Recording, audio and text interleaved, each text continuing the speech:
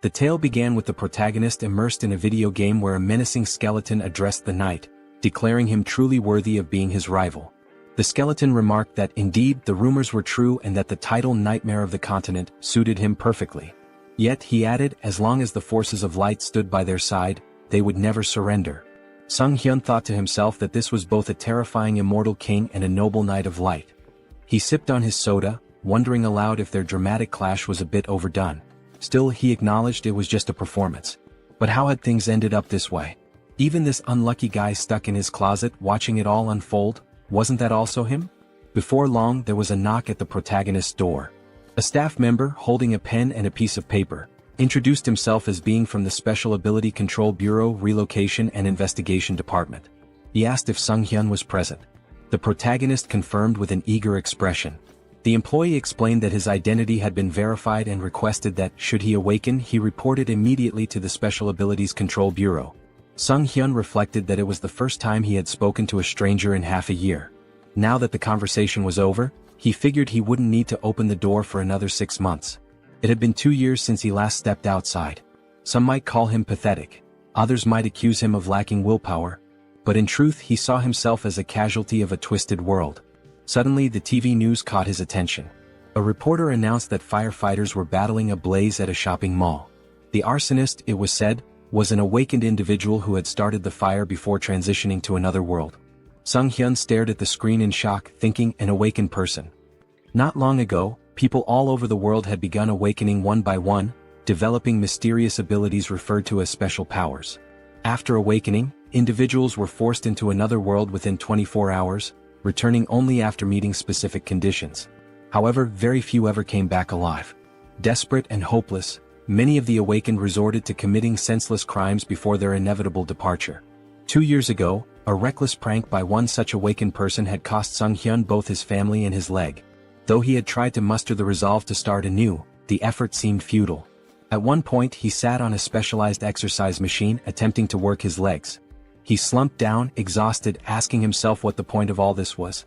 Why was he so afraid of stepping outside? Perhaps with just a little more determination, something might change. Maybe he could leave this place and go somewhere, anywhere. Suddenly, a translucent system window materialized above his head. It displayed a message, dimensional distortion detected. Connection to the Akasha system in progress. Awakening of a unique skill. The unique skilled avatar had been awakened, and a countdown began. 24 hours remained before transitioning to another world. Sun Hyun cried out in terror, exclaiming that this must be some kind of joke. How could it all happen so abruptly? The system window displayed a warning. Failure to enter the travel portal within the allotted time would result in a forced transition. With a panicked expression, Sun Hyun flung open his closet. He recalled hearing that returning to Earth took about a year, and with time in the other world flowing 10 times slower, this meant he'd have to endure 10 long years there to get back. Eventually, the protagonist, now clad in full gear, stood nervously before the glowing portal. The system window informed him that 3 minutes remained until the transition. Gripping his head in distress, Sun Hyun thought, I can't even step outside normally, and now there's a portal in front of me. I have no strength, no skills, how am I supposed to survive in another world? Suddenly he remembered his unique skill. Sun Hyun shouted, determined, activate the avatar skill. At that moment, a clone materialized before him. He stumbled back in shock, gasping, that's me? Staring at the figure, he realized he was looking at a perfect copy of his own face. The clone saw everything he did as though they shared the same vision. This is dizzying, Sun Hyun muttered, trying to move and control the avatar. The realization hit him. It was impossible to act simultaneously with the clone. Then the system window chimed again. 1 minute remained until the transition. Failure to step into the portal would trigger a forced move. In desperation, Sun Hyun slumped against the clone's chest. This avatar is useless, he groaned. Just like me. If only someone else could take my place. Acting on a sudden impulse, Sun Hyun directed the avatar toward the portal. The system window acknowledged the identity of the awakened individual, confirming the start of the transition. Watching the avatar vanish into the portal, Sun Hyun cried out in astonishment. It worked. The move portal had accepted the avatar instead of him. The system window updated. The transition to the Auterica dimension was complete. Moments later, Sun Hyun found himself looking at a dense forest. His heart raced with fear. The avatar was supposed to go. Why am I here? But then the system clarified. He could return to Earth via the return option in the karma store. However, karma needed to be earned through adventures and his current karma was at 0. Sun Hyun's vision suddenly blurred. Realizing he wasn't physically in the forest but instead seeing through the avatar's eyes, he shouted, "I'm going to be sick." The nausea overwhelmed him and he abruptly woke up at home, sprinting to the sink to throw up. A few moments later, he sighed in relief. "At least I survived the move," he muttered. Gathering himself, Sun Hyun added with determination, "Summon the avatar here." A double appeared before him, and as it approached, the protagonist asked in frustration what he was supposed to do with such a useless ability. Suddenly, a system window appeared, announcing that he had achieved something remarkable, returning to Earth without using the karma store. As a bonus, he was granted the ability to teleport back once daily to his previous location using a portal. Additionally, his karma had increased. Sun Hyun was stunned, realizing that he had become the first awakened individual to return to Earth so quickly. The system window displayed his balance, 1,910,213 karma points. His jaw dropped in shock. Could this much really be awarded just for sending the avatar? In one move, he had earned points equivalent to 10 years' worth of effort. The system explained that karma is granted based on a person's impact in another world, whether through good deeds, misdeeds, murders, or honest labor. It made no distinction. Accumulated karma could be spent on improving abilities or returning to Earth. Sun Hyun wondered if there had been some kind of mistake. What if he was still required to travel back to another world? Then, with a wry smile, he said, "Well, I didn't expect this to work, but who cares?" Turning to the system window, he noted that returning to Earth seemed pointless since he was already here. The system offered a suggestion: improving his unique skill for 300,000 karma or exploring other status enhancements. Intrigued, Sun Hyun asked to see the details of the status upgrade section. Opening the tab, he saw an option to enhance regeneration for 10,000 karma. What is regeneration? He wondered aloud. Curious, he pressed the button. Instantly, a strange sensation coursed through his legs. Sun Hyun looked down in amazement. His legs had been fully healed. The injuries that had defined his life, the source of his pain and isolation, were gone. This wound had been more than an inconvenience. It symbolized his tragic farewell to his family and his retreat from the world. Now it was as if none of it had ever happened. The system updated his status, informing him that his regeneration ability had surpassed the standard level 1 threshold. He had gained a new skill, Super Regeneration, which significantly enhanced his recovery powers. Later, Sun Hyun smiled as he exercised his legs on the simulator. Reflecting on his progress, he marveled at how the karma he had earned not only restored his legs but allowed him to grow stronger. Watching his productive training session, he admired how much power his legs now had. With plenty of karma still left, he pondered where to invest it next. Spotting the option to enhance his unique skill, he eagerly clicked on it. As he activated the system window, he wondered aloud, what can I achieve by improving the avatar's skill? After some time, Sun Hyun stood before his upgraded clone, grinning. "You're a real man," he said. The double, admiring its new physique, remarked, "You've put in some serious effort, haven't you?" Sun Hyun chuckled, replying, "It's all thanks to hard training."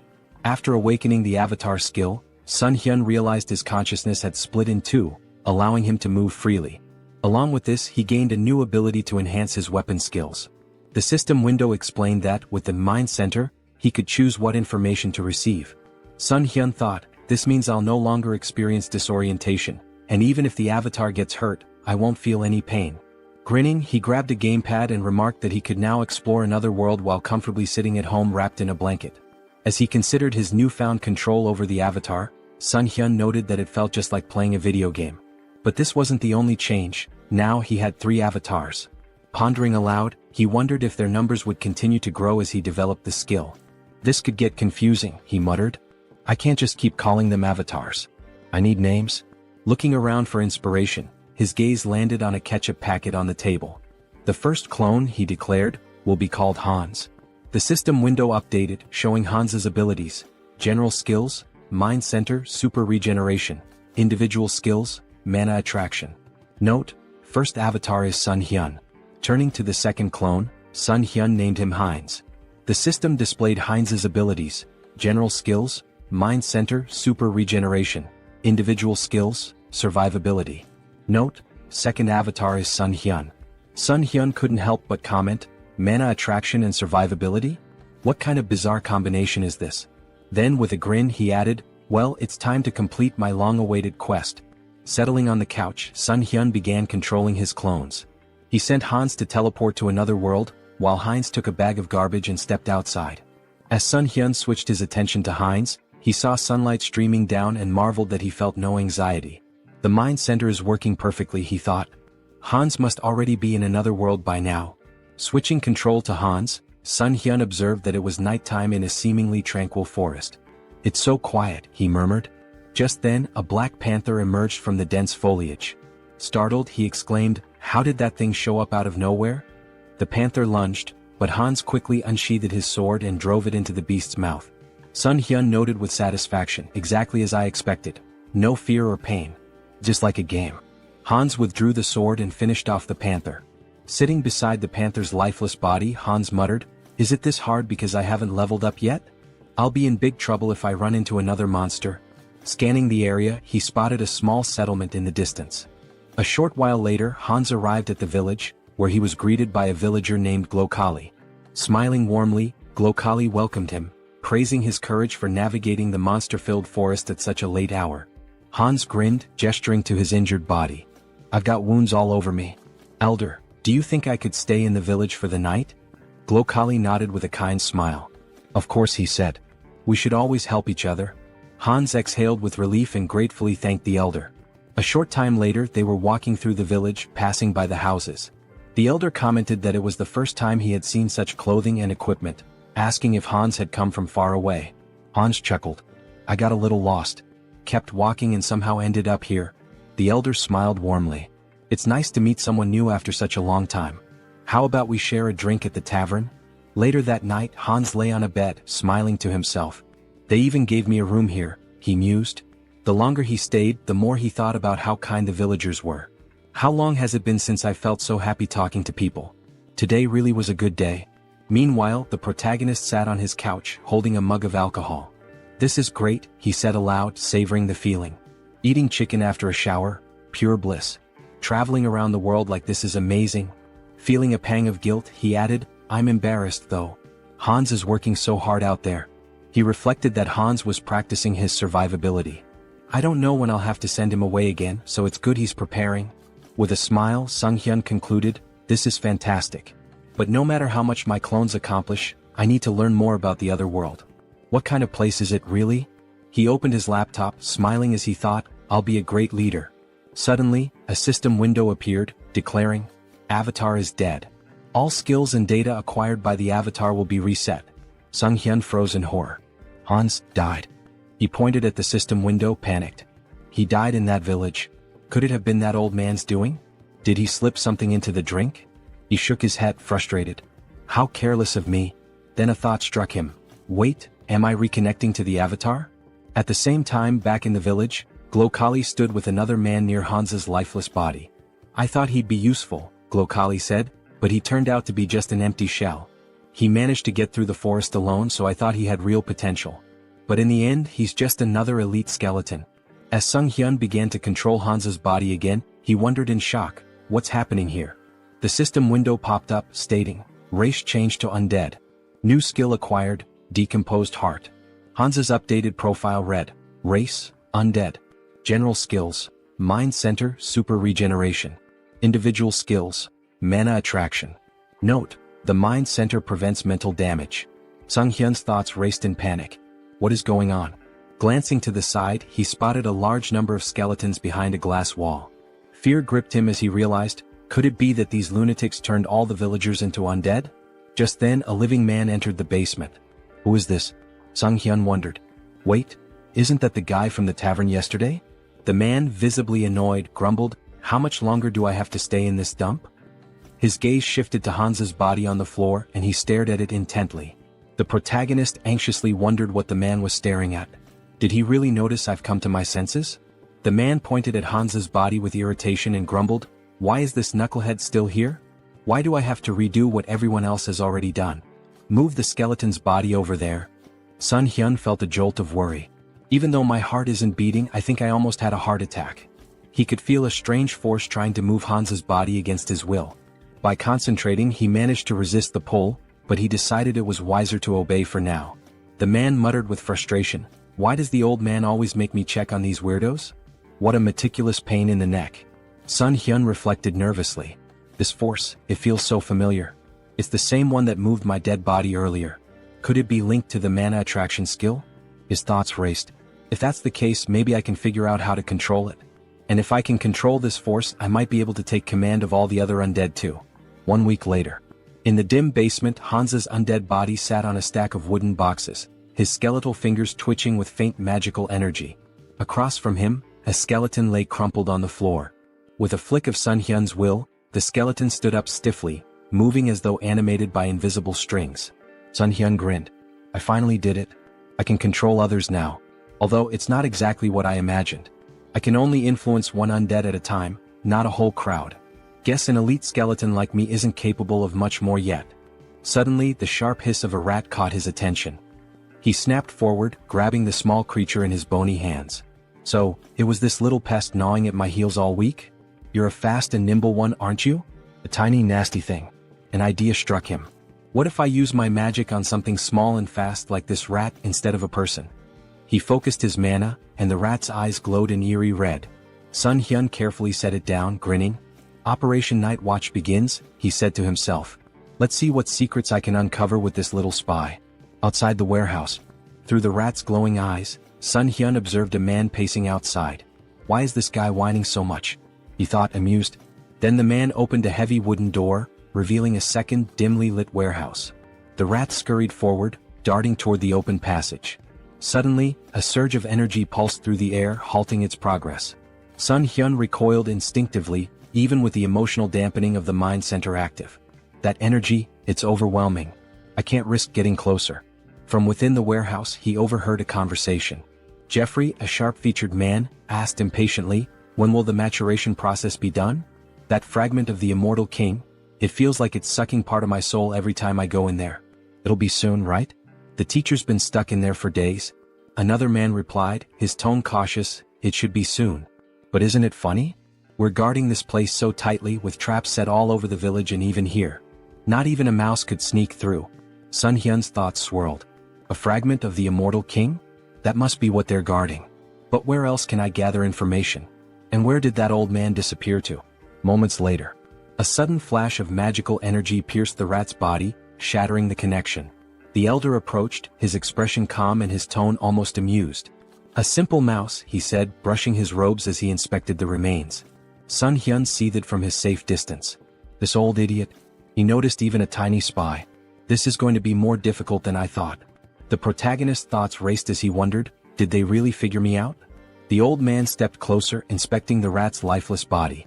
An undead, he muttered, puzzled. I don't sense black magic, but its body is brimming with dark mana. Could mana influence alone have turned this rat into an undead? There's only one place filled with such dark mana. He turned to the man nearby and asked sharply, Jeffrey, you're in charge of the warehouse today, aren't you? Sun Hyun, observing from afar, felt a pang of guilt. I'm sorry, little rat. You've done well. I'll avenge your death, I promise. Watch over me from wherever you are. Some time later. Jeffrey stormed into the basement, his face twisted in rage. A rat? All this fuss over a damn rodent? That stupid old man? He seethed, pacing wildly. Then, glaring at Hansa's undead form, he barked, Hey, why the hell are you standing there like that? Follow my order and stand up straight. As Hansa's undead body remained still, Jeffrey's irritation boiled over. He approached menacingly, raising a fist. Didn't I tell you to stand up straight? He spat. Grabbing Hans by the hair, he yanked him forward. Aren't you the fool who dared to stand against me? Didn't you threaten to kill me if I touched your family? Go on, repeat it. His face twisted into a sadistic grin. Oh, that's right. I ripped out your tongue. Jeffrey sneered, tossing Hans to the floor like a discarded doll. You should be thankful I let you live, even after we hunted down every idiot in your pathetic village. And your wife, she's here too, isn't she? What about your children? Oh wait, maybe they're with other families now. The tables turn. Suddenly Hansa's undead body sprang to life, lunging at Jeffrey and sinking his teeth into the man's neck. Jeffrey let out a horrified scream as he collapsed to the ground. What's happening to me? Stop, he stammered, his voice trembling with fear. Reaching out desperately, he began casting magic, but before he could finish, another undead figure, the reanimated body of Hansa's wife, pounced on him from behind. Together, the two undead silenced Jeffrey forever. Sun Hyun, controlling Hansa's body, felt a grim satisfaction. Their revenge has only just begun. A bold plan. Meanwhile, Sun Hyun switched control to Heinz and approached the village guards. "My brother lives in this village," he shouted. The guards frowned. "Your brother?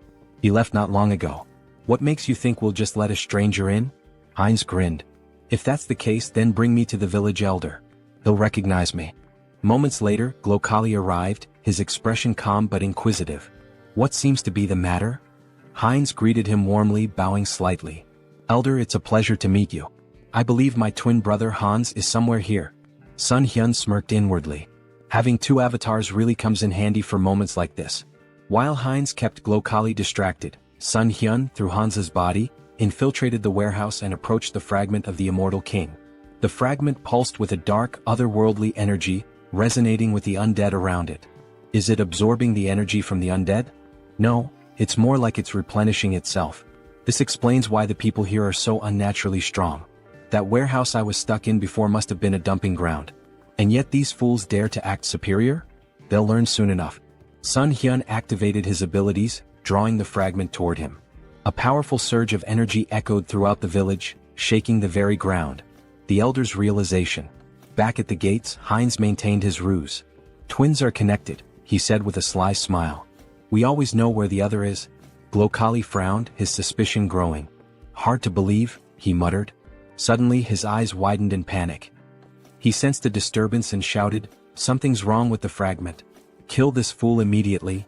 In a blur of movement, Glokali transformed into a monstrous, darkened form and hurtled toward the source of the disturbance, his face twisted with rage.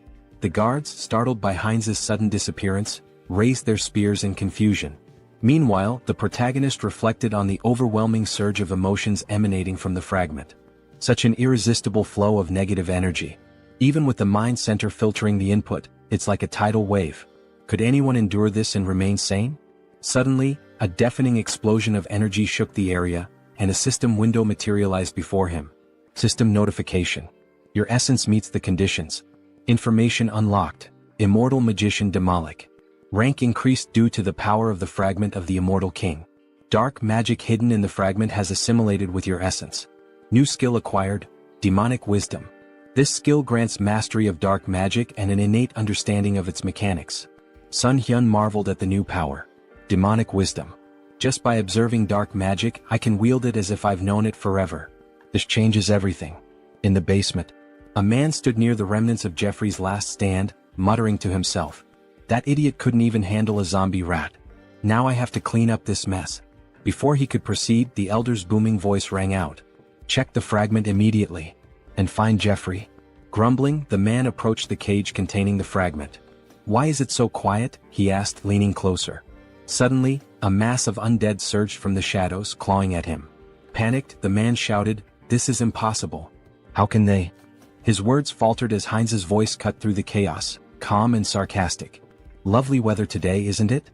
The man's eyes widened in horror. How is he talking? The undead latched onto him, but he managed to release a small burst of magic, pushing them back momentarily. However, the cage shattered, releasing a flood of monsters into the basement. Heinz smirked, his voice dripping with mock politeness. Ignoring someone's greeting? How rude. Sun Hyun observed through Heinz's perspective, marveling at the newfound power demonic wisdom granted him. Dark magic feels as natural as breathing. This knowledge, it's like it was always there, waiting for me to unlock it. Outside, a massive explosion rocked the village as the undead spilled into the streets. Heinz commanded them with unwavering authority. Don't let anyone escape. Kill them all. The confrontation with Glokali. A skeleton's body fell before Heinz, and the elder, Glokali, emerged, his expression cold and furious.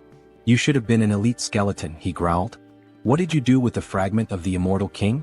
Heinz greeted him with a grin. Glokali, it's been too long. By the way, thanks to you I lost my heart. Fortunately, I found a new one in your warehouse. Glokali's face contorted with rage. You dare to merge a fragment of the Immortal King with such a pitiful body? You've gone too far. Raising his hand, he invoked a powerful spell. Finger of Death. A wave of dark energy surged forward, striking Heinz with enough force to sever his arm.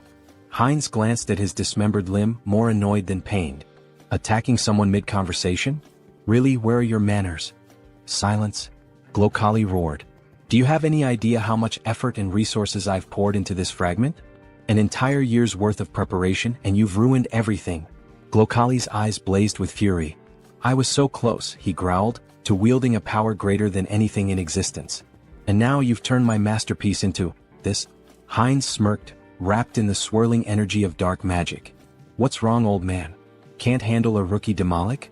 Dark thorn? Glokali roared, sending tendrils of shadow magic spiraling toward Heinz. Heinz laughed. Using high-ranking magic against a beginner? You must really be desperate. His voice turned cold as he countered effortlessly, I'm the only one who can truly control the fragment, and you know it. Glokali sneered.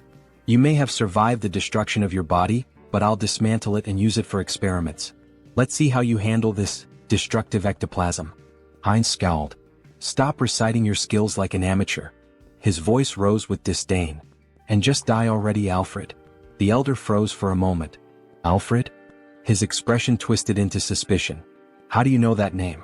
Did you sneak into this village intentionally? Before Heinz could reply, a surge of dark magic shot toward Glokali from behind. The elder reacted swiftly, deflecting the attack with ease. He narrowed his eyes. You're adapting quickly to dark magic. Is it the fragment's doing? No matter. I have no time to waste. Raising his hand, Glokali activated another spell. Pact of Destruction. The battlefield dimmed as the souls of the fallen black magicians coalesced, swirling around Glokali like a maelstrom.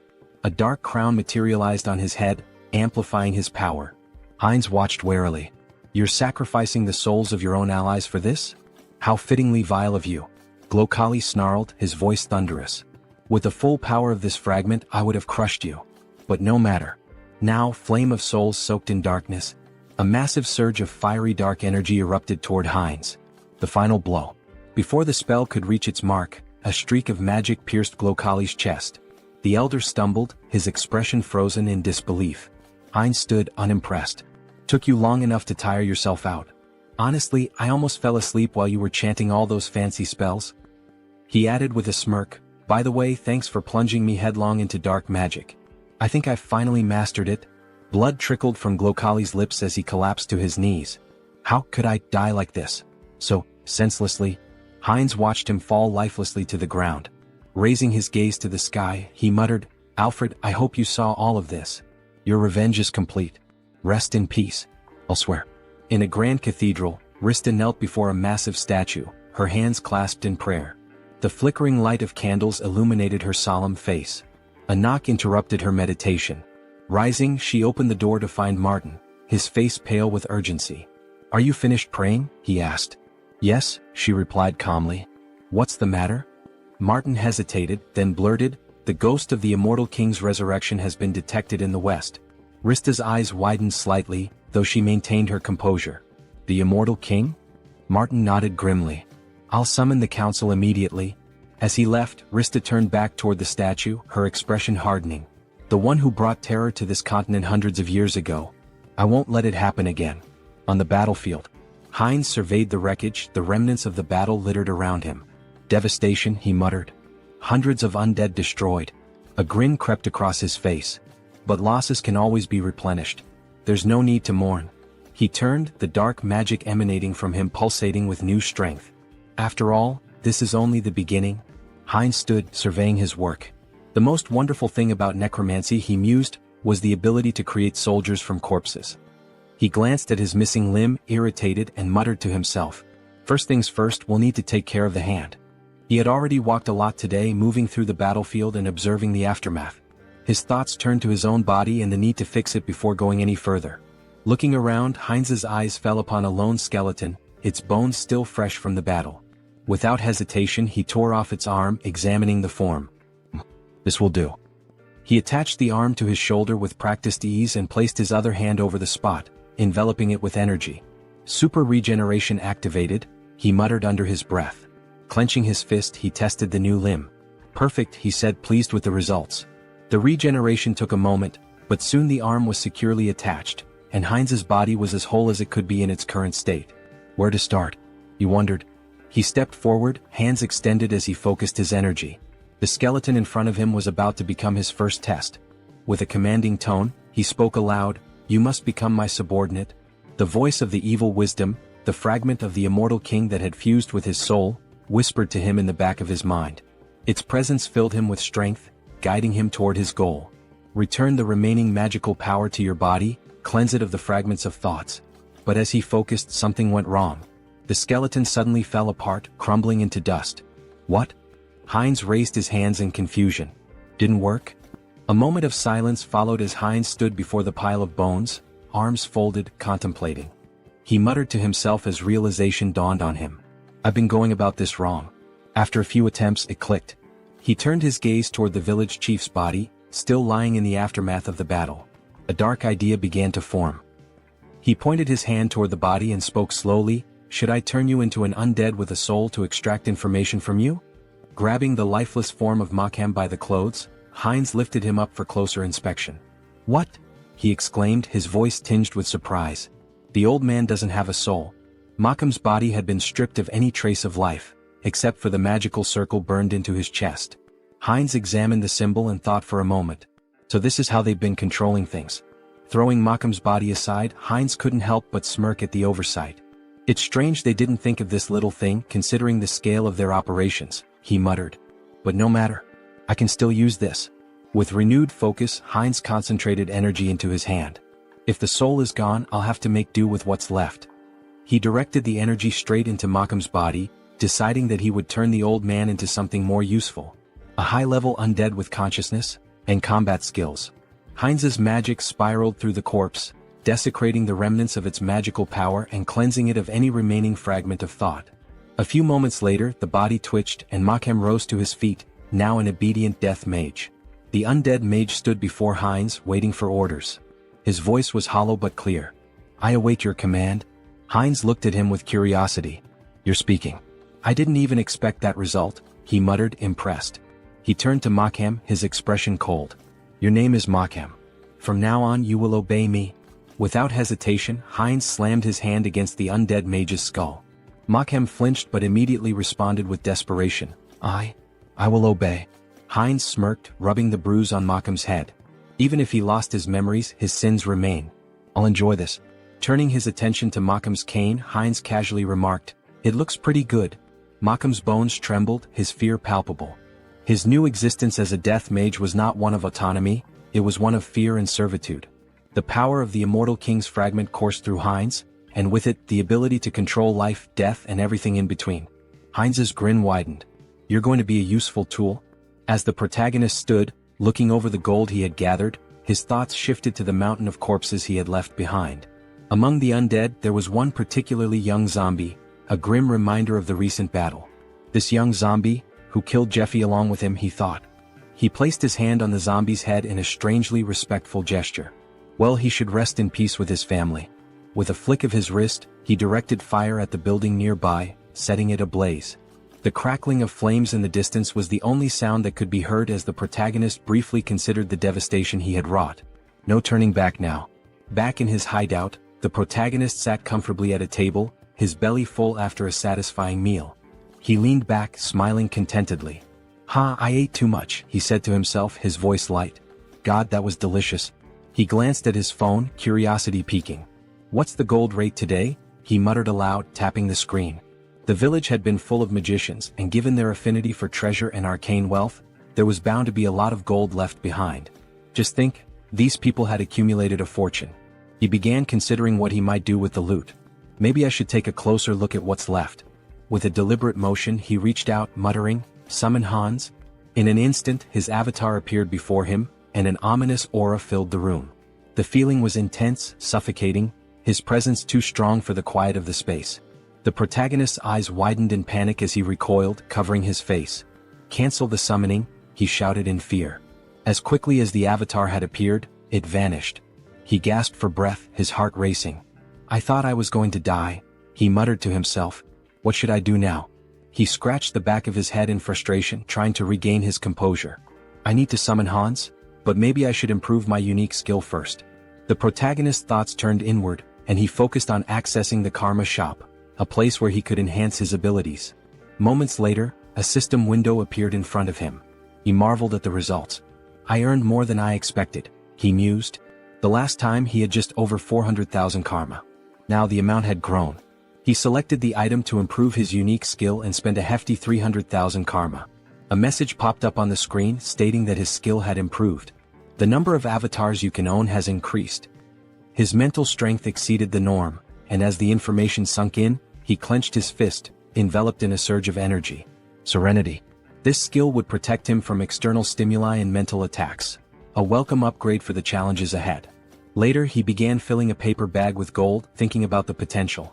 With my normal state of health, Hans can benefit from serenity, unlike the center of the mind. It was incredible how he always seemed to pick the right skills when needed. When the bag was full of gold, he smiled with satisfaction. Great. Time to sell the gold. He quickly moved the filled bags as well as a backpack full of gold to the table in front of the committee. As he laid the bags out, the workers couldn't hide their astonishment. They gasped, shielding their eyes from the precious glow radiating from the gold. The protagonist nodded, maintaining his calm demeanor. Please deposit all the funds into my account.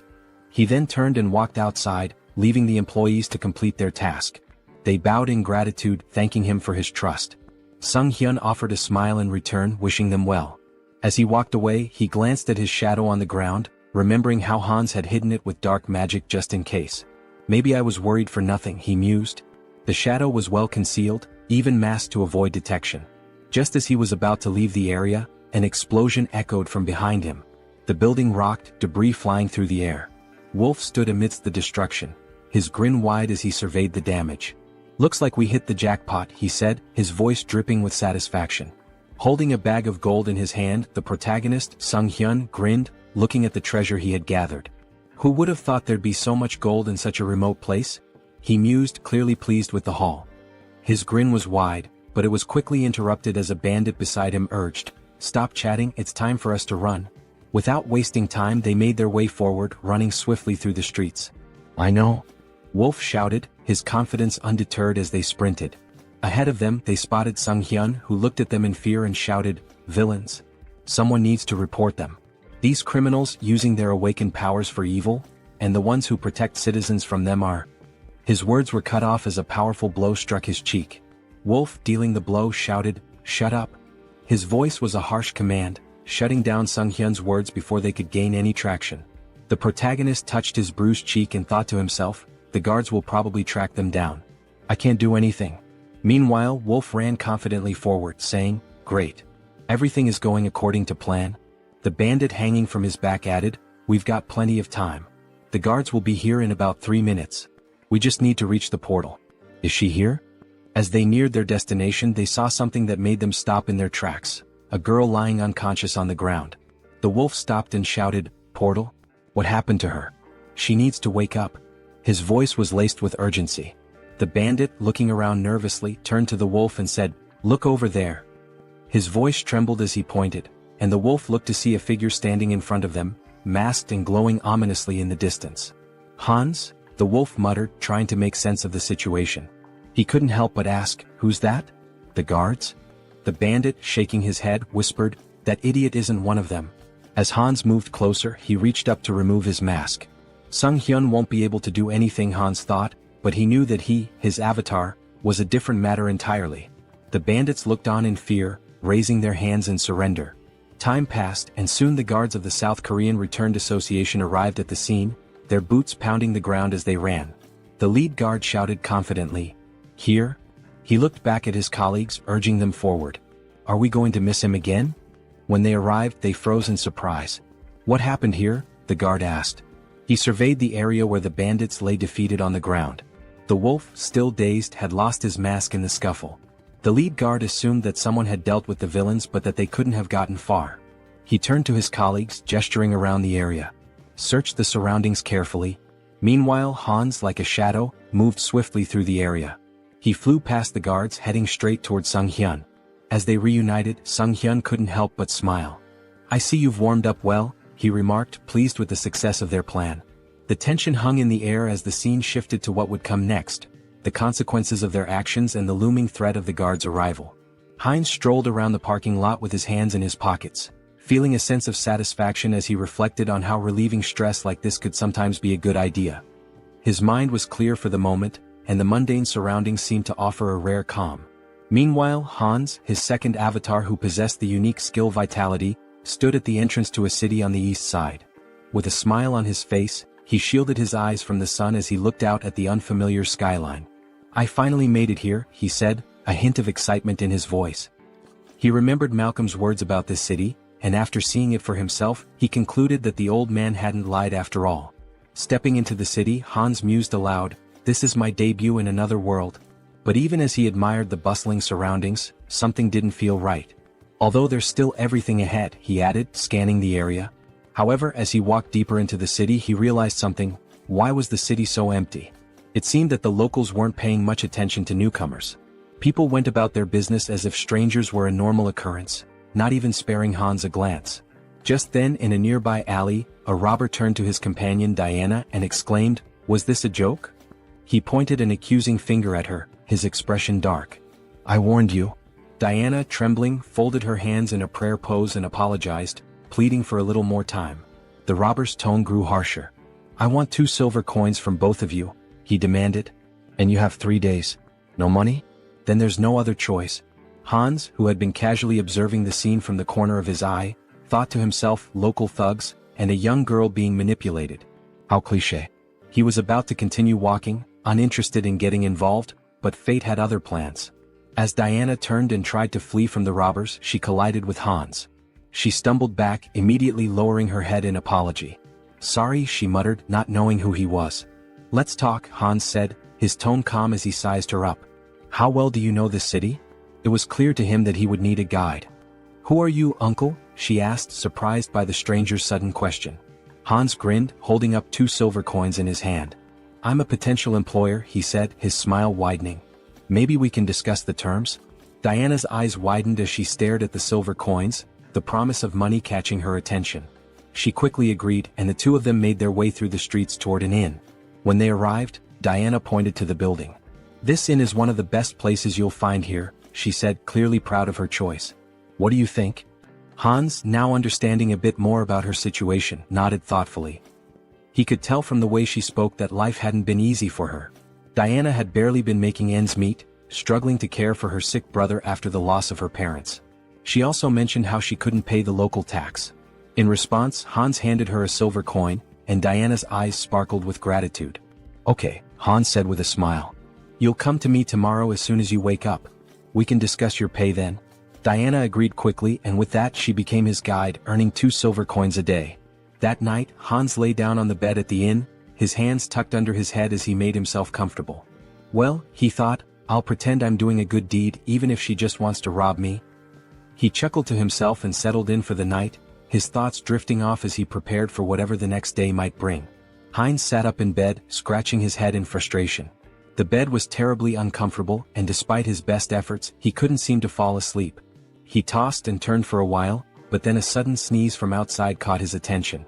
Curiosity piqued, he got up and walked to the window, pressing his hand to the glass. His eyes widened in surprise as he spotted Diana sitting on the ground outside, leaning her back against a box. "Hey, is that her?" he muttered to himself. Diana looked up at him, her eyes widening, and then smiled, waving in greeting. "Hello," she called up to him. Heinz was indignant. "What are you doing there?" he shouted down, clearly irritated. "Why are you waiting for me?" After a moment they were sitting together at the table eating breakfast. Heinz frowned as he took a bite, his frustration still simmering. "You shouldn't do that again," he said, trying to sound stern. "Next time, wait until closer to lunch." Diana, chewing a piece of food, nodded absent-mindedly. "Yes, uncle," she said. Heinz shot her a glare. "I've already told you not to call me that," he replied, annoyance creeping into his voice. She looked at him, then glanced at the piece of bread on his plate. "Are you full?" she asked. "Yeah, I'm fine," Heinz replied. "You can take it if you're hungry." With a smile, Diana took the bread and slipped it into her bag. "Thank you," she said, grateful. The town they were in was called Ozantu, a small village located on the western edge of the kingdom of Talia. As Heinz and Diana walked through the streets, Heinz noticed something odd. He ran his hand along a drawing on a wall, which reminded him of ordinary medieval towns, but something about the symbol that was repeated throughout the town felt off. "This symbol? It's strange," he murmured, his curiosity growing. Heinz examined it more closely and said, "It looks like paint, but something's not right." Diana leaned in to take a closer look, and her face darkened. "It's blood," she replied, her tone serious. Heinz blinked, not believing it at first. He sniffed the symbol and gave a skeptical look. Is that true? He asked. Diana, not missing a beat, quipped, didn't you eat venison soup yesterday? Heinz turned to her in surprise, blinking in disbelief. How did you know? He asked. With a smile, Diana pointed to her nose and said, I have a very good sense of smell. Heinz found it fascinating. A good sense of smell? He thought. Is that her special skill? They continued walking through the streets, Heinz still pondering the implications of her statement. He asked, what does the symbol mean? Diana hesitated for a moment, then answered, it's the emblem of the Varkalak Guild, which controls this place. But before she could finish, she froze, her face paling in fear. She began to slowly back away, bumping into Heinz. What's wrong?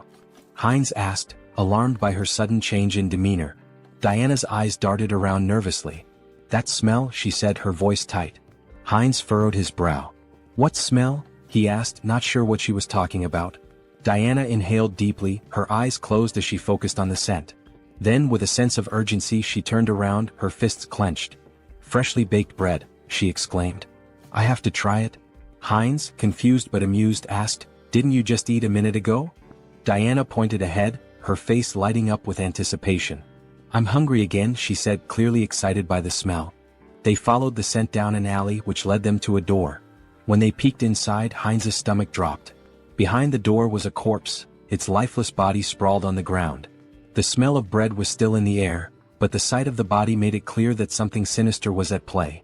A few days later, Heinz stood against a wall, arms folded, waiting impatiently. She's never been late before, he muttered. Something must be wrong. Just then, a bandit approached him, a smirk on his face. Hey buddy, the bandit called out, drawing Heinz's attention. Heinz looked at the bandit in surprise, unsure of what to make of the situation. The bandit, arms folded and wearing a smug expression, said, we should talk. Heinz felt a moment of frustration, thinking to himself, has it really come to this? The next instant, he handed the bandits a handful of silver coins, offering them a smile. Take this, he said, trying to remain calm. There aren't many, but I hope they help maintain some sense of public order. The bandits exchanged looks, then one of them picked up a silver coin, a grin spreading across his face. Seems we've quickly found a common language, he remarked, clearly amused. Heinz thought to himself, I brought money just for this kind of situation. But then, his eyes narrowed as he noticed something.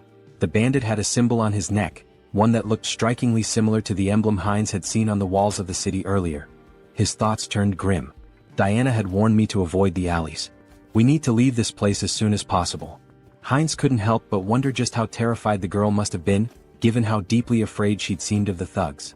The bandits moved away, but one of them turned to the other and asked, why did you grab this brat? His comrade responded dismissively, how should I know, idiot? We're just following orders. The word struck Heinz like a blow. Brat? He thought. Don't tell me those two bastards grabbed Yen? Without thinking, he shouted after them, wait a minute. The bandits turned around in surprise, eyeing him curiously. Heinz clenched his fist. Damn it, timing is everything in situations like these. If things get dangerous, I can just cancel the call. He forced a smile, trying to stay calm. There's something I wanted to know. At that moment, Diana's voice suddenly called out to him, and he turned around in shock. Ah, Diana? The bandit, now flexing his fist with an irritated expression, remarked, so, what's your friend interested in? Heinz gave an awkward smile, trying to keep the conversation light. Is the silver I gave enough? A little while later, one of the bandits returned with a bag in his hands. They took everything, he said nonchalantly, tossing the bag aside before turning toward Heinz. The bandit's expression hardened. And where's the rest of it? You were supposed to meet us long ago. Heinz shot him a glare. Did you even know how much I gave you? In that moment, Diana's face fell and tears began to form in her eyes. My little brother is missing, she sobbed, her voice trembling. He was just starting to get better, he could eat again, but now I can't find him anywhere. Heinz's mind raced as he recalled the conversation he'd overheard between the bandits. Could they be talking about Diana's brother? He asked, his voice tinged with suspicion. Could it be Varkalak? Diana looked up at him, her face stricken with terror. No, she whispered, shaking her head in despair. Heinz frowned and asked gently, what do you mean? Tears streamed down Diana's cheeks. They really took him, she choked out. Aaron will die if they hurt him. Heinz's heart sank as he watched her crumble in front of him, the weight of her words sinking in. He knelt down beside her, trying to comfort her the best he could. Don't worry so much, he said softly. If they want a ransom, I'll pay it. You won't be alone in this. But Diana, her voice barely above a whisper, whispered in disbelief, "They really took him. Aaron will die." Heinz's heart pounded in his chest as Diana's words hit him like a cold shock. "Blood," she had said. He repeated the word in disbelief. "Why blood?" he asked, struggling to understand. Diana, still shaking with fear, managed to sit up. "This city," she whispered, her voice trembling, "is a warehouse for live blood bags. For vampires." Heinz's mind reeled as the weight of her words sank in. Before he could process it further, a voice from above cut through the tension. A vampire stood on the roof, his figure silhouetted against the setting sun. "The smell of dark mana is strong," he said with a low, cruel smirk. "Did they kill each other over the fragment of the immortal king? How unfortunate. I wanted to destroy it once it fully matured." The vampire folded his arms, his smile widening as he continued. "I don't know who stole it, but I know exactly where it's going. So, finding the thief won't be difficult."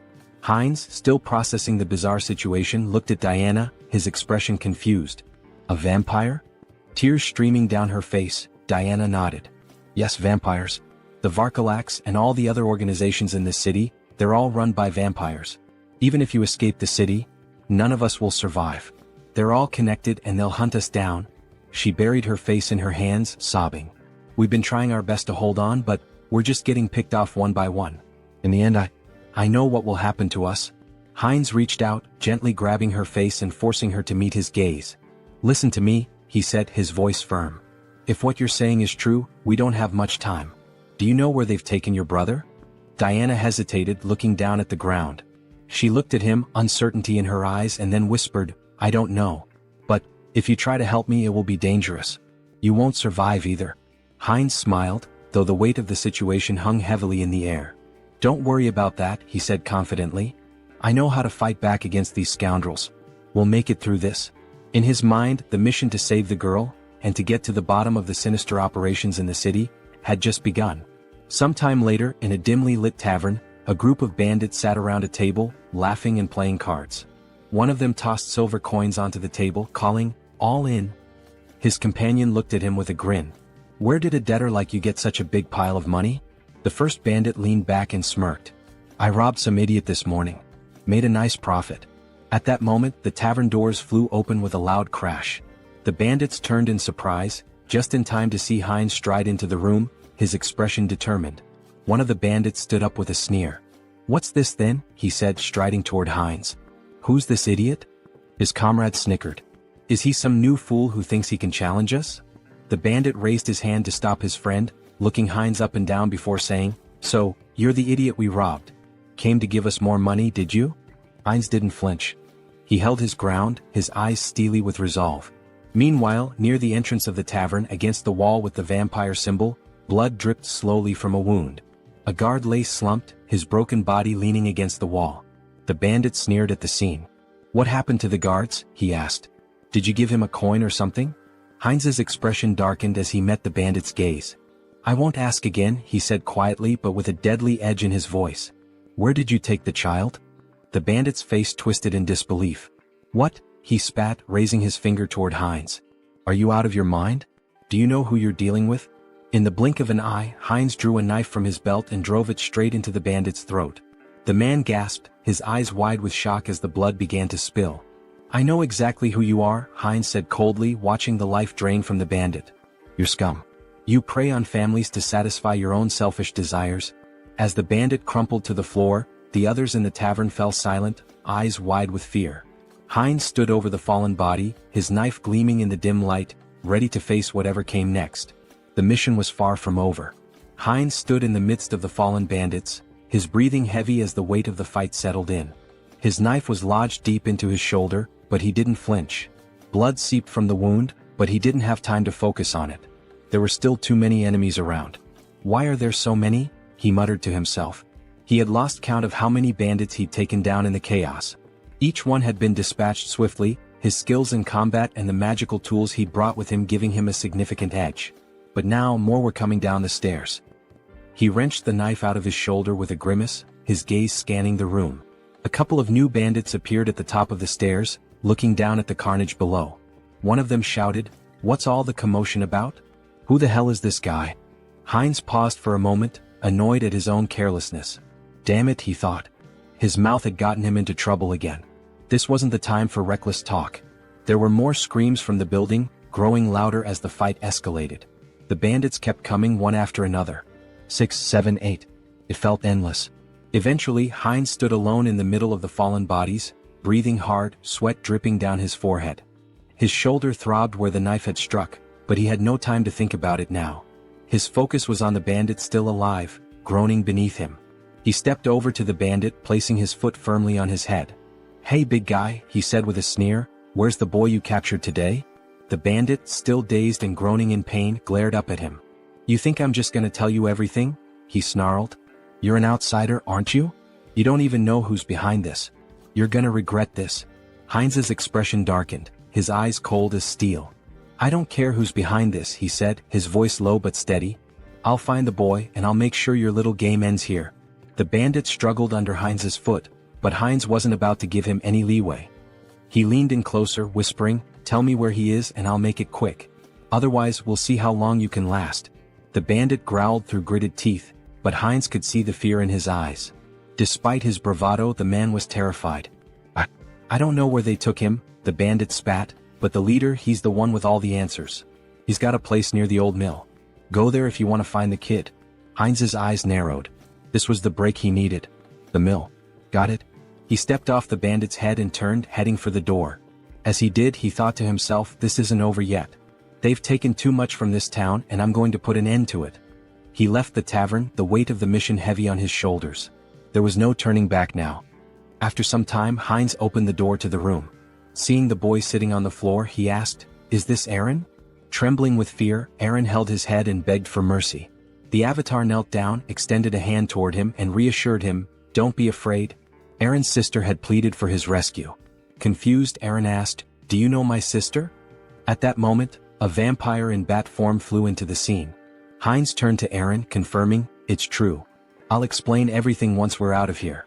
But first we need to leave." The vampire landed on the window and shifted into his human form. Glaring at Heinz, he sneered, "Who are you? How dare you touch my food in my restaurant?" Heinz froze, feeling a sinister presence behind him. The vampire taunted him, saying, "Are you from an oath of disobedience?" Taking Aaron by the shoulder, Heinz thought, "A vampire." The vampire continued, "Or perhaps you're this boy's brother. Do you know what happens to those who defy us?" Smirking, the avatar replied, "Me?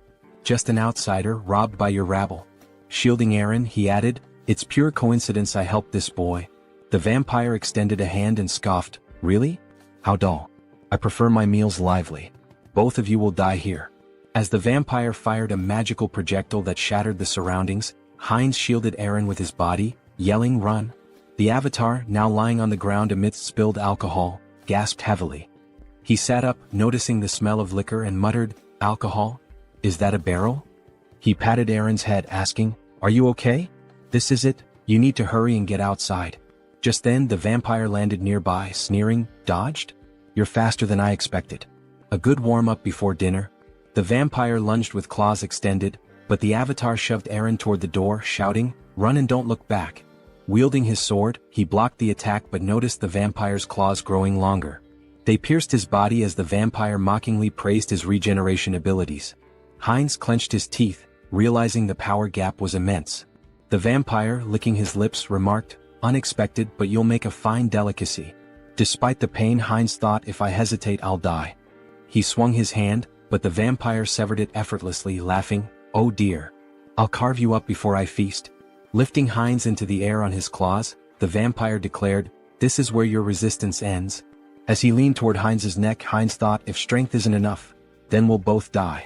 From his mouth, he unleashed a hidden fire spell, engulfing the area in flames.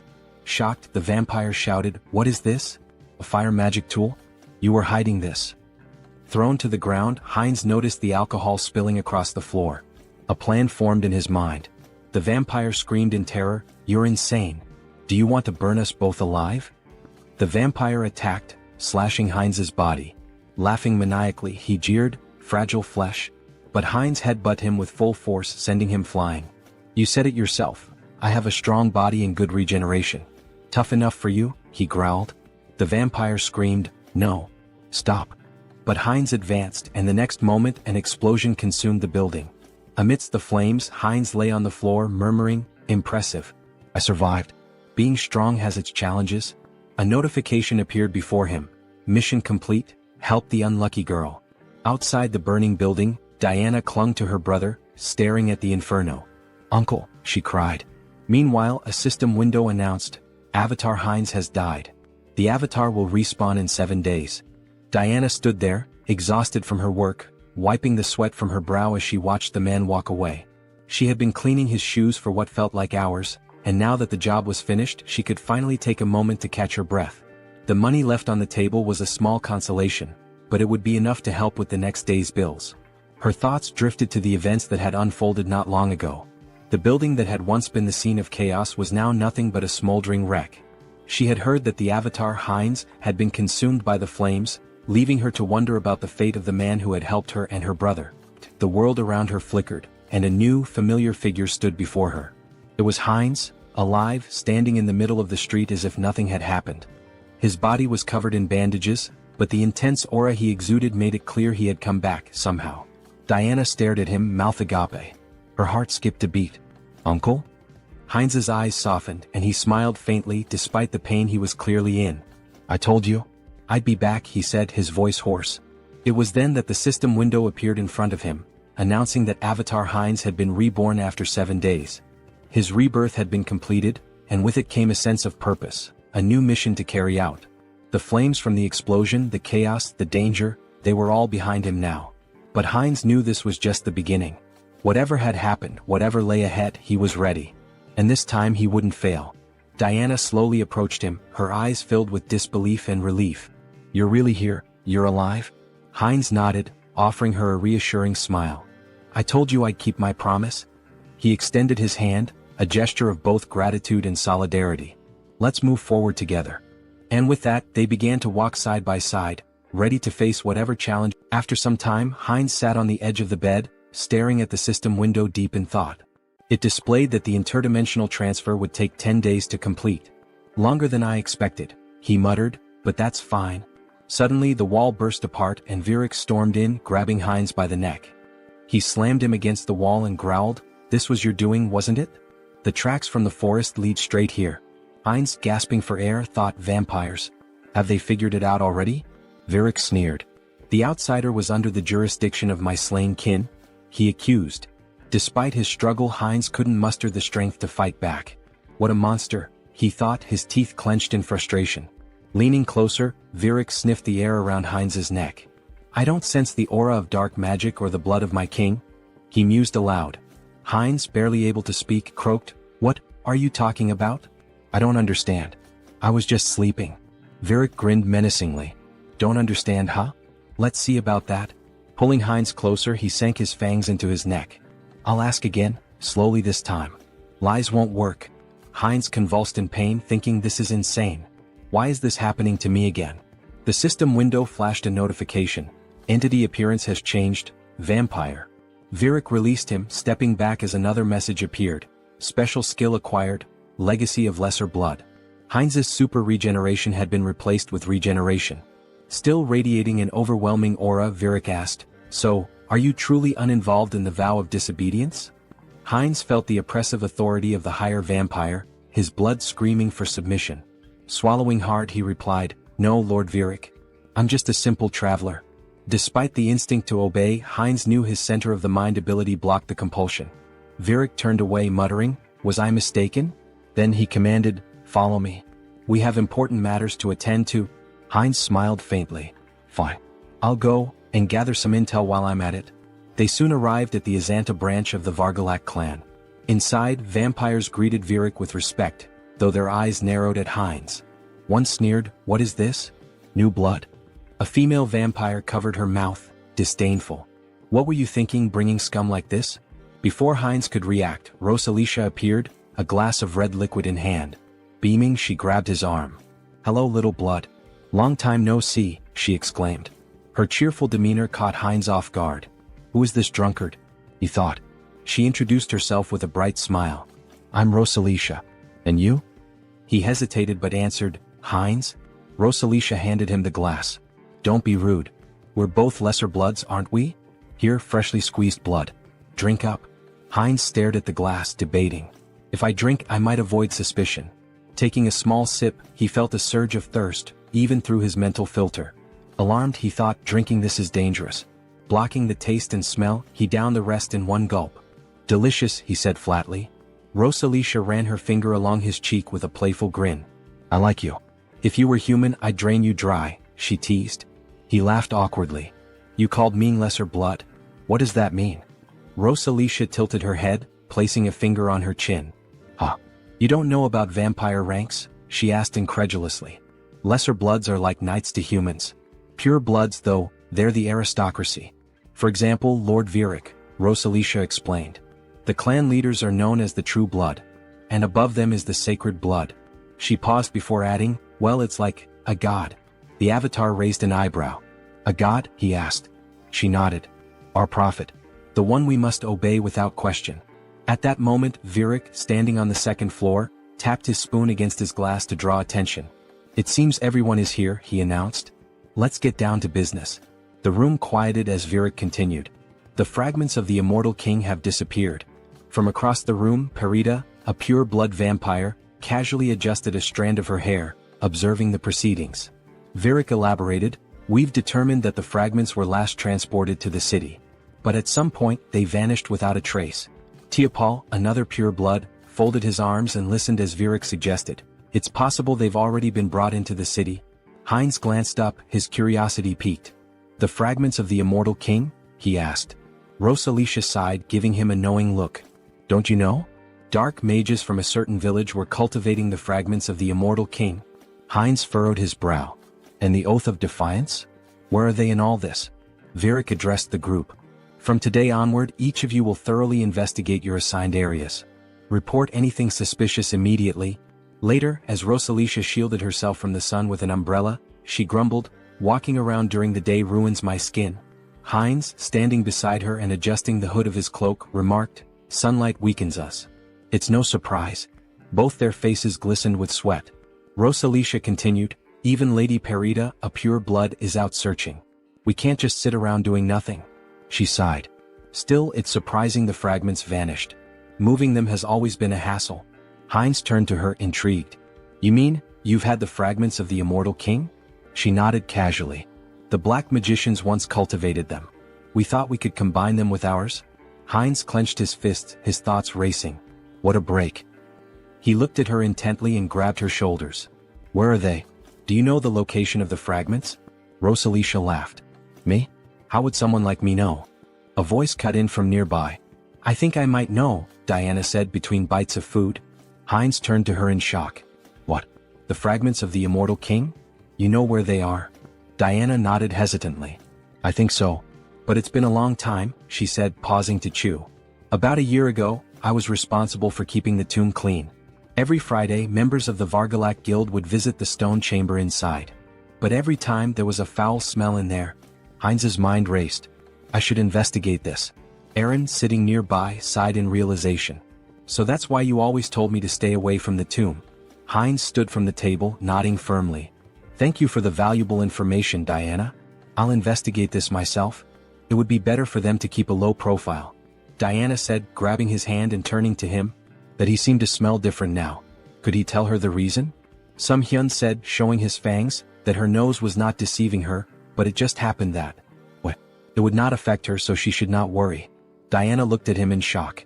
She said, gloomily holding his hand and turning to him, that if he got sick. Diana screamed, exposing her neck, that it was okay with her so he could drink some of her blood. She said, stretching out her hand to him in fear that she just wouldn't drink too much blood. The protagonist stared at her in complete shock. He screamed, hitting her on the head, that she should calm down. Some Hyun said, angry that he already had enough, so she better answer where that place was. A while later, cries of pain echoed through the cemetery. Stand still, Teopal commanded coldly, his voice full of menace. Do you really want to die? His lips curled into a cruel smile.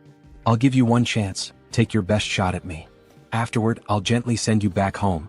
The man, trembling with fear but clutching his weapon tightly, let out a defiant scream and charged at the vampire. Teopal, unfazed, smirked and activated his ability.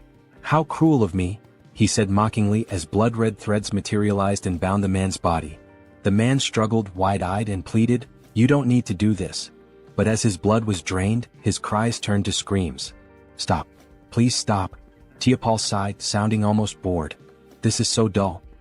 He glanced at a nearby servant and barked, "Clean up this trash and bring me someone stronger for the next sacrifice." "Yes, master," the servant replied politely, cradling the man's lifeless remains. Suddenly he paused, staring at the ground in shock. "Wait, what is that?" Without warning, a swarm of skeletons attacked the servant, tearing him apart. Tiapal roared in fury. How did these filthy corpses get here? His anger only grew as more skeletons surged forward. "Servants, destroy these wretched creatures at once." A shadowy figure darted through the chaos, striking down enemies with precision. "Who are you?" Tiapal demanded, glaring at the figure. "Are you a necromancer from the Oath of Defiance? How do you know about this place?" The shadow revealed itself as Sunghyun, controlling Hansa's body, wielding dark magic with ease. Tiapal's annoyance deepened. "You're not going to talk willingly, are you?" He sneered. "Fine. I'll just rip your head off and ask my questions later." He unleashed a barrage of blood-based attacks, tearing through the skeleton army. Sunghyun smirked, manipulating the skeleton remnants into makeshift weapons with his magic. "So, you'll just leave my head?" he muttered, amused. "Let's see how that plan works out for you." Tiapal gritted his teeth. "The spell is too fast. I can't dodge it." At that moment, Sunghyun intercepted one of Tiapal's attacks. Tiapal froze, startled. "Reinforcements?" he asked, his voice laced with surprise. Then, with a sinister grin, he added, "You've arrived just in time. Have you already reported the ambush here?" Heinz too shouted back, "I've already done that. Lord Viric's followers are gathered outside. I came here first to help you." Tiapal's expression twisted with anger.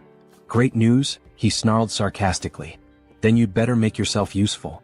This Demolic is strong enough to hold us off. We need to buy time for reinforcements." Suddenly, the younger vampire, representing the protagonist, sank his fangs into Tiapal's neck. Tiapal whipped around, shocked. "What, blood?" he shouted. "Have you gone insane, you fool?" The protagonist, through Heinz, cast dark magic. "Dark magic?" Tiapal gasped, wide-eyed. "You've conspired against me? How could this happen?" His voice turned desperate. "Stop this madness immediately." Tiapal screamed in horror as his strength faded. "How could you drink the blood of your own kind? It's a grave sin. It clouds your mind, corrupts your soul." His voice faltered as he collapsed to the ground. "This can't happen." Heinz too wiped blood from his lips and smirked. "Clouds the mind, huh? Well, it seems to be working just fine for me." A system window materialized, displaying skill acquired, blood magic. Heinz too grinned. "This is fantastic. With this new power, breaking the blood barrier will be a breeze." Heinz interjected, "We don't have time for that." "Then I'll smash through it." Heinz too replied with a sly smile. A deafening explosion shattered the tomb's roof. Sunghyun, standing amidst the rubble, smiled confidently. "We found it." Heinz nodded, his eyes narrowing. "This is what we came here for." Heinz too, gesturing to the glowing object before them, said, "The second fragment of the immortal king." Heinz reached for it, his voice filled with awe. "Another fragment. Amazing."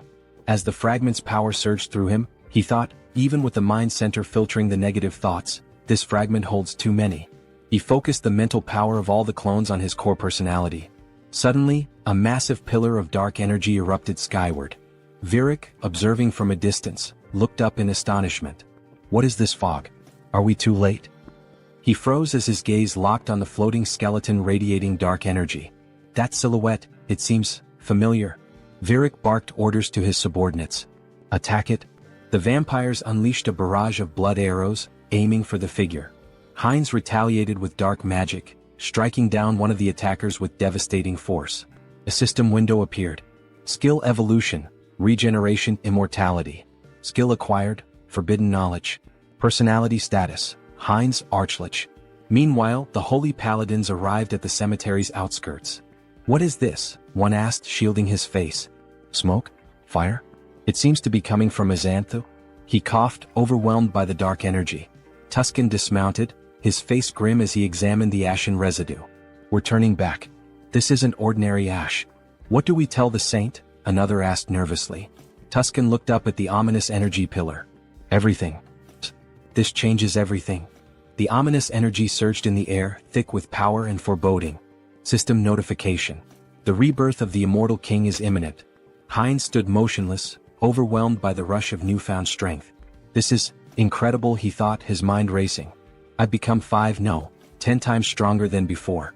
A system window materialized before him, detailing his transformation. New skills acquired. Power of the Immortal King Fragment. Rapid rank advancement, plus 2/3 rank. Secret Dark Magic Energy Amplification. Traits gained. Evil Wisdom. Unlocks insight into forbidden knowledge. Unconditional understanding of dark magic. All secrets revealed. As long as my source remains intact, I'll endlessly revive. An unkillable existence, he mused. The dark energy coursed through his body like a tidal wave, and Heinz unleashed it in an explosive attack. Tendrils of shadow surged toward the vampires surrounding him. Virik's eyes widened in alarm. What is this smoke? Is this a trap? What is your plan? A subordinate rushed to his side. My lord, we must retreat and recover our strength. Before the words could settle, the dark energy swallowed the subordinate whole, obliterating him in an instant. Virik froze, staring in horror at the remains of his servant. This is an attack spell? Dark thorns erupted from the shadows, piercing through Virik's chest. He screamed in agony, his strength waning rapidly. Heinz, through the avatar Hans, stepped forward, his cold gaze fixed on the pure-blooded vampire. You're stronger than the others, he said calmly, but right now you're nothing more than a blood bag to me. Virik gritted his teeth, his voice trembling with anger and disbelief.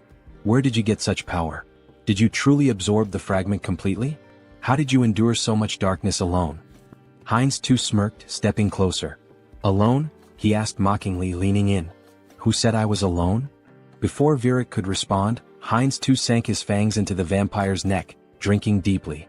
Virik's body convulsed, then went limp, crumpling to the ground. System notification. Conditions fulfilled, skill growth activated. Legacy, minor blood legacy, pure blood. Heinz too wiped the blood from his lips, his smile sharp and predatory. A pure-blooded vampire now? He murmured, savoring the moment. The realization struck him like a bolt of lightning. By devouring other vampires I can grow faster. He laughed darkly, his voice resonating with malevolent triumph. Let them wait for me. I'll devour them all, one by one. After some time in the forest, Rosalicia cried out that they needed Parita. Fearfully she asked what they should do now. With tears in her eyes, Rosalicia lamented that if Lady Parita had been there, they wouldn't have succumbed to the enemy so easily. Parita responded, stating that Virik had been defeated but warned against underestimating this adversary. She touched the lingering dark magic and noted that the fragments contained an overwhelming amount of power, indicating the enemy's formidable strength.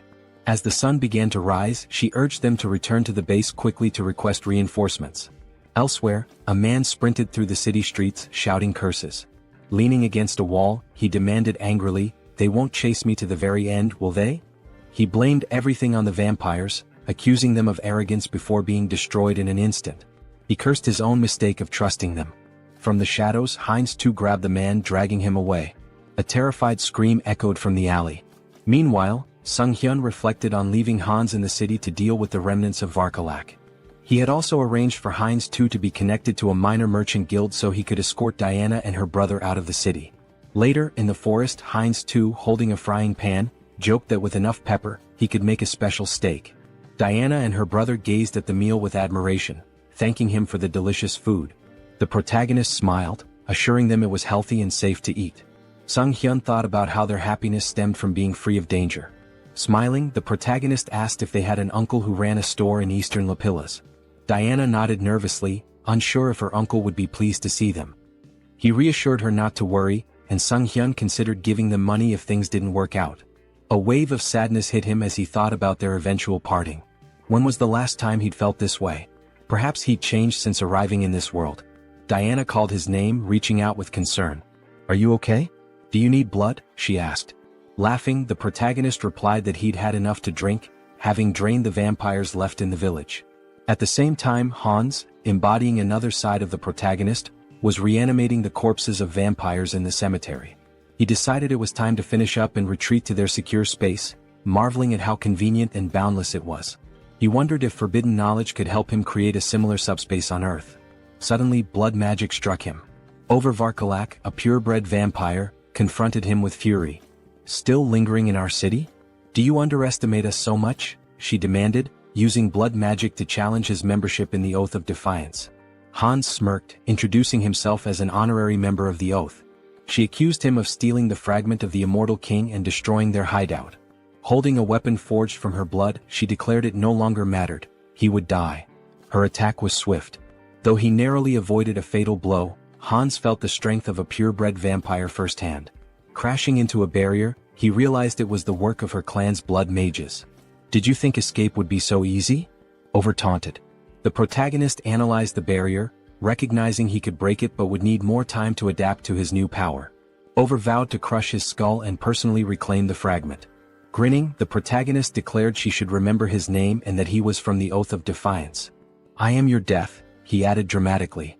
Though retreating for now, he promised to return. In true villain fashion, he made a theatrical exit, summoning Hans to escape. Over was shocked to see him bypass the barrier, while her subordinate deemed his departure inappropriate. Suddenly, an arrow struck one of Over's servants from behind, a holy silver arrow from the paladins. Realizing they were surrounded, Over clenched her teeth in fury, cursing the lich for delaying her. Wherever he had gone, she vowed to find him. She shouted furiously that she would find him and kill him no matter what.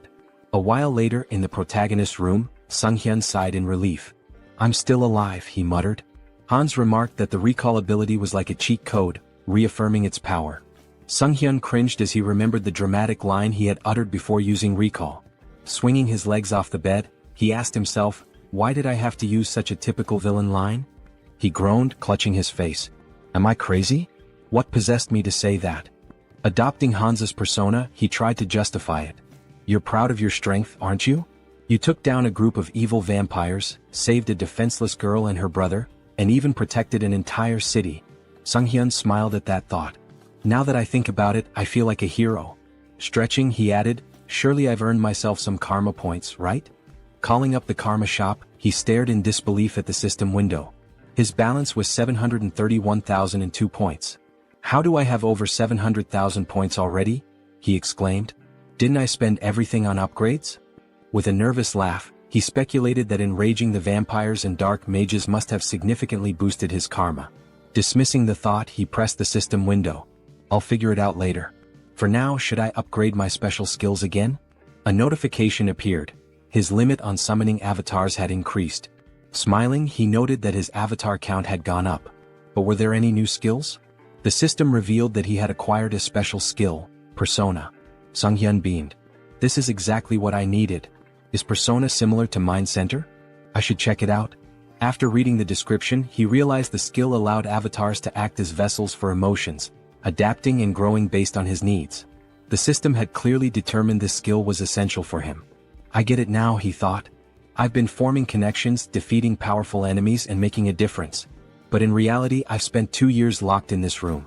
What happens there feels like a game, but the truth I've been avoiding is still here, right in front of me. He reflected on the loneliness, sadness, and anger he had suppressed, emotions that had accumulated over time. Turning to Hans, he said, I need to transfer these terrible feelings into a vessel. As he did, he felt a strange relief as though his emotions were neatly boxed away. Curious, he wondered how Hans, now burdened with those emotions, was handling it. Hans reassured him. Don't worry about me. Pain and despair have always been my companions. They don't bother me. Yet, Sunghyun noticed a subtle change in Hans's tone. Laughing, Hans confirmed, You noticed, huh? It dawned on Sunghyun that an avatar filled with emotions could develop its own personality. Before he could say more, a loud noise erupted outside. Was that an explosion? He asked, rushing to the window. Is there another villain? Here in the city? He groaned, holding his face. Let the guardians handle it. It's not directly in front of me like last time. It's none of my business. Hans interrupted. Do you need a reason to eradicate evil? Sunghyun met his gaze and realized the truth. Since transferring his negative emotions to Hans, things had become clearer. Avoidance had always been his habit. Despite his desire to defeat evil, he had lacked the courage to act. Hans, now exuding determination, declared, The world order is in chaos. Criminals are everywhere. It's time for me to become their law. Using his power and donning a mask, he left to confront the chaos. At the explosion site, residents gathered, expressing their frustration. How many times has this happened?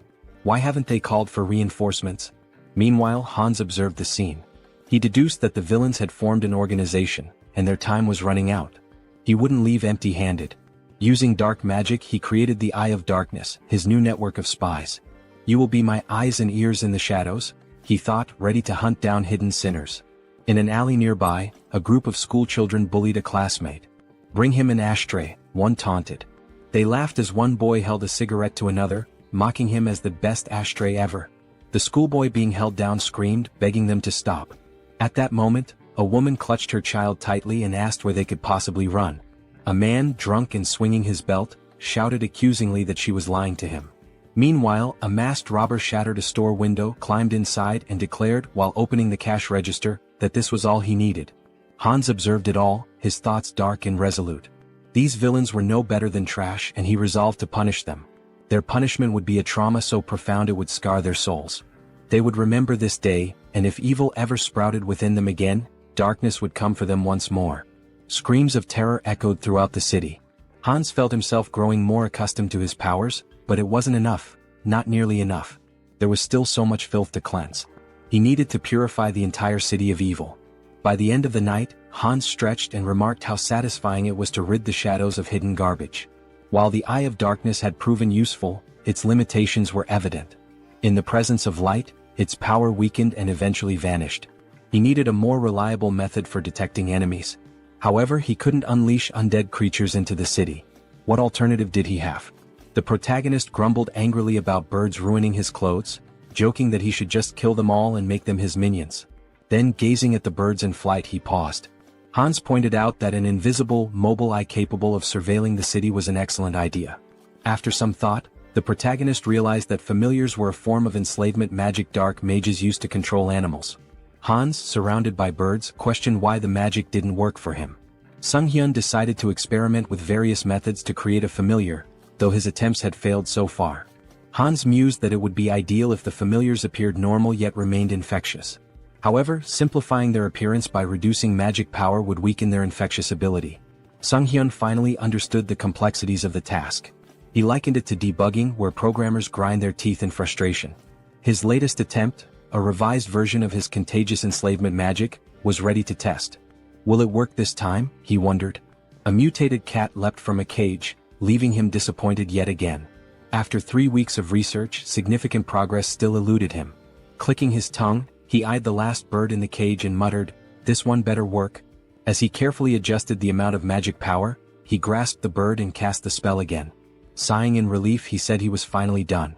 But as the bird flew from his hands, he asked in surprise, "What does this mean?" Observing it closely, he realized it appeared normal now. The next step was testing its infectious ability. The bird landed among others, releasing dark energy. Sung-hyun's eyes lit up. "This is a success," he declared. The infected creatures would serve as his eyes and ears in the city. Stretching out his hand, he commanded, "Fly and find the enemies for me." Meanwhile, in a forest nearby, Lucius knelt and touched the ground, recalling Hans's words when he used the recall skill. Tuscan approached, informing him that his knights had arrived. Irritated, Tuscan added that after interrogating the remaining vampires, they learned these captives weren't allies of the Immortal King's descendants. Lucius replied that more evidence was needed. The Immortal King was regaining strength, though they hadn't yet confronted him. Using the magic within his cross to communicate, he asked respectfully if there was any news. A saint responded via magical transmission, reporting that traces of the Immortal King's presence had been detected in a cave northwest of their location. Holding the cross tightly, Lucius expressed his gratitude and promised to meet their expectations. At the cave, Sung-hyun thought about how he had successfully trained his familiars to report encounters with monsters. Now he had to confirm that the information was accurate. But something felt off. The ground familiars weren't behaving as usual. Instead, they seemed to be fleeing. Were they frightened?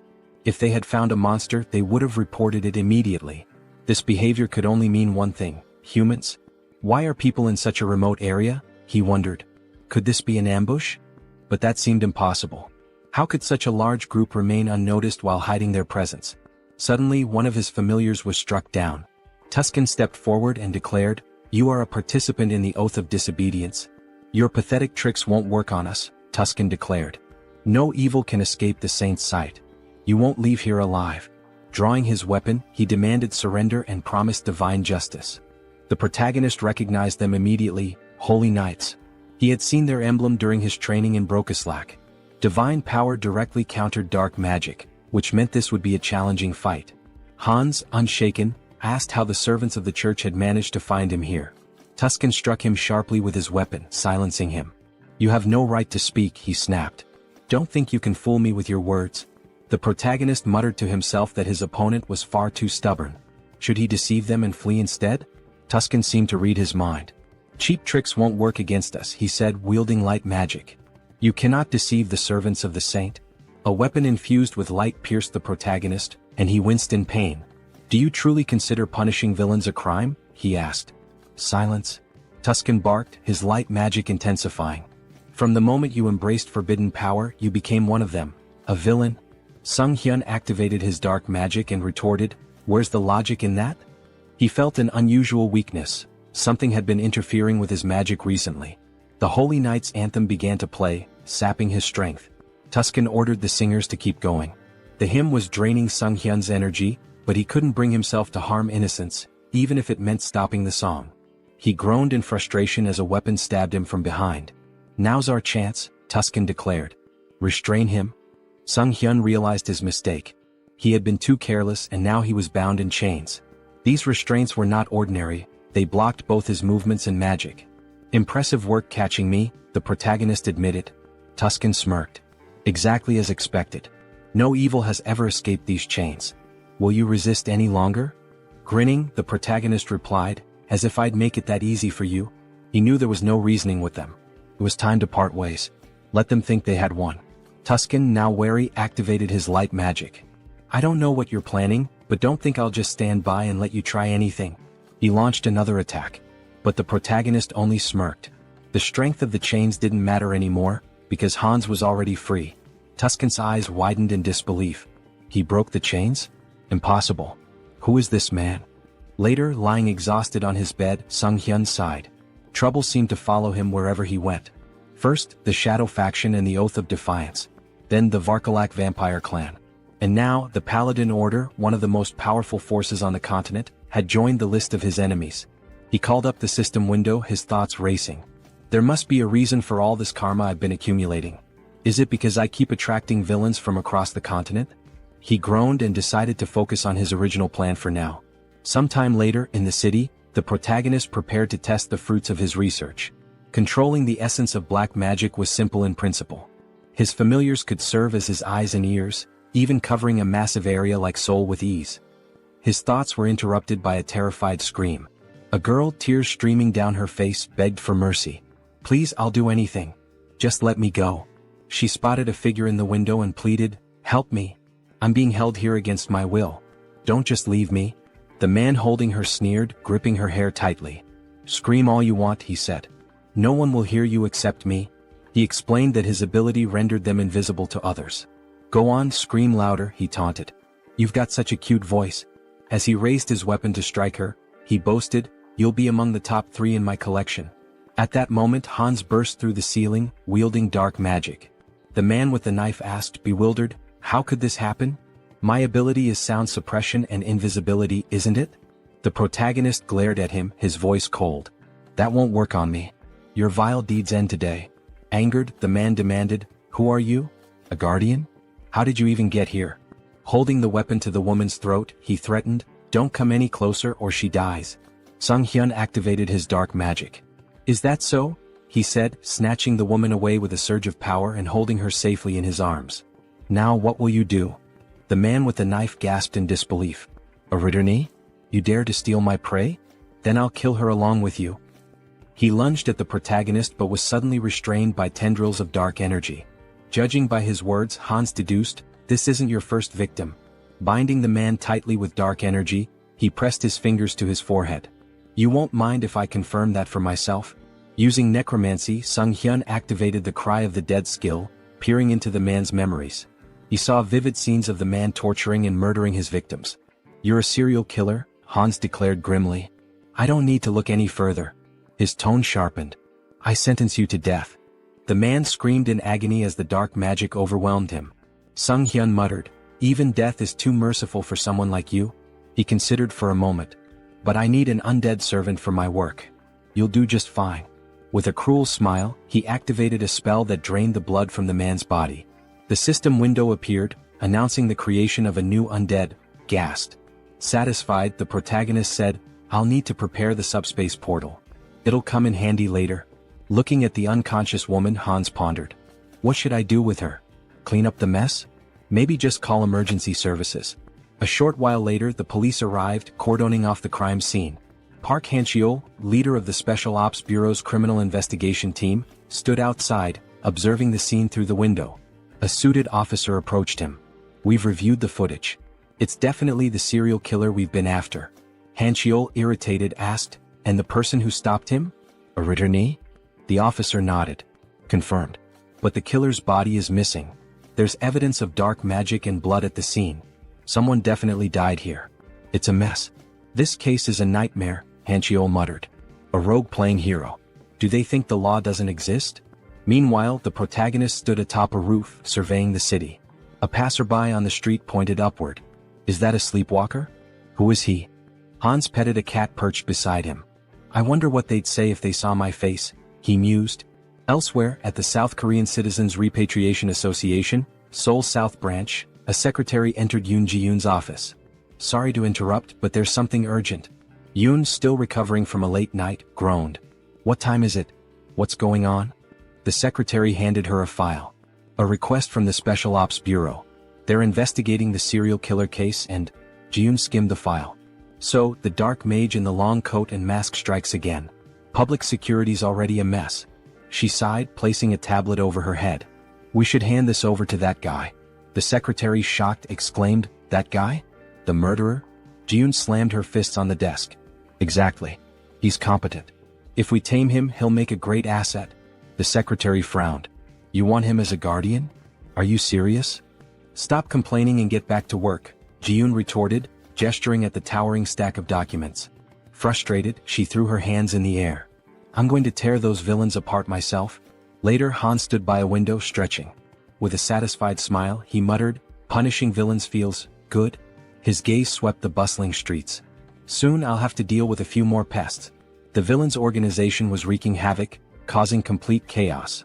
Having pieced together the situation to some extent, Heinz decided it might be time to shift his focus to the other world. When he arrived, Uncle Diana and Aaron were in tears, shouting his name. The children ran to him, embracing him tightly. "You've been through so much," he said warmly. "You've worked so hard." "We're fine," the children exclaimed, their faces glowing with relief and joy. Heinz watched the scene with a smile, thinking how happy he was to see them reunited. He seemed like a genuinely kind person, one whose actions didn't raise suspicion. If he had acted otherwise, Heinz might have resorted to threats, but it didn't seem necessary. Their uncle took Heinz's hand, thanking him profusely for bringing the children back safely. Heinz waved his hand dismissively. "I didn't really do much, it simply had to happen." Diana approached him, gratitude shining in her eyes. "Thank you for everything," she said, wrapping him in a hug. "I'm so happy." He patted her head gently. "This isn't goodbye. I'll visit often. Stay healthy and behave well." Still crying, Diana admitted, "I'm a little worried. You seem to be changing a lot." But her faith in him as a good person reassured her. He hesitated. "Am I really changing?" he asked himself, uneasy. Perhaps it was the influence of his persona skill.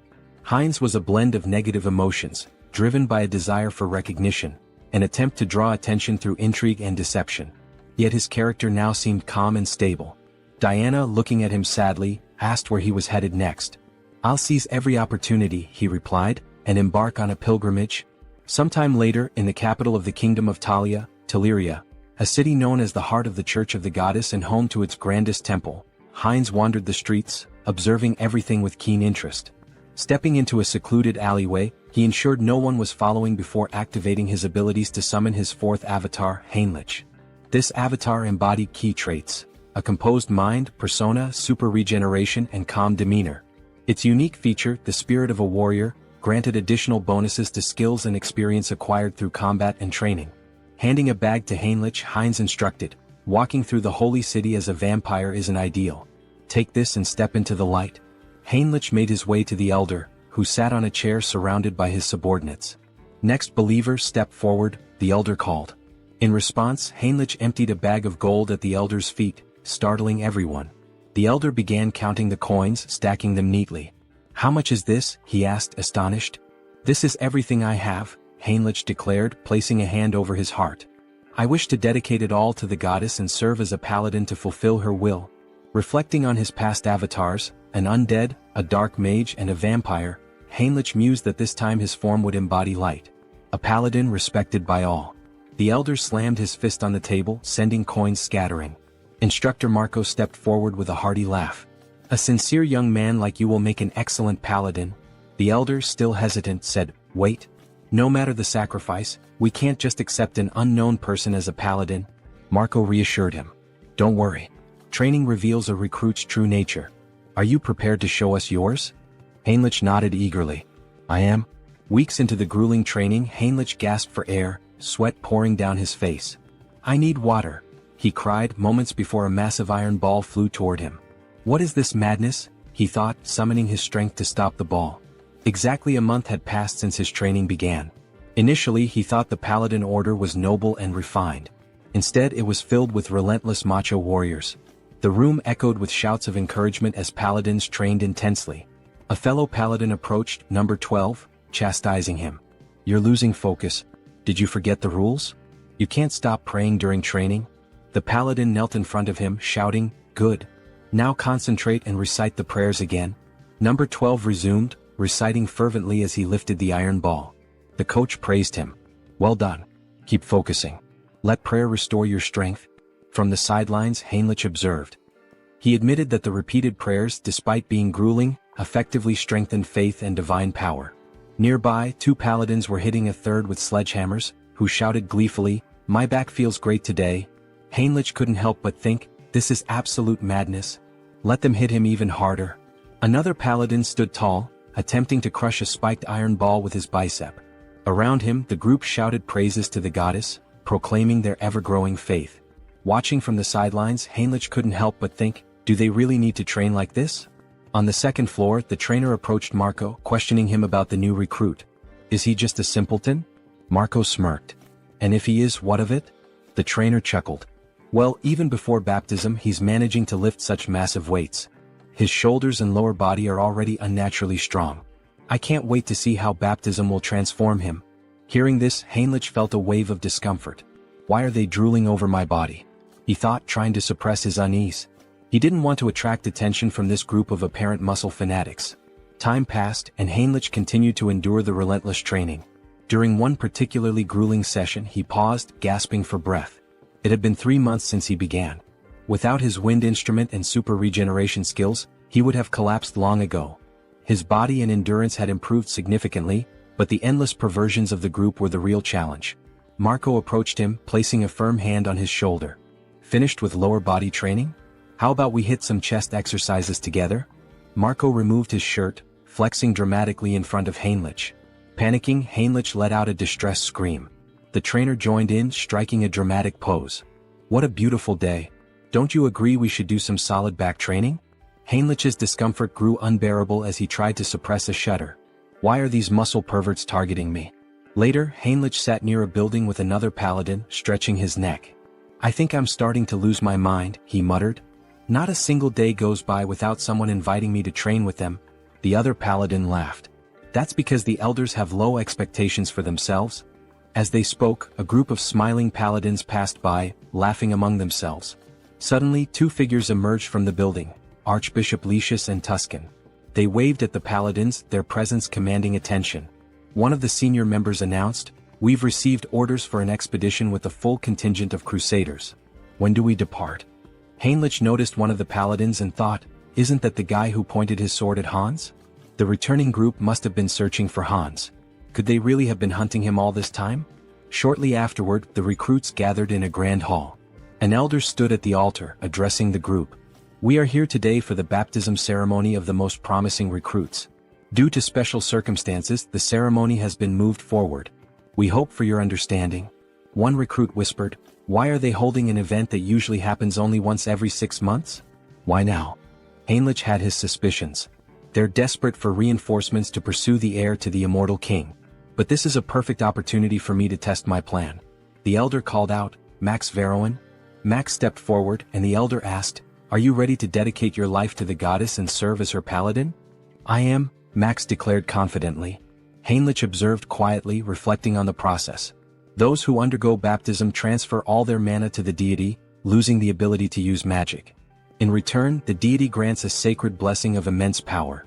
The strength of the blessing depends entirely on the recruit's faith. The purer and more unwavering the faith, the stronger the paladin becomes. The elder called the next name, Heinrich. Smiling, Heinrich stepped forward, thinking, I'm fortunate to have devised such a brilliant plan. Until now, he had used his center of the mind skill primarily to suppress external stimuli and control emotions. But he had realized it could be reversed. By combining this with the persona skill, he could project the illusion of absolute faith in the goddess. As the high priest extracted his mana, Heinrich would filter out any mistrust or doubt, leaving only pure, unblemished energy. When the high priest initiated the ritual, the room began to glow with an intense sacred light. Gasps and whispers filled the air. This is unprecedented, someone exclaimed. The sacred power is reaching the very head of the goddess's statue.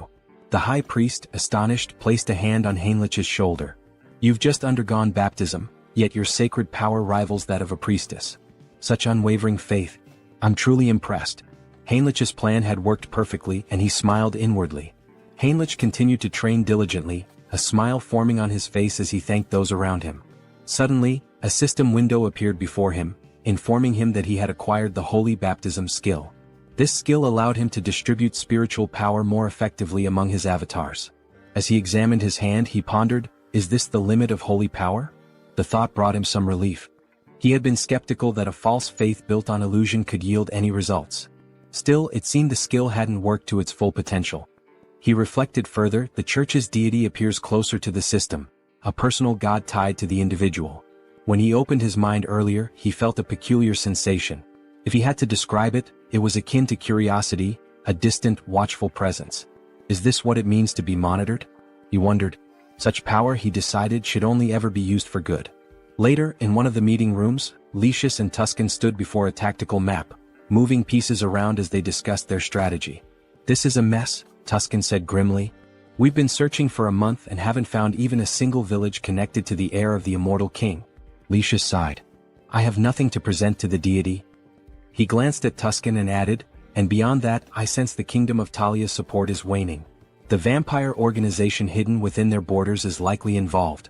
Tuscan moved a few pieces on the board and replied, during the pursuit of Hans, the misunderstandings surrounding the vampire slope and the oath of disobedience have grown too large to ignore.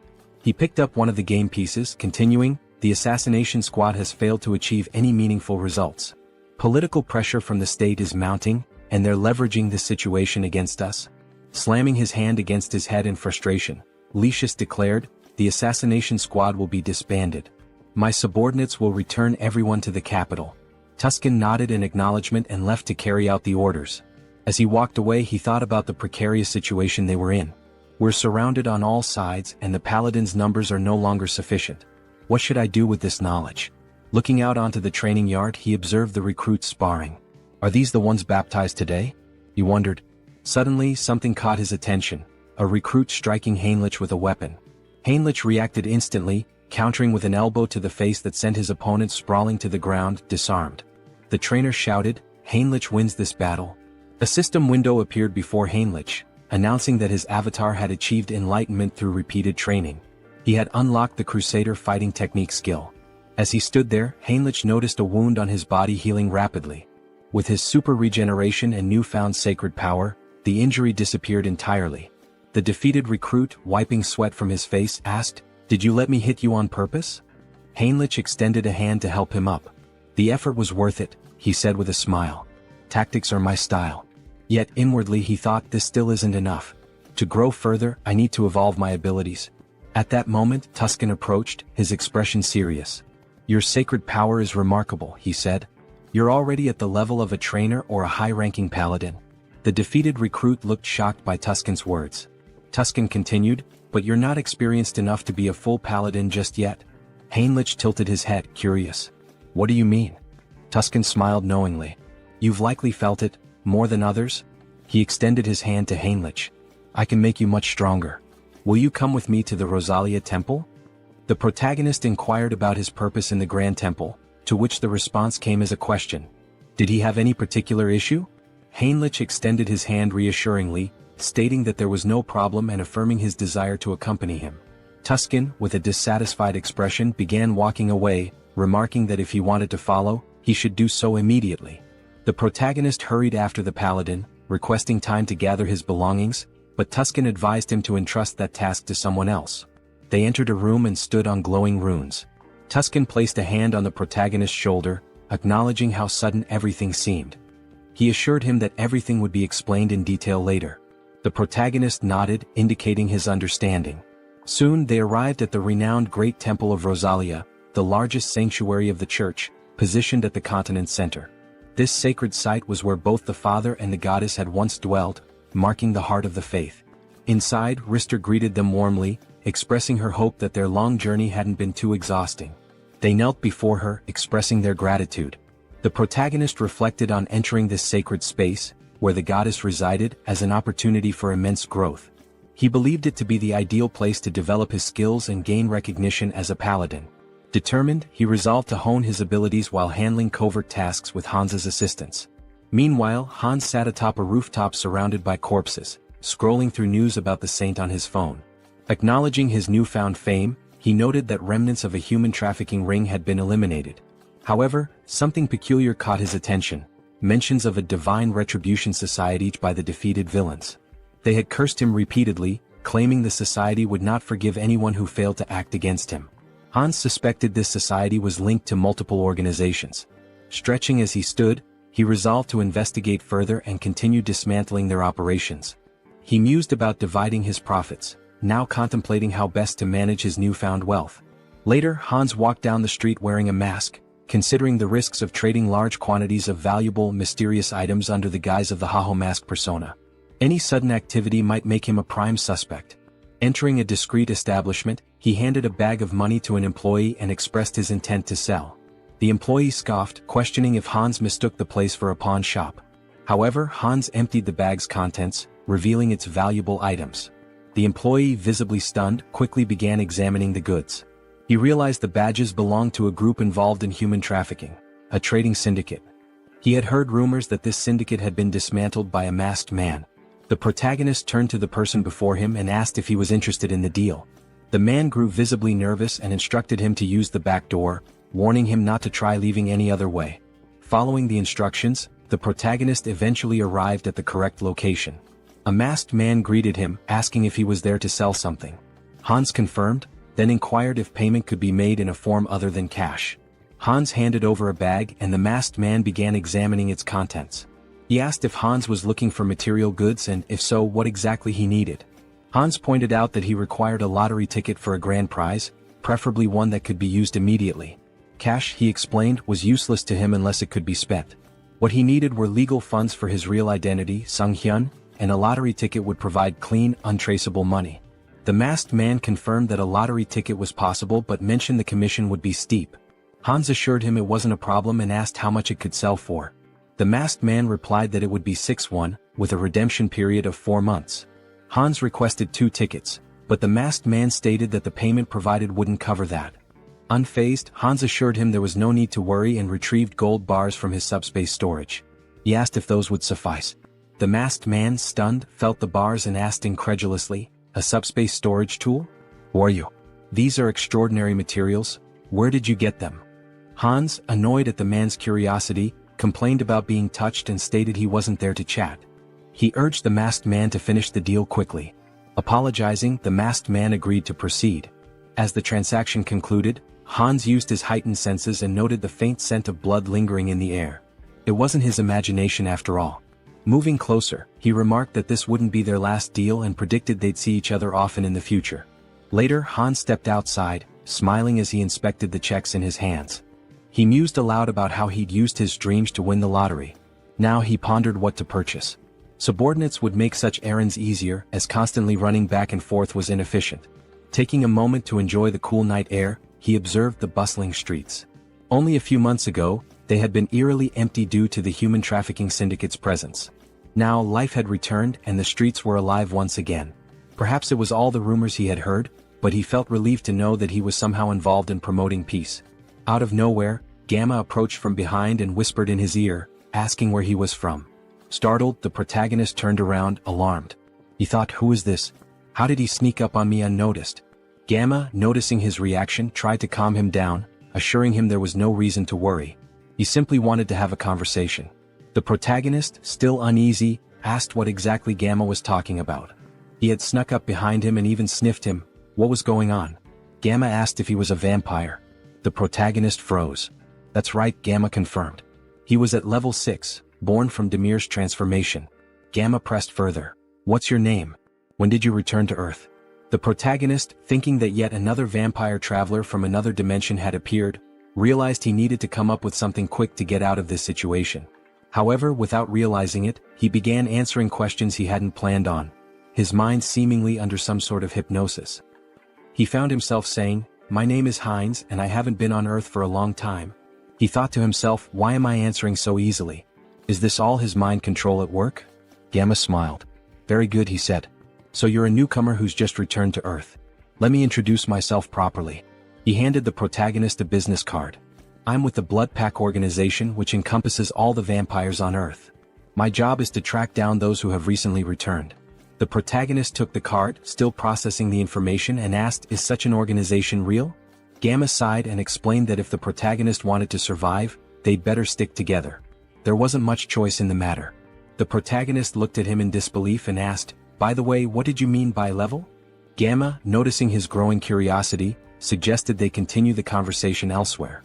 If you're starting to show interest, let's go somewhere more private. He pulled out his car keys and asked if the protagonist wanted to visit the organization. Seeing the sleek car, the protagonist agreed to go with him. Meanwhile, Jean Soren had been quietly observing the entire interaction from a distance. She relayed the update to headquarters through her earpiece. The target is moving according to plan. We are following him. After some time they arrived at the location. Gamma encouraged him not to hesitate and to step inside. The protagonist, curious, asked what kind of place this was. Gamma explained that every vampire has a unique vampire factor that determines their strength level. They measure and rank these factors by level, and with the help of a magic circle, they can assess a vampire's level precisely.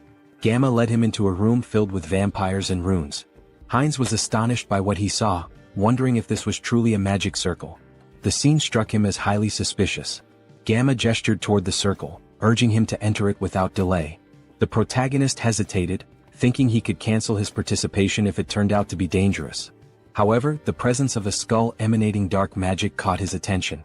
Examining it more closely, he realized this was no ordinary dark magic. It involved shamanism, curses, alchemy, and various other mystical practices, all fused together. He wondered how such a thing could even exist. Since the returnees began appearing about 20 years ago, magical tools remained rare, and magical technology had not advanced significantly. This was due to the differences in energy laws between abilities and dimensions. Yet, here was an organization capable of merging such disparate powers. The Blood Pack, it seemed, was far more impressive than he had anticipated. One of the vampires asked him to extend his hand. The vampire made a small cut on Heinz's palm, warning him it might sting briefly. To Heinz's surprise, his blood began to levitate, forming 5 orbs. A vampire noted that this indicated he was at level 5. Observing the tight connection between the orbs, they commented on his strong regenerative abilities. The protagonist thought about purebreds from Alterica, estimating their levels to be around 5 or 6. Gamma smiled knowingly, remarking that he was already nervous. Coming from a dimension no one had heard of, Heinz had only reached level 5, a mere waste of time. At this level, amputating limbs wasn't necessary. The vampires in the room all agreed and activated their abilities. Alarmed, Heinz realized there was another motive behind this ritual. It was far too elaborate for a simple level assessment. He urgently needed to summon help. At that moment, a knock at the door startled everyone, making Gamma visibly tense. The door burst open as Rand stormed in, commanding everyone to freeze. She declared her intent to apprehend Gamma, a level 6 vampire from the Blood Pack, for kidnapping and killing other vampires. Gamma appeared unfazed, questioning her rude intrusion. The protagonist found Rand familiar but couldn't place where he had seen her before. Rand pointed out that when she first heard rumors of vampires being abducted, she doubted their truth, but now the evidence was undeniable. She demanded that Gamma release the vampires and surrender. Gamma mocked her, calling her a naive servant of the Blood Pack. He questioned why vampires needed to live in subjugation, follow human rules, and hide underground. Rand, enraged, argued that it was the actions of warlike vampires like him that forced their kind into hiding. Gamma dismissed her argument and asked whether her comrades shared her perspective. This caused doubt to spread among the vampires behind her. Shocked, Ran questioned their loyalty. Just then one of her allies betrayed her, activating his ability and striking her down. As she collapsed, she demanded to know why he had turned against her. The traitor explained that in his dimension he was a powerful lord. Now trapped in this reality, he was reduced to working as a bouncer in a club. Not all vampires could adapt to her way of life. Gamma leaned in and Ran, struggling, asked about his ultimate plan. Was he kidnapping vampires to start a rebellion against the Blood Pack? Gamma smirked and dismissed her as foolish. Such an endeavor would take centuries. Instead, he revealed that they had discovered a way to grow stronger quickly. He demonstrated this by lifting the body of a vampire and alluded to breaking a taboo. Shocked, Ran accused him of creating mad vampires again. Heinz, observing, realized she was referring to cannibalism among vampires. While it wasn't practiced on Earth, when vampires from different dimensions consumed one another, their vampire factors merged, increasing their strength but at a severe cost. This act often led to profound mental instability, a grim legacy from their ancestors. If someone fails to control themselves, they become mad vampires, driven insane by an unquenchable thirst. The first appearance of a mad vampire marked them as a global threat. Gamma, however, smiled confidently and assured everyone that this wasn't a concern. After extensive research, they had discovered a way to remove residual bloodlust. Suddenly, Gamma's victim began screaming in agony, exclaiming that they were being used as experimental material. The protagonist observed the situation closely, realizing that the magic circle wasn't merely for separating empirical factors. It was designed to transfer a drug to vampires without causing side effects. Minion reminded Gamma of his promise, pointing out the risks he took to follow him secretly. Gamma, keeping his word, tossed him a pill. Minion consumed it and his body began to transform, becoming larger and stronger. Smiling, he marveled at his newfound strength, unable to believe the change. Grabbing Ran by the throat, he demanded more pills immediately, threatening violence otherwise. Feigning panic, Gamma urged Minion to stop, assuring him that while he was pleased with his strength, he needed to be patient. After all, another guest had arrived before him and was still waiting. Surely it wasn't too much to ask to wait a little longer? The protagonist rose to his feet, calmly stating that there were 2 purebreds and 4 half-breeds, proof that cannibalism worked. Gamma looked at him, stunned. Filled with newfound strength, Heinz expressed his eagerness to see just how powerful he could become. As he prepared to absorb the others, chaos erupted. The vampires screamed in confusion and fear. Suddenly, Heinz and his army burst into the room. Addressing the group, he mocked their attempt to hide but scolded them for neglecting their safety. From now on, no one would leave this place without his permission. His army launched their attack, causing Minion to panic. He turned to Gamma, demanding answers about who their attackers were. Gamma roared for everyone to stay together, warning that separation would mean death. Using his abilities, he charged into battle, targeting Heinz directly. Heinz observed Minion's unusual transformation, noting that vampires from different dimensions often had distinct appearances. Slamming his staff to the ground, Heinz summoned magical spikes that pierced through Minion's body. Smirking, Heinz declared that minimizing casualties was part of his plan. He leaped into the fray, mocking Minion's organic transformation, claiming it posed no threat. Biting into Minion, Heinz thought to himself that there would be more prey ahead. Minion screamed in pain and confusion as Heinz drank his blood and heard his thoughts. Minion lamented his betrayal and his determination to survive, refusing to accept his end. Wiping his face, Heinz remarked that insanity was far worse, as he could hear every obsessive thought coursing through Minion's mind. To his surprise, his teeth began to fall out, a sign of his empirical factors evolving and merging. A system notification appeared, informing Heinz that he had gained a special ability, hybrid evolution. This ability significantly enhanced his physical attributes whenever he absorbed new empirical factors, allowing him to steal traits from the target's bloodline. Turning to Gamma, Heinz remarked that this power was quite impressive. If he were to lose control, he could become exceptionally dangerous. Now he needed an organization to enforce his will. The Blood Pack could serve his purpose, or they would face the alternative of joining his undead army. As the battle continued, Heinz devoured the remaining vampires. Another system notification informed him that he had acquired a new vampire trait, Insight. This skill allowed him to assess the physical condition and stats of his enemies. Heinz dismissed it as relatively useless but realized that vampires possessed a supernatural ability called heritage, tied to their origins. Using hybrid evolution, he could master this ability and steal all their powers. Gamma, now crucified, demanded to know how Heinz had managed to remain sane while devouring his own kind. Approaching him with a grin, Heinz taunted Gamma, asking if he was curious about how to resist corruption. The secret, he teased, was to ignore the whispers that accompanied the act. Gamma, panicked and disbelieving, screamed in protest. His cries turned into agony as another system notification revealed that Heinz had gained a new skill, camouflage, which allowed him to conceal his presence. Observing Gamma's transformed state, Heinz smiled slyly, commenting that Gamma must have been using camouflage all along. Not bad, he remarked, relishing his growing power. There were many ways he could use this ability. Should he dive into this bastard's thoughts?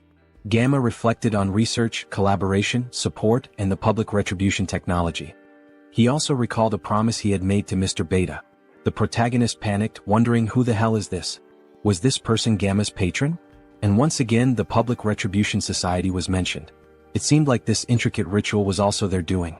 What were these people planning, aiding the blood pack like this? Later that night, Heinz and So-Ran were driving through the city together.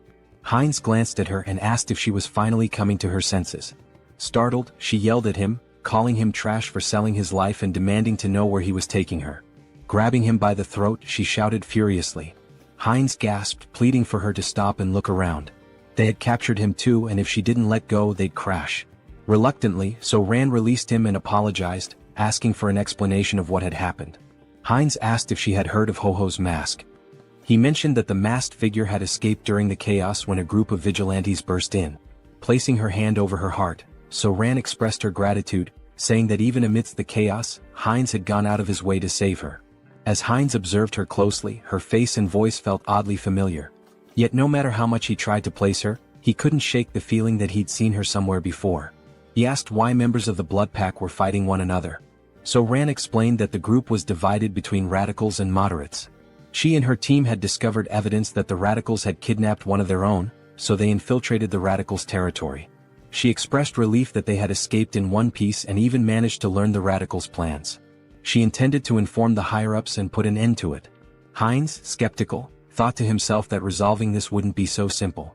It was likely that even the highest-ranking members of the radicals were involved. So-Ran cheerfully asked about Heinz's identity. Who was he as her savior? He seemed incredibly strong. Heinz replied that she could call him whatever she wanted, as she felt comfortable. She asked if she could call him up for convenience, to which he nodded, mentioning he'd recently returned to Earth and hadn't formed any bonds yet. Heinz explained he had followed Gamma out of curiosity about the Blood Pack. So-Ran smiled and suggested that he join the group, mentioning that most vampires were part of it.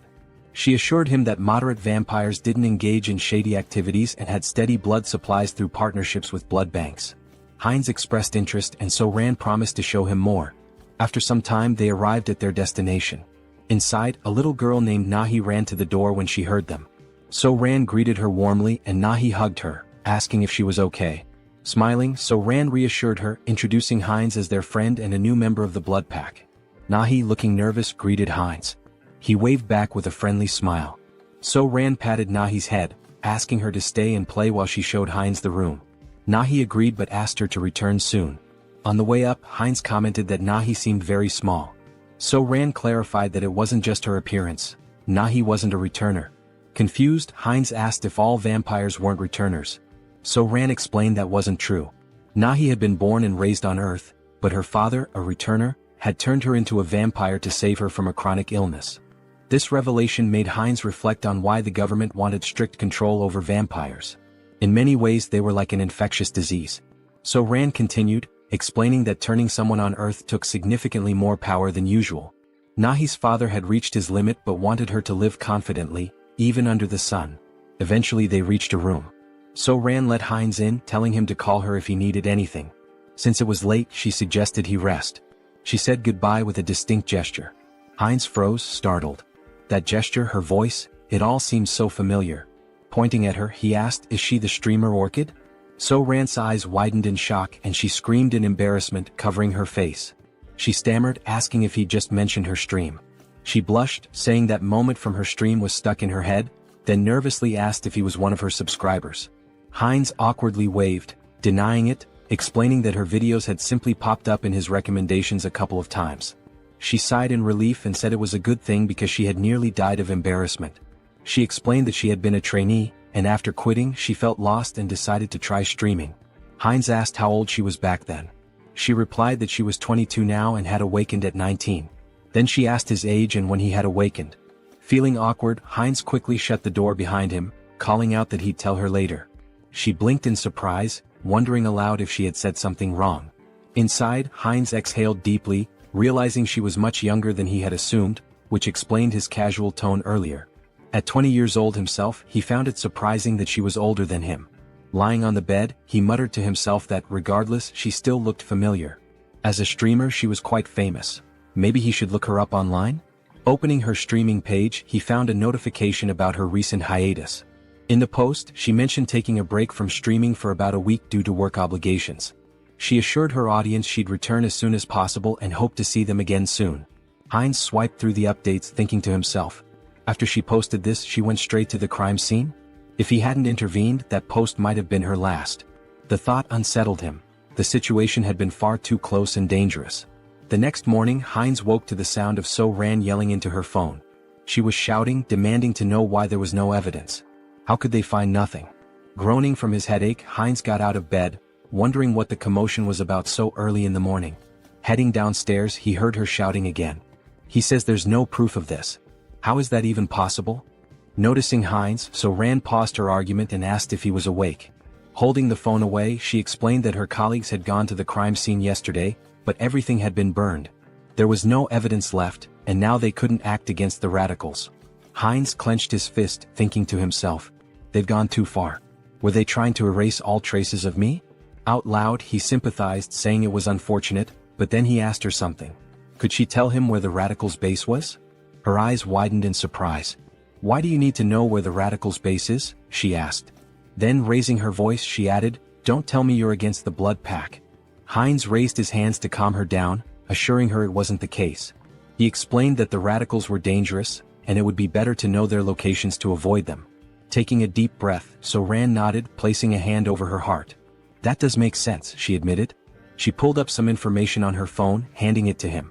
Here, hold on to this. Avoid the marked locations and you'll stay safe. Heinz studied the screen, noting the map of locations. While doing so, So-Ran offered to cook him something since he was already up.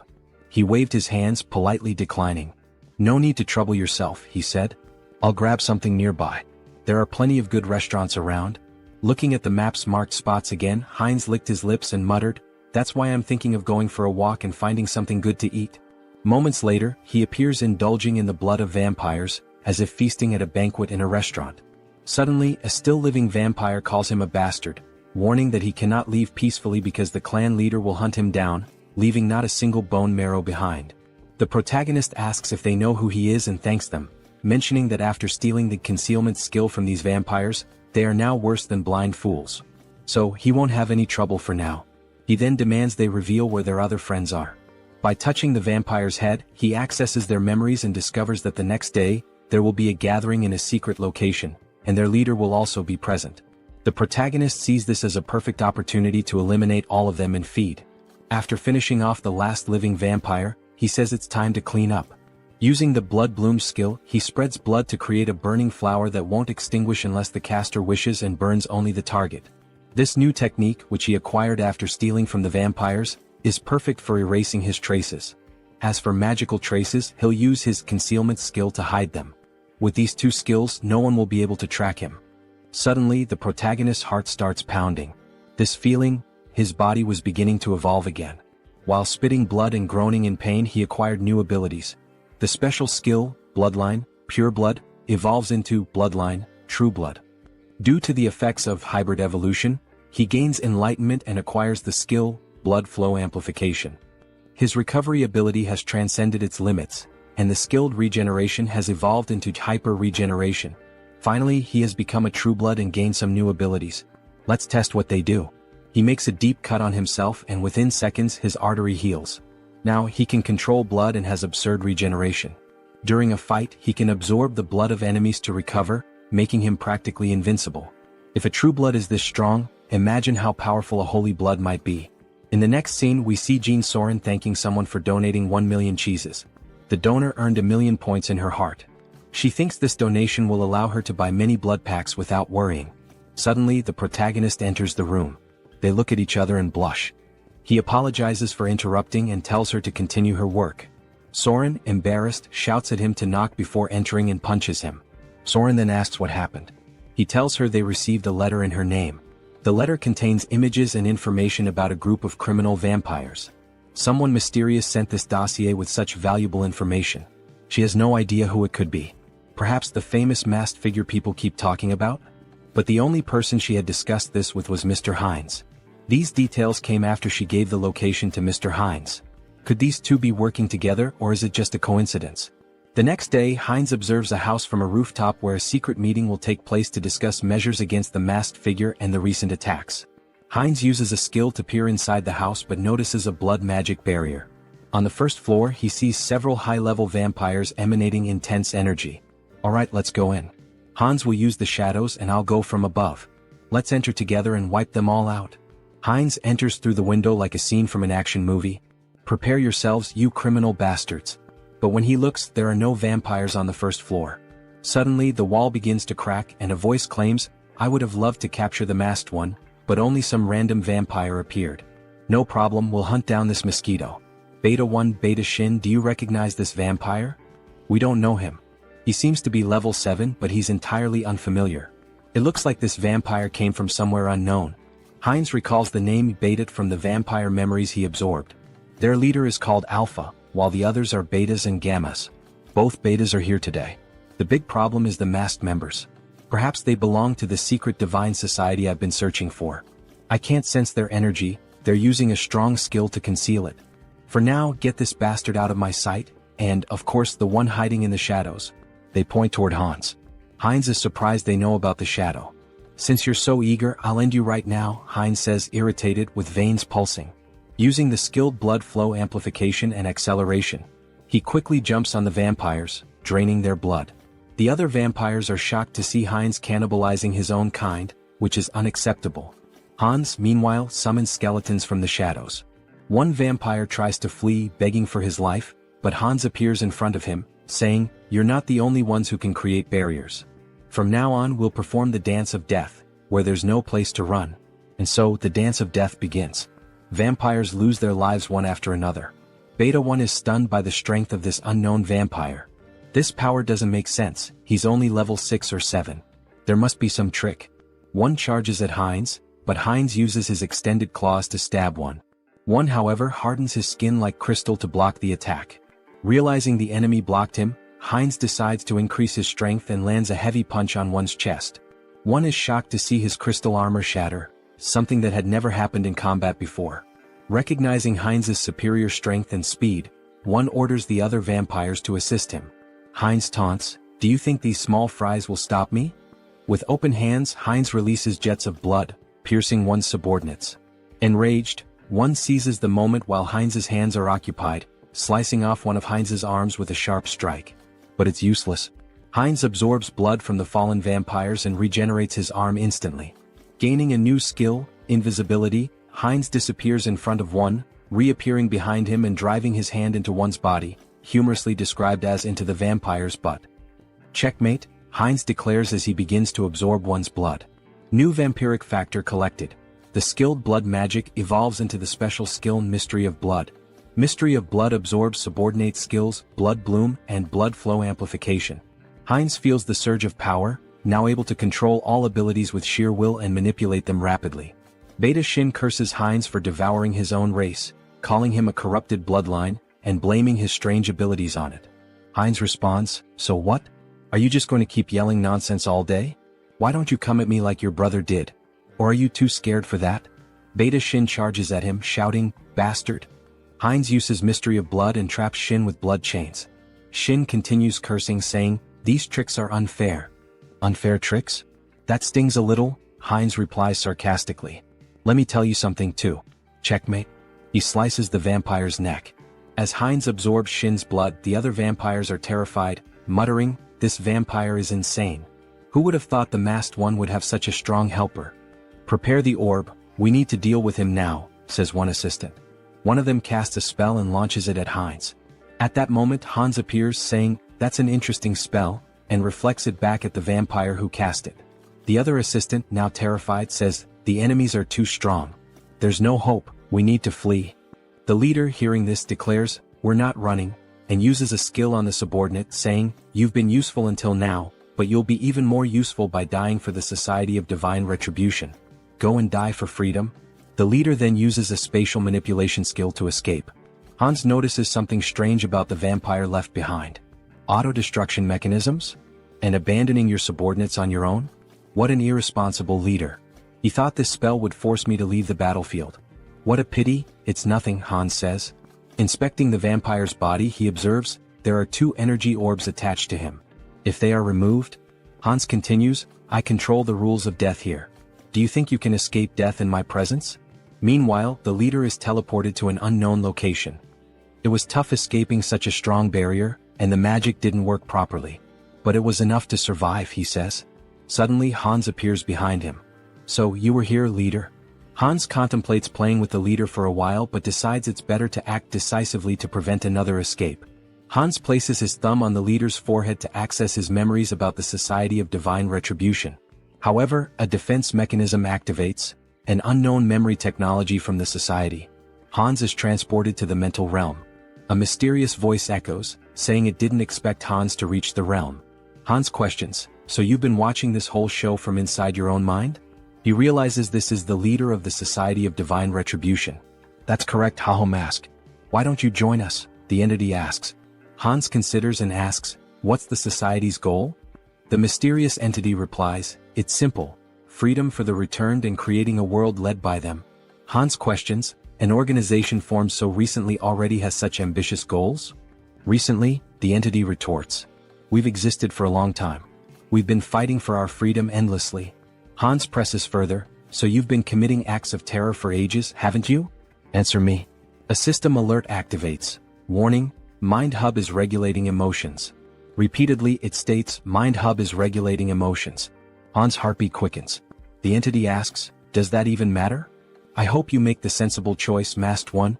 Hans tries to punch the entity but hits an invisible wall. So that's your choice? The entity responds. Here, in the mental realm, mental strength surpasses magical power.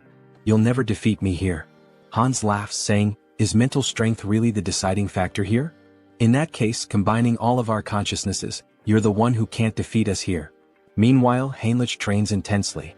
1,021.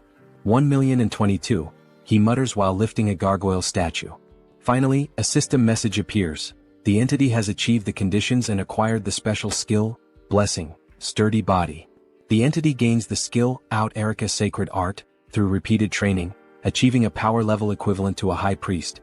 Heinrich reflects that he didn't expect to surpass his limits with mere physical training. With these new abilities, I've earned the qualifications to be a holy knight. Maybe it's time to discuss the next step. Suddenly he hears a feminine voice, it's the saint in the flower garden. Despite being the saint with the greatest divine power, she appears like an ordinary girl.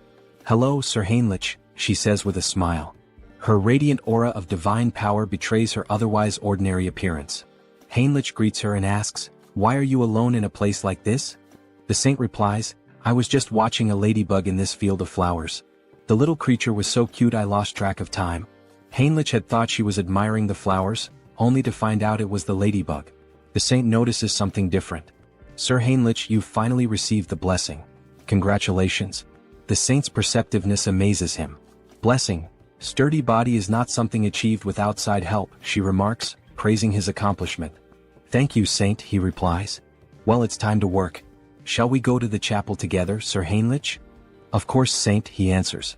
Through his studies of history, Heinrich learned why the saint is so obsessed with Hans. In the distant past, the first immortal king turned half the continent into a land of death. Multiple nations united to defeat him.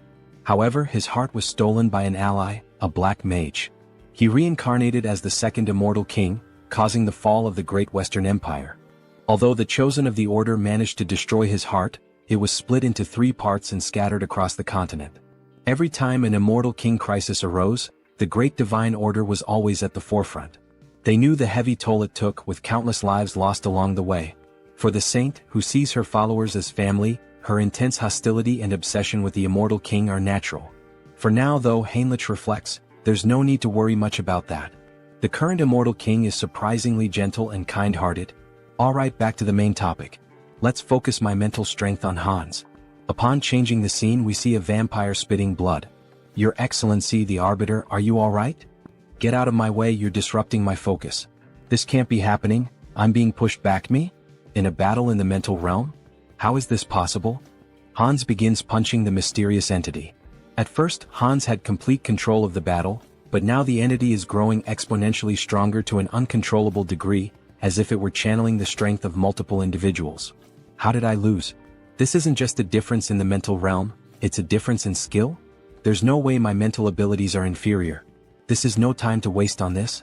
An urgent directive is issued to the Soul Branch. Immediately cease all operations, erase all information and go into hiding.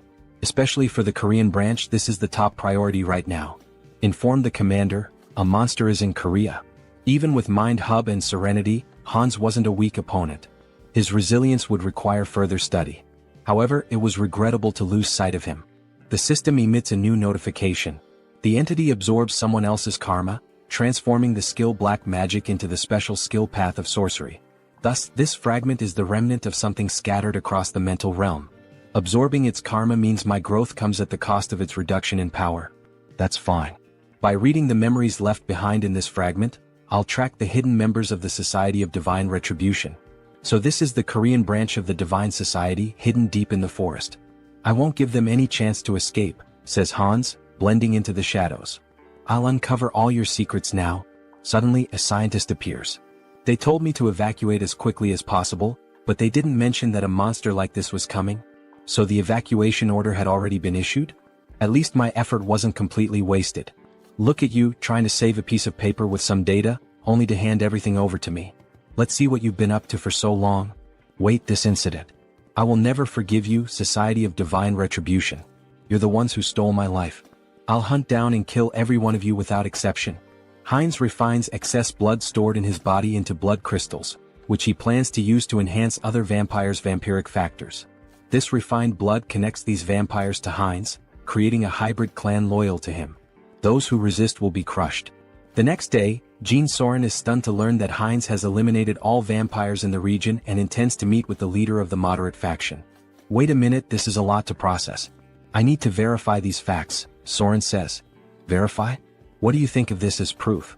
Heinz interrupts, demonstrating his overwhelming power. Soren is terrified by such a display of power. She knew he was strong but not at this level. He must be at least level 7 or higher. I can't even gauge his strength. Very well, I will contact them now. To think that you eliminated all the vampires with your own hands and now intend to absorb the rest. This is quite an unusual proposal, almost bordering on unsettling. I have no intention of giving absurd orders. The goal is simply to maintain peace and order, to track connections of the Divine Retribution Society, and eradicate every member. Don't you think these two objectives are contradictory? That depends on where you set the standard. It seems she won't be easily persuaded. If she refuses, then we'll have to use force. Fine deal. What are you relying on to accept so quickly? What am I relying on? Of course I'm relying on myself. I will help you absorb all the remaining vampires, Mr. Heinz. You can start with Soren. She will be the bridge between us. Very well, that's exactly what I wanted. But I don't think that will be the case for them. Alright, then we should begin sharing the details of the discussion, how to absorb the vampires and about the new faction you mentioned. Let's start with absorbing the remaining vampires and becoming the leader of a new faction. That will be the first step toward taking control of the Blood Pact. Stay still. If you move, you might get hurt. Now let's begin. Heinz inserts a blood crystal into Soren. She feels the refined blood entering her body, healing it, making her blood pulse faster. Her muscles and bones are expanding. This feeling, it's as if she's been reborn. She doesn't feel like she's in her old body anymore. The refined blood crystal reaches a maximum of 30% enhancement. That's not a small number, but it continues. Soren then asks what they should do next. Lord? Heinz asks. Yes, Lord. You're creating a new clan now. Now that a lineage has been stabilized on this land, we'll need to find a new name for our clan. Do you have something in mind, Lord? A name? I'd like something that stands out, something different. Vampires who accept the blood crystals are renamed Heterosis, embodying the hybrid vigor of Heinz's blood. He declares, beware remaining vampires. I will hunt you down and make you the strongest within the Blood Pact. Returning to the original avatar, Heinz's issues are being addressed, but it's still not enough to bring down the Divine Retribution Society. They've vanished from Korea, but they are a global organization. More preparation will be necessary, enough to eliminate them all at once when they reveal themselves. For now, it will be necessary to expand influence in the other world as well and accumulate karma. For example, events like wars and terrorism. Wait, what the hell am I thinking? If I do that, I'll be killing innocent people. Is there any way to create accidents without anyone getting hurt?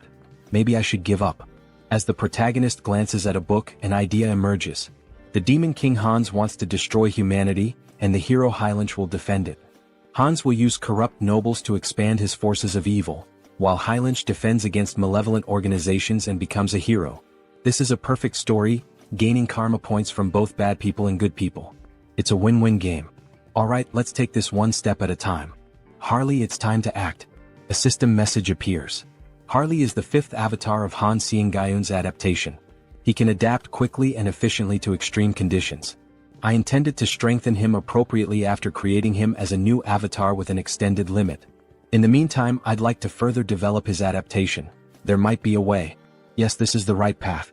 After exterminating the remaining members of the Divine Retribution Society, experiments were being conducted underground. They were transplanting demon bodies into humans, something akin to chimeras. Among the samples, the item I was searching for was this. Something that would contribute to stronger absorption, more powerful traits, and evolution. Dragon blood. If Harley can adapt to this process and I manipulate some discoveries I've made, he will become a living weapon, a biological creature. Days later, under rainy skies, the saint is seen gazing at the overcast heavens as though troubled by something. What is worrying the saint? Ah, Sir Heinrich. Why do you wear such a worried expression even in the rain? I'm not entirely sure, Sir Heinrich. Perhaps it's because of this somber rainy weather. I just feel suffocated, as though my instincts are trying to warn me of something, as if there's a weight pressing on my chest. Even so, Saint, if you catch a cold, it would be a major problem. Please come inside the temple. Alright, the saint said. In the next scene, as expected of the saint, how impressive. Even in the middle of these remote mountains, surrounded by double barriers reinforced with dark magic, she can still sense that something is amiss in this hidden refuge. Fortunately, it doesn't seem she has uncovered what is truly happening. With this dose, we can continue to the maximum scale of the experiment. The dragon's blood evolves continuously, acquiring traits from its consumed prey. Combined with the research data from those bastards in the Divine Retribution Society, my forbidden knowledge, and finally, the perfect test subject. Let's begin, shouts Harley, exhilarated by the idea. Sir Heinrich, you are the sword and shield that will protect the righteous. Do you swear to be a holy warrior of the great divine order and defend the innocent? Yes, your grace. Then, from this day forth, I hereby name Heinrich Landguard a holy warrior of the great divine order. The system emits a notification. The Blessed One has fulfilled the conditions and attained enlightenment, acquiring the special ability Blessing Leap. Meanwhile, Sir Heinrich's necklace radiates a brilliant light. Oh, such grace, exclaimed the bishop, astonished by the strong glow. To receive a divine blessing during the ceremony, this is proof that God, our deity, is watching over us and praying for us. May God protect us. Once again it happened. For just an instant, something touched Heinrich's shoulder. A divine sensation resonated within his body, akin to what he felt during his first baptism, as if the divine were watching him directly. Why is this happening? Could it be because I came from another world? It doesn't feel like a human emotion, like curiosity. Well, anyway, let's focus on what's important. What is this new ability the divine has granted me? Blessing Leap, it allows me to transcend space? What? Transcend space? Isn't that basically a teleportation skill? It doesn't mention any limits on usage or distance traveled. This ability is top tier. As expected of a god, they are so generous, casually granting such a powerful skill. Thank you, God, for your generosity to this sinner. I am moved by your grace and offer you my prayers. Thank you for continuing to watch over me. Meanwhile, the other devotees wept with joy at seeing Heinrich's devotion to God. A young man like this, he's truly devout. That's true. I couldn't agree more, said another man. From now on, it would be necessary to decide which knighthood order Heinrich would join. Congratulations on being officially recognized as a holy knight, Heinrich. For now, you will be temporarily assigned to various holy knight orders. Here are the representatives of each order, here to invite you to join them. Each order specializes in different weapons and techniques, so choose carefully which one appeals to you most. Nice to meet you. I'm from the Order of the Sky Shield. We specialize in defending the outer perimeters of fortresses using long-range spear techniques. I'm from the Order of the Sun Wolf. We take the front lines in battle and wield highly destructive greatsword techniques. I am a veteran of the Order of the Thunder Claw. Here, we handle the internal security of the fortress and master balanced combat techniques using sword and shield. So, which of these orders would you like to apprentice under? I don't think there's a need to choose. I'll train with all the knight orders. What? With my warrior spirit and growth acceleration abilities, there are no limits to my body. I will absorb all the sacred warrior's combat techniques. However, that person in the corner, isn't he also part of a knight order? Why hasn't he introduced himself or said anything yet? Over there, well, obviously. Suddenly the man was interrupted. Our order only selects the best of the best to join us. But looking closer, you're not too bad. With that level of divine power, perhaps you're qualified to take the test. Heinlich's divine power was among the greatest, even compared to high priests. What are the criteria for this knight order? Just follow me. Our knight order has a singular purpose: to protect the most important thing within the fortress of the Great Temple. The most important thing? What exactly are you referring to? That. I'll tell you if you pass the test. Suddenly they entered a room, a library in the castle dungeon. Inside, a man wearing a strange mask sat beside a shadowy statue holding a parchment. That hood and mask, he's a heretic inquisitor. All you need to do is read the text on the table. Make sure you read it clearly so the divine can hear your prayer.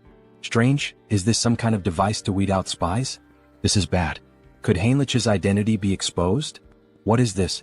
I'm offended that my faith is being questioned in this way. It's just a procedure. Is there any reason you can't read it? Damn it. I am the messenger and sword of the divine. Thus, I swear to remain silent under any circumstance to protect this secret. I would throw myself into the fire and carve the mark of faith upon my own body. Suddenly, Heinlich's tongue began to burn, and a sacred symbol appeared. It burns? You are now permitted to enter. What did you just do to me? A prohibition against revealing secrets? A prohibition? No, this is a blessing. The blessing of silence protects you from being forced or willing to reveal the secrets of this place. That's literally a prohibition. Let me explain. We are the Order of Radiant Knights. Our mission is to guard and protect the underground of the Great Temple with our lives. This will be the first and last time you see this place in person. Remember well with your eyes what we are protecting here. Suddenly, two soldiers drew their swords and inserted them into the door, activating a defense mechanism. As the door slowly opened, Heinlich saw what lay beyond. He had suspected something was wrong, but he never imagined such a massive secret. The reason this order stationed its greatest forces at this temple, the reason for all these security measures, prohibitions and blessings. At the deepest part of this great temple lay the last fragment of the Immortal King. Heinlich was shocked to see the final fragment of the Immortal King. Well, the Grand Divine Order was one of the greatest powers on the entire continent. There was no way they hadn't found at least one fragment of the Immortal King after centuries of searching. Clenching his fist, Heinlich wished he could seize that fragment immediately. However, the four strongest sacred knights were guarding the entrance to the temple. Even Hans wouldn't be able to extract the Immortal King's fragment from the temple's deepest depths. Heinlich would have to think carefully about his next move. Suddenly, another knight informed him that due to the blessing placed on Heinlich's mouth, he wouldn't be able to reveal anything, no matter if he was tortured or even killed. Formally, he was stating this anyway. This fact must never be revealed to anyone. Understood? Heinlich confirmed. Don't worry, I promise that only I will know this information. Haha, the final fragment. What an unexpected stroke of luck, Hans said, laughing wickedly as he gazed at his experiment. However, Harley's condition was far more unstable than Hans had anticipated. With a worried expression, he exclaimed, "What's wrong? Why is this happening? Everything should be working perfectly according to theory." Meanwhile, Harley was coughing up blood. He felt something boiling inside him. The dragon's blood had definitely been transfused into his body. But perhaps the power output needed to be pushed to its maximum. Hans then yanked the lever. Harley let out an agonized scream as his body began to tremble violently, smoke rising from his skin. And then he suddenly stopped moving. Harley? Did he go too far? Had he pushed Harley's super regeneration beyond its limit? If that was the case, then Hans was about to lose everything, Harley and all of his research. Screw it. It was all or nothing now. Hans made a desperate decision, injecting every last drop of the dragon's blood into Harley, praying that it would have some effect. Harley's body twitched. His eyes shot open, glowing a furious red. He let out a blood-curdling scream as his jaw contorted, transforming into something monstrous.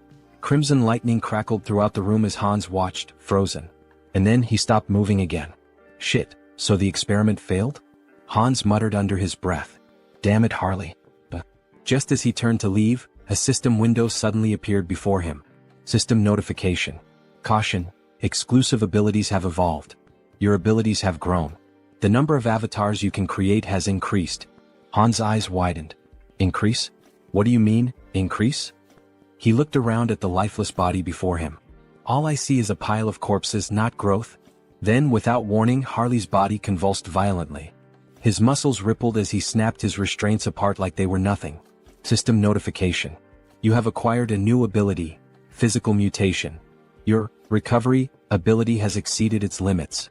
Super regeneration has evolved into regenerative adaptation. Harley let out a guttural roar, his voice twisted with agony and something else, power. His entire body was mutating, shifting, evolving. System notification. Skill adaptation has evolved into special ability, mutation. Hans could only watch in awe, no in terror, as Harley broke free from every shackle that had once bound him. Finally, the mind has connected. The gamble was worth it. Ah, so this is the new effect of the mutation ability? Harley mused, laughing as he examined his altered physique. His body had changed drastically, his muscles denser, his teeth sharper, and even a few dragon-like scales appearing on his face. It almost feels like I've transformed into multiple species at once. Meanwhile, Hans furiously jotted down notes. The good news just kept coming. To think that his number of avatars increased through natural growth without relying on the karma store. This is an unprecedented achievement. He grinned, his eyes gleaming with excitement. I'll figure out how to use this new avatar later, but before he could finish, Harley interrupted him. Should I test my new abilities? He asked, grinning wickedly. Hans smirked. Be my guest. Deep in the forest, Harley stepped into the dense wilderness, marveling at the beauty of his surroundings.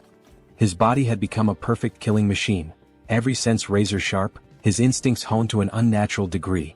Then he heard it. A faint breath, nearly imperceptible, but his new senses picked it up immediately. A predator was watching him.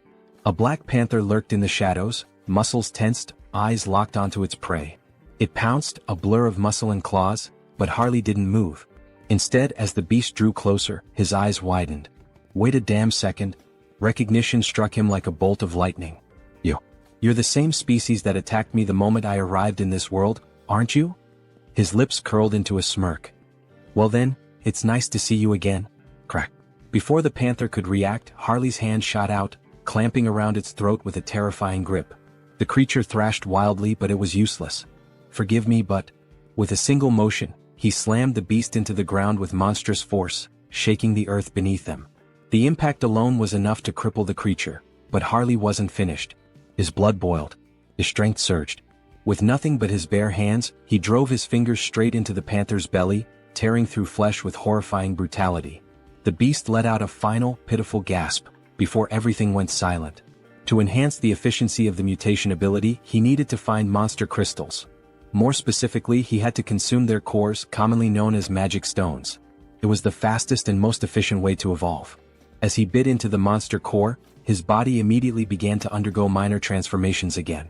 A system window appeared before him. The entity has achieved enlightenment through repeated actions. Let us further solidify its concept with physical mutation. At that moment, his body visibly evolved.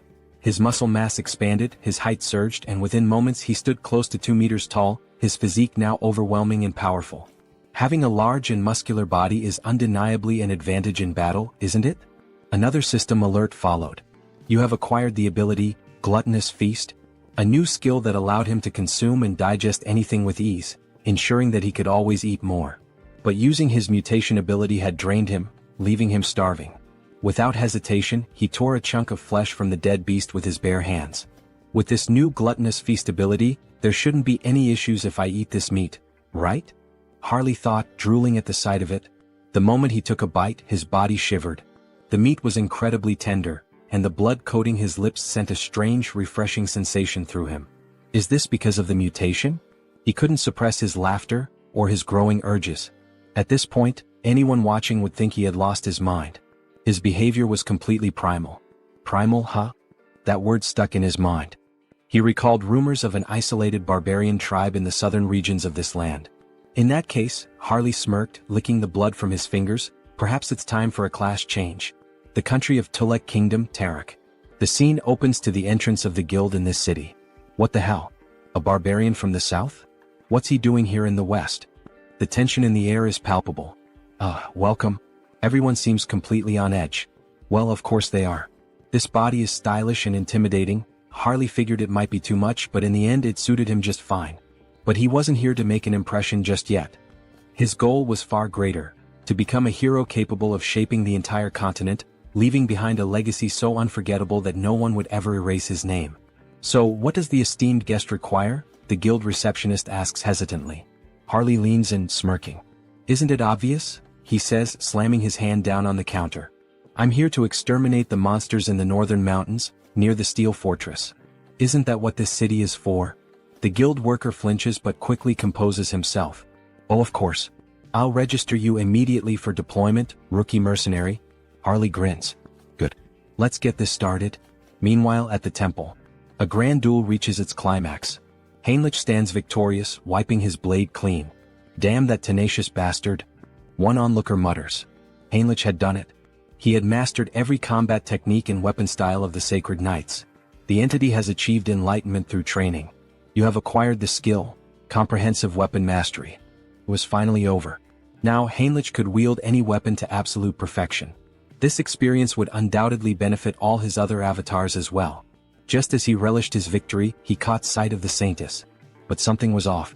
She was dressed in full ceremonial robes. Why is she wearing those? What is she up to? Heinrich wondered. He approached her. Saintess, what are you doing? She turned to him with a serene smile. Ah, Sir Heinrich, we meet again. When it rains, worms always emerge from the earth. He followed her gaze. She was blessing worms with divine power. Blessed worms, imbued with holy energy? They're not going to turn into giant monsters like in those old fantasy tales, are they? Heinrich thought, unnerved. But his thoughts quickly shifted back to her attire. There's some kind of ritual happening, isn't there? The Saintess nodded. Yes. In fact, it is an extraordinary event. One capable of tracking the Immortal King. It is about to begin soon. The Immortal King? Just how powerful must this guest be, to be capable of tracing Hans? Hans, who had concealed himself behind countless layers of barriers. I'm not sure I can explain it properly, but if you're interested, perhaps, you would like to participate as an honorary guardian warrior? Heinrich didn't hesitate. Yes, Saintess. Please let me participate. Inside the temple, a voice rang out. Lord Granwood is entering. A noble figure strode inside, surrounded by an entourage. Heinrich's sharp eyes scanned the unfamiliar formation. Someone powerful enough to track Hans? I need to confirm this myself. Then more guests arrived and the room fell silent. A formal greeting echoed through the hall. Salutations to the Saintess. But then Heinrich noticed something. Those ears. A high elf. His heart pounded. The guest they had all been waiting for was none other than Rayfiery Granwood, a high elf from the Elven Kingdom. In the next scene, we see a luxurious shop filled with magical items, trinkets, and jewelry. Oh, so this is made of bronze? The texture is quite interesting, an old man muses. A shopkeeper approaches, his tone polite but firm. Sir, it's perfectly fine to browse and admire our goods, but it's been 2 hours. Are you planning to buy something, or will you just keep looking? My sincerest apologies, shopkeeper. My knowledge is still lacking, the old man replies. At this moment we are introduced to the protagonist's sixth avatar, Hubert. Hubert, the sixth avatar obtained thanks to Harley's progress in previous scenes, possesses the initial ability of appraisal. This skill grants him the power to see detailed information about items. Material, ruby. Weight, 12 grams. Material, bronze. Weight, 480 grams. However, his proficiency is still low. For now, he can only view basic details about objects. But if he continues to hone this ability, he could become the merchant who dominates the entire continent's market. Of course, before that can happen, he must navigate the opposition of existing merchants. To ensure his success, Harley's heroic influence must continue to grow, so that in the future they can support each other.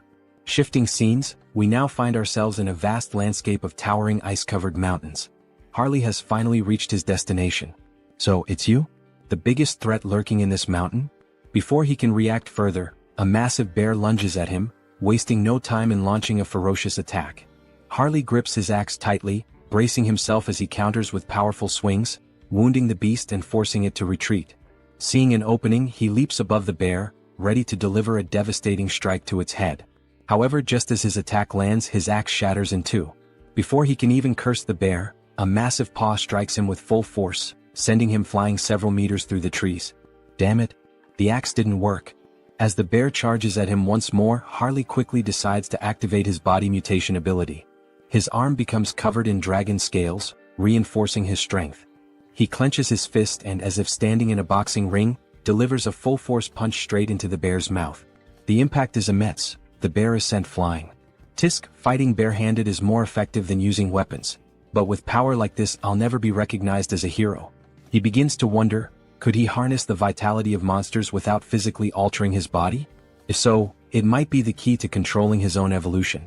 Determined to test his theory, he focuses on extracting only the energy from the beast, not its physical traits. At that moment, a system notification appears. The entity has met the conditions and achieved enlightenment.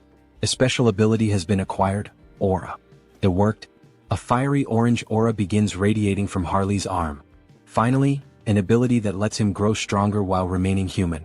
But before he can fully grasp his newfound power, something approaches. A colossal monster emerges from the icy mist. Without hesitation, the creature kicks Harley, sending him skidding across the frozen ground. As expected from the northern mountains. First a bear and now an ogre? Harley smirks, cracking his knuckles. Well then, maybe this is the perfect time to test my new ability, he says, letting out a wicked laugh. The ogre stomped down on Harley, letting out a deep, guttural laugh, convinced it had finished him off. But then a firm grip. Harley was still there, clutching the monster's foot. You think this is funny? You really want to see something funny? With a smirk, Harley began lifting the ogre's leg as if he were simply doing strength training. Let me show you something amusing. With one final push, he sent the ogre off balance, then used the momentum to leap onto its back.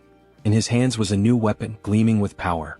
As if invoking the might of a god of war, he roared, "The slumbering ogre of the forest, awaken!" And with that, he tore into the beast, carving deep, brutal gashes into its flesh. Blow after blow, he cut it apart, reducing it to nothing but lifeless remains. As he stood victorious, his gaze shifted toward his new axe. With this, I will become a hero. But then, a foul stench filled the air. A scent both revolting and strangely nostalgic, like the rotten musk of a neglected wound. Harley turned toward the source, deep within the forest. From the shadows, two armored legs stepped into view. So, it was you all along. Oath of rebellion. Harley's voice was cold, calculating. I don't know what you're scheming in a place as remote as this, but it's obvious who you are. His grip tightened around his weapon. And I'll make sure to tear out the roots of this corruption before it spreads. With a burst of immense speed, he lunged forward. Meanwhile, in a distant, more refined setting. Exquisite. This tea is truly exquisite, said the elf, his tone filled with satisfaction. We are deeply grateful for your warm hospitality, Saintess. The woman smiled, honored to hear such words. It pleases me to know the tea suits your taste. Our great divine church also sincerely appreciates your presence here. The newest ally of the church was not just any elf. He was a high elf. Hailing from the kingdom of elves on the continent of Enamel, a land where the elves revere the world tree. Though their faiths differed, the great church of the supreme god and the elven kingdom had long recognized one another, maintaining a steady exchange of knowledge and culture. For in the grand scheme of existence, acknowledging another's presence and choosing an object of worship were two entirely different things. The high elves stand at the pinnacle of elven society, the highest class within their kingdom. If one has come all this way, could it mean they intend to use the world tree's power to find Hans? Regardless, this is incredible. Their pupils, shaped like stars. Ah, so my eyes have caught your attention? The high elf remarks with a knowing smile. The saintess, flustered, quickly averts her gaze. Oh, was I staring that much? My apologies, I didn't realize. It's quite alright. In the end, it's an interesting topic to discuss. These eyes are the mark of a high elf. Elves born with these celestial eyes serve as priests, bridging the connection between the world tree and their people. However, such a birth is exceedingly rare. Only 2 or 3 are born per generation at most. And even then, most of them have been elderly in recent times. That is why the birth of a new high elf is an event of great urgency and hope. So, this urgent request for aid, is it related to that situation? Correct, the high elf affirms. A divine revelation was received not long ago. A child of great potential was born on the continent of Ion. However, before she could be protected, she was captured by slave hunters and sold as a sacrifice to a dark sorcerer. That is why we sought the aid of the great church of the supreme god. We need assistance in locating her before it's too late. This is terrible. Do you have any clues about her whereabouts? She was last tracked to the northern mountains. We've pinpointed them somewhere deep within that treacherous region. The northern mountains? That's a remote and perilous place. Do you have a description of the child? Meanwhile, in the heart of those very mountains, Harley had arrived. As he surveyed the desolate landscape, his eyes locked onto a girl. Pointed ears. Shackled in chains. Back at the church, the high elf continued their description. She has yet to awaken her celestial eyes, so for now, she appears to be a normal elf. By human standards, she would look like a teenager. Her hair is a light green, and her eyes, a shade of orange. A sharp breath. A sudden realization. Wait a minute, that's not possible. Heinrich thought, his expression shifting. At that same moment, deep in the mountains, Harley took a step forward, looking at the girl before him. Kit, what's your name? He asked. The girl hesitated, then spoke softly. Cecily. My name is Cecily. In the next scene, screams echo through the frozen forest. Harley is running with the girl tied to his back, while lifeless bodies are scattered across the ground. Two desperate men shout. Damn it. Keep them away from the storage room. I know, but how are we supposed to defeat a monster like him? Harley keeps running, plowing through the men in black hoods. So, this is the storage room you mentioned? Yes, the girl responds, her eyes trembling, possibly dizzy. Hey, snap out of it. You said there was something we absolutely had to find before escaping. Yes, sir, she nods. There it is, the branch from the world tree. Ah, that branch? That's right. Hold on to it with all your strength. Things are going to get tough from here on out. Understood. Thank you. All right then. Here we go. Okay, but before that, I have a request. Please slow down. Before the elf can even finish her sentence, Harley takes off at full speed, nearly losing his grip on the girl as she clings to him, tears streaming down her face. Slow down. Please. Meanwhile, back at the church, Heinrich has a suggestion. The high elf decides to listen. This is about that child, Cecily. I think I know where she is. What? The elf shouts. Is that true? Do you know some kind of blessing that allows you to track specific individuals? No, not exactly like that, but I can sense her presence. Sir Heinrich, another guard exclaims. In such a critical situation, relying on something so uncertain. Before he can finish, the saint raises a hand, signaling for a moment of silence. Please explain in more detail, Sir Heinrich, she asks, her gaze serious. Back to Harley. I found it. We finally found the exit. That bastard is escaping with it. Call it, now? Yes, sir. One of the men blows into a flute. Suddenly, Harley and the girl feel the ground tremble beneath them. And then, bursting from the earth, a massive worm emerges, just like the one Heinrich feared, one that could grow stronger through the saint's divine power. Well, no choice then. We'll have to break through by force. Harley plants his feet firmly. Don't block our path. Get out of the way. With a violent kick, he slams into the monster, but the creature endures the blow and lunges, trying to swallow them whole. That's when Harley notices something, inside the worm's mouth, a strange symbol. What the hell is that? So they're controlling the worm with this? No wonder he found it suspicious. A creature that only lives in the desert showing up here? It all made sense now. Alright then, Harley smirks. I'll save you like a true hero. He grips the worm's fangs. Fly far away from this place, back to where you belong. With a mighty heave, he hurls the worm several kilometers into the distance. From now on, don't get caught. Live a long life. He grins while the girl, still on his back, struggles with nausea. Suddenly, wolves appear, surrounding them. The number of monsters is insane. These bastards keep throwing challenges his way. What the hell are they plotting now? Whatever it is, doesn't matter. I'll just kill them all. As Harley prepares for battle, a group watches from above, whispering among themselves. Who the hell is that man? Tomorrow I was supposed to offer that half-elf as a candidate and the World Tree's branch as a sacrifice. Even though I used a sealing artifact to hide their location, how did he find them and make it here? But this is the end. At that moment we are introduced to Vow of Defiance, the Elder Nurabe. There's no way he can defeat that many monsters. That bastard is finished now. Just as a wolf lunges at Harley, he transforms his arm. Scales erupt along his skin, shattering the wolf's teeth upon impact. Their numbers are overwhelming, sure. But Harley crushes one of the wolves with his bare hands, extracting its magic stone. As he consumes the crystal, his stamina becomes limitless. Then his body begins to change. Fascinating. Even though he has perfect control over his body, it still feels as if he's moving on instinct. His form shifts, he transforms into a werewolf-like beast.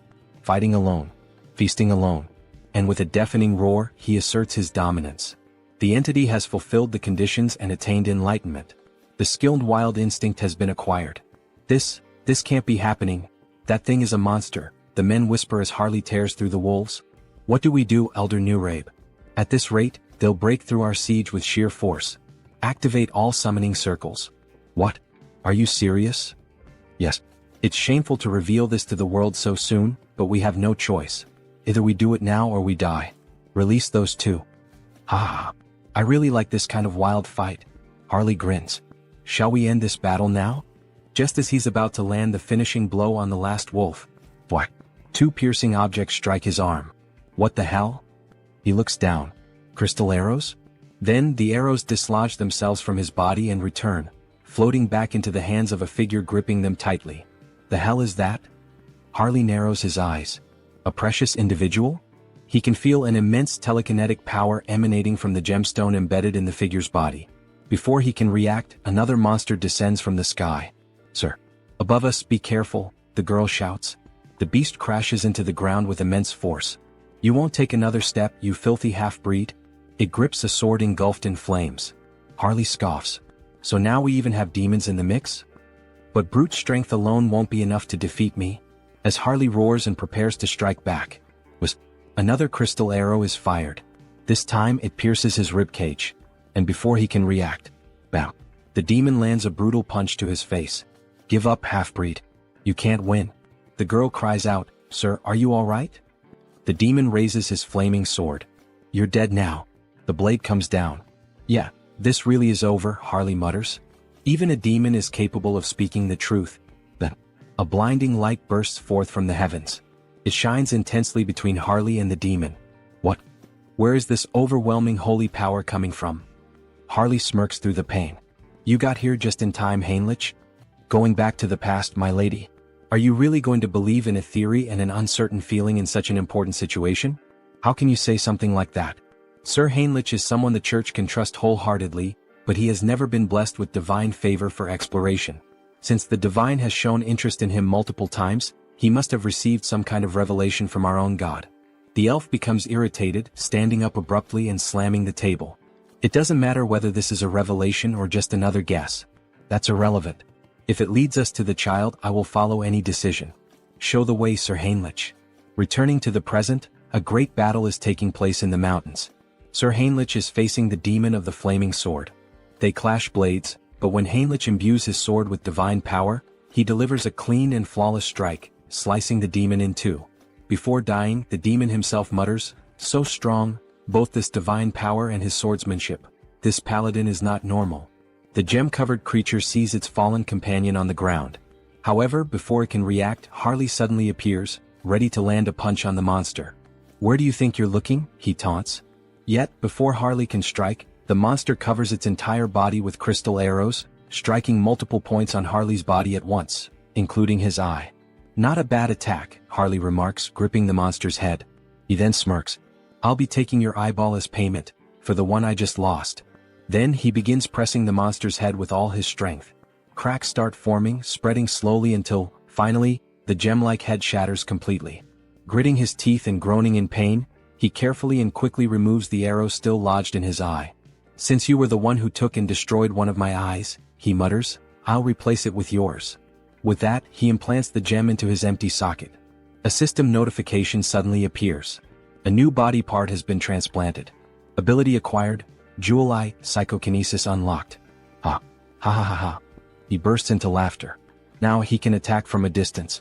As the gem fully assimilates into his eye socket, it gleams with power. I can't believe it. Those two were actually defeated? But who the hell is that paladin who suddenly showed up? Don't act recklessly, a voice warns. They are just one man and a child, nothing more. Begin the ritual, prepare the other monsters, and get ready to withdraw.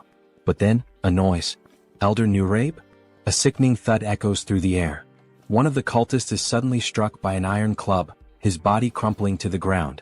I'll crush your skulls, you bastard heretics. Paladins charge in on horseback, roaring their battle cries.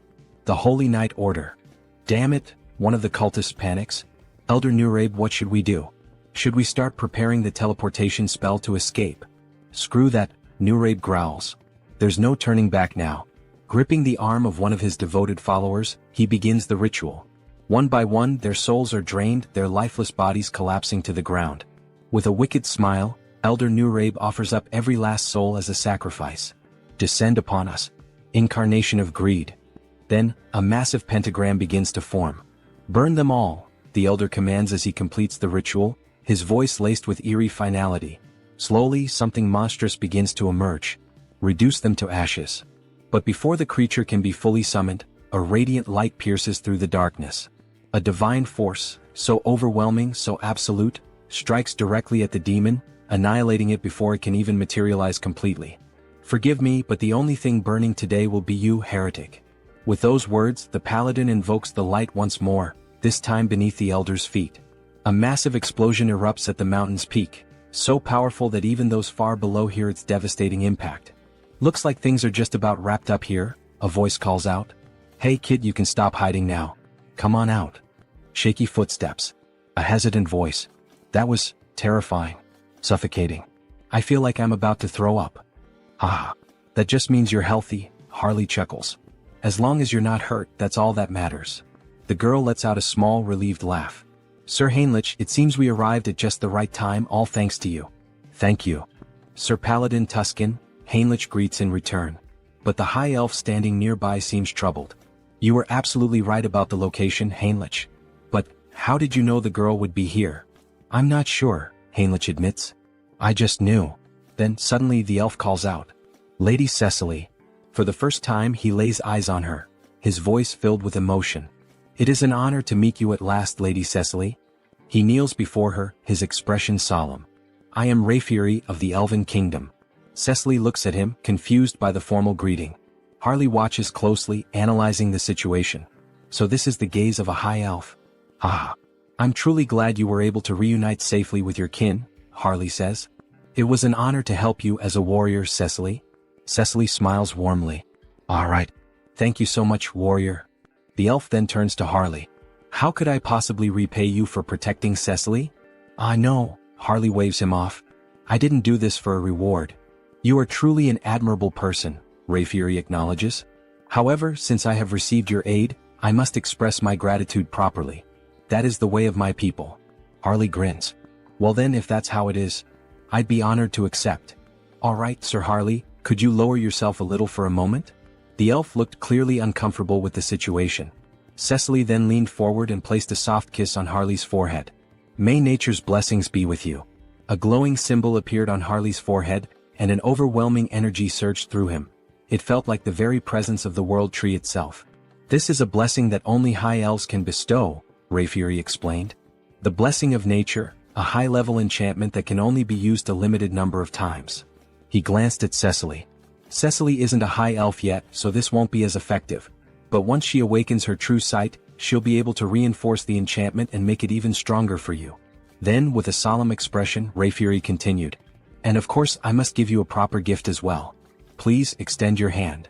Harley complied, and Rayfury placed a small, intricate token in his palm. This is our elven symbol of promise. Should you ever need assistance in the future, we will come to your aid. Seriously? Harley blinked, a bit taken aback. Thank you. You guys didn't have to go this far. I'll accept these gifts with gratitude. Here, take this as well. One last thing. Harley looked at the additional item, curiosity flickering in his eyes. Meanwhile, another conversation unfolded.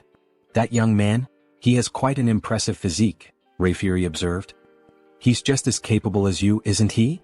You two know each other? No, this is our first meeting, Rayfury admitted before smiling faintly. But I have a feeling this will be a good connection. If it's your intuition, then I trust it completely, Heinrich said. The order must also express its gratitude properly. Heinrich took a deep breath, his thoughts racing. We've gained the favor of both the Elven Kingdom and the Grand Divine Order. Then a voice called out.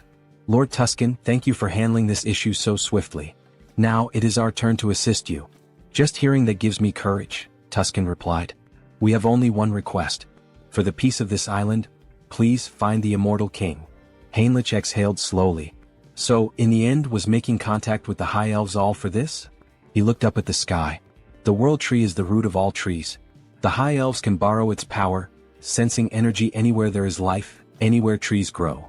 But, Rayfury added, it will require some form of support. Support? I need some knowledge about the energy we're searching for. The energy of the immortal king. All right. Follow me. They used teleportation to return to the church. Heinrich never expected to visit this place again so soon. No matter how many times he saw it, the sight remained awe-inspiring. A colossal sacred barrier, its complexity beyond even his full comprehension. Bringing in outsiders only made the church distort the path further, twisting it into an intricate labyrinth. Even someone like Hans would need a considerable amount of time to break through a barrier of this magnitude. We've arrived. Even if an intruder somehow managed to slip inside, the holy knights and high priors stationed throughout the entire building would immediately mobilize.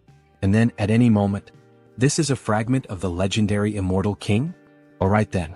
Let's begin mapping its energy trail. The High Elf would track Hans. Meanwhile, elite forces would be gathered, prepared to face him once more. Wait a second. That means there's a path. Fine. On that day with my own hands, I will seize the final fragment of the Immortal King. In the next scene, an empty chair sat ominously. It's time. Have all the representatives gathered. A vast chamber came into view, lined with chairs, bathed in an eerie glow. The flickering of purple fire cast unsettling shadows across the room. The challenge vote. The executive meeting room.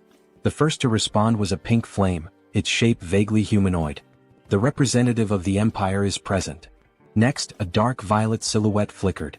The representative of the East, also in attendance. And finally, as for Nurabe, he is dead. He will not be joining us. A heavy silence hung in the air. You've all heard the latest news? A voice finally spoke. We still don't know how the Order or the High Elves managed to track and eliminate Nurabe. First, Marcos, who was cultivating a fragment, and now Nurabe, who had gone into hiding, yet was still found and killed. Aren't we all getting a little too careless? Another shadow stirred. The resurgence of the Order must be tied to the appearance of the Immortal King's heir. Another voice mused. This heir of the Immortal King. Could we not use him to our advantage? You're suggesting we ally ourselves with the very fraud that's been backing us into a corner? A pause, then a low chuckle. Now that is an interesting idea. No matter how many layers of barriers I erected, no matter how deep into the mountains I hid, they still managed to track my location. It seems the Saint used my fragment to trace me. In that case, all I need to do is hide the fragment in the subspace I created. But the moment I tried to send it in, it was repelled back. Damn it. Did I fail? It seems this fragment won't enter a normal subspace. But if that's the case, then what if I store it inside Hans' body instead? Would that be enough to contain it? Would that allow me to transport it without being detected? Then Hans himself would become one with the fragment. As he absorbed the fragment into his own body, it worked. Now, he could draw upon its full power while perfectly concealing any trace of its energy. Perfect. With that problem solved, I've eliminated my greatest headache. Now the only thing left to do is erase the crime scene. Let's burn everything in this room to ash. With a mere snap of his fingers, flames erupted all around, consuming the space as if he had just opened the gates of hell. Now, everything is ready for the show. I'll release all the barriers. My scent will spread across the land. Come find me. I'm right here. Great divine order, come to me now. Hans exhaled a massive surge of dark energy into the sky. I will seize the last fragment of the Immortal King with my own hands. As his overwhelming power spread, the sacred tree finally located him. The High Elf had followed the trail. The Immortal King is in the Monster Forest, west of the continent.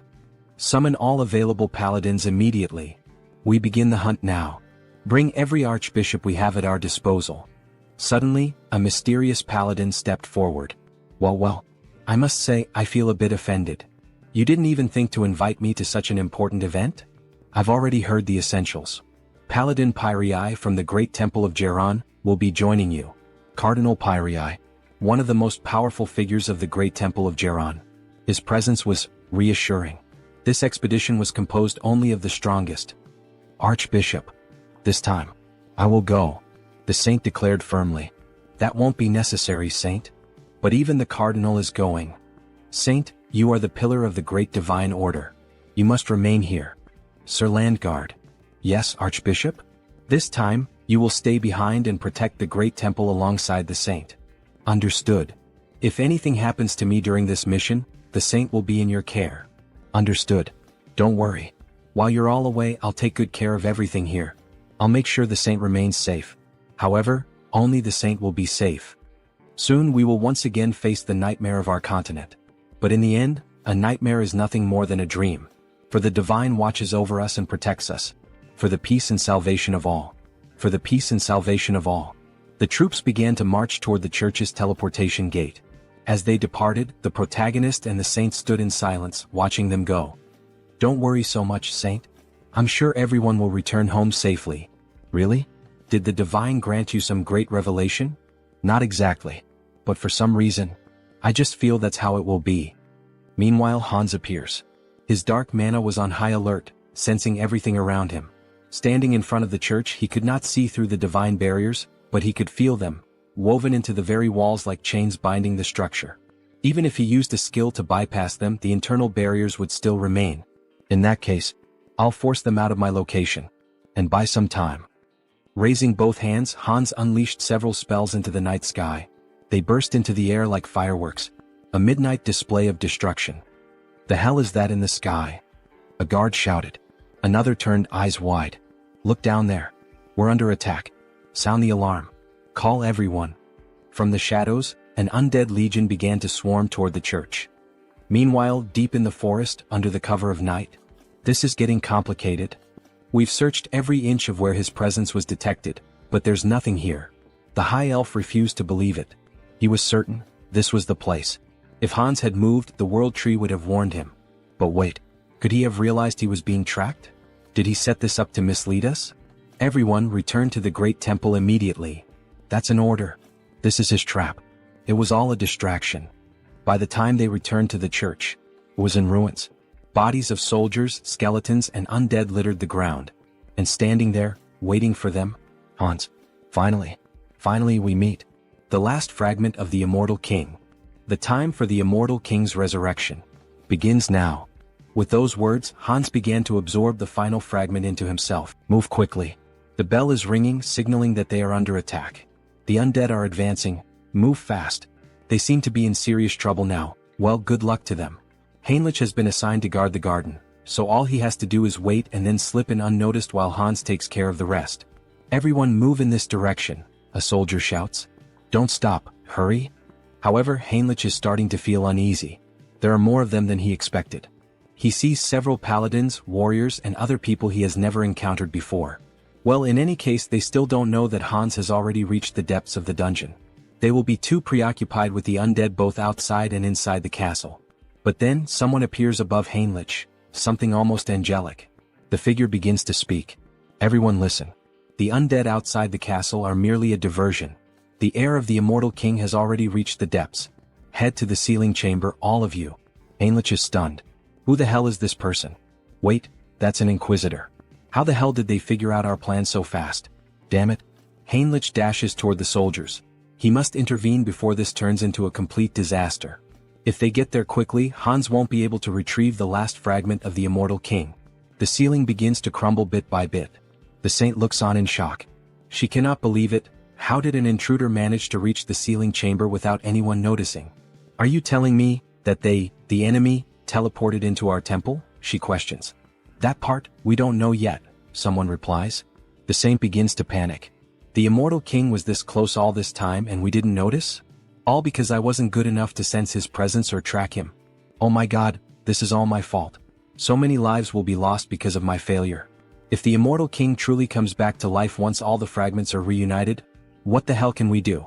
Nothing. Tears stream down her face as she cries. Any apology we give will be too late after so many lives are lost. Then a soldier speaks to her. The road was too crowded, but Sir Heinrich is here.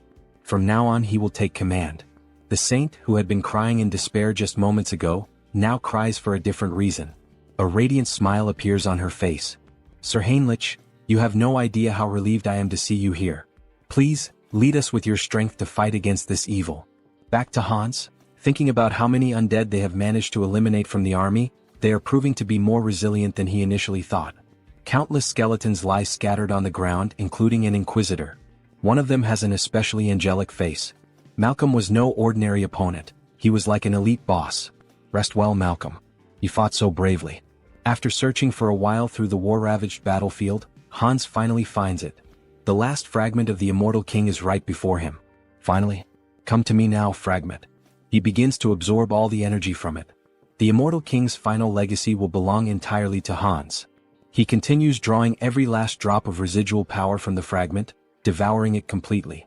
However, when he finishes, he feels something strange. What the hell is this feeling of weakness? Even after consuming the last fragment, he doesn't feel any stronger.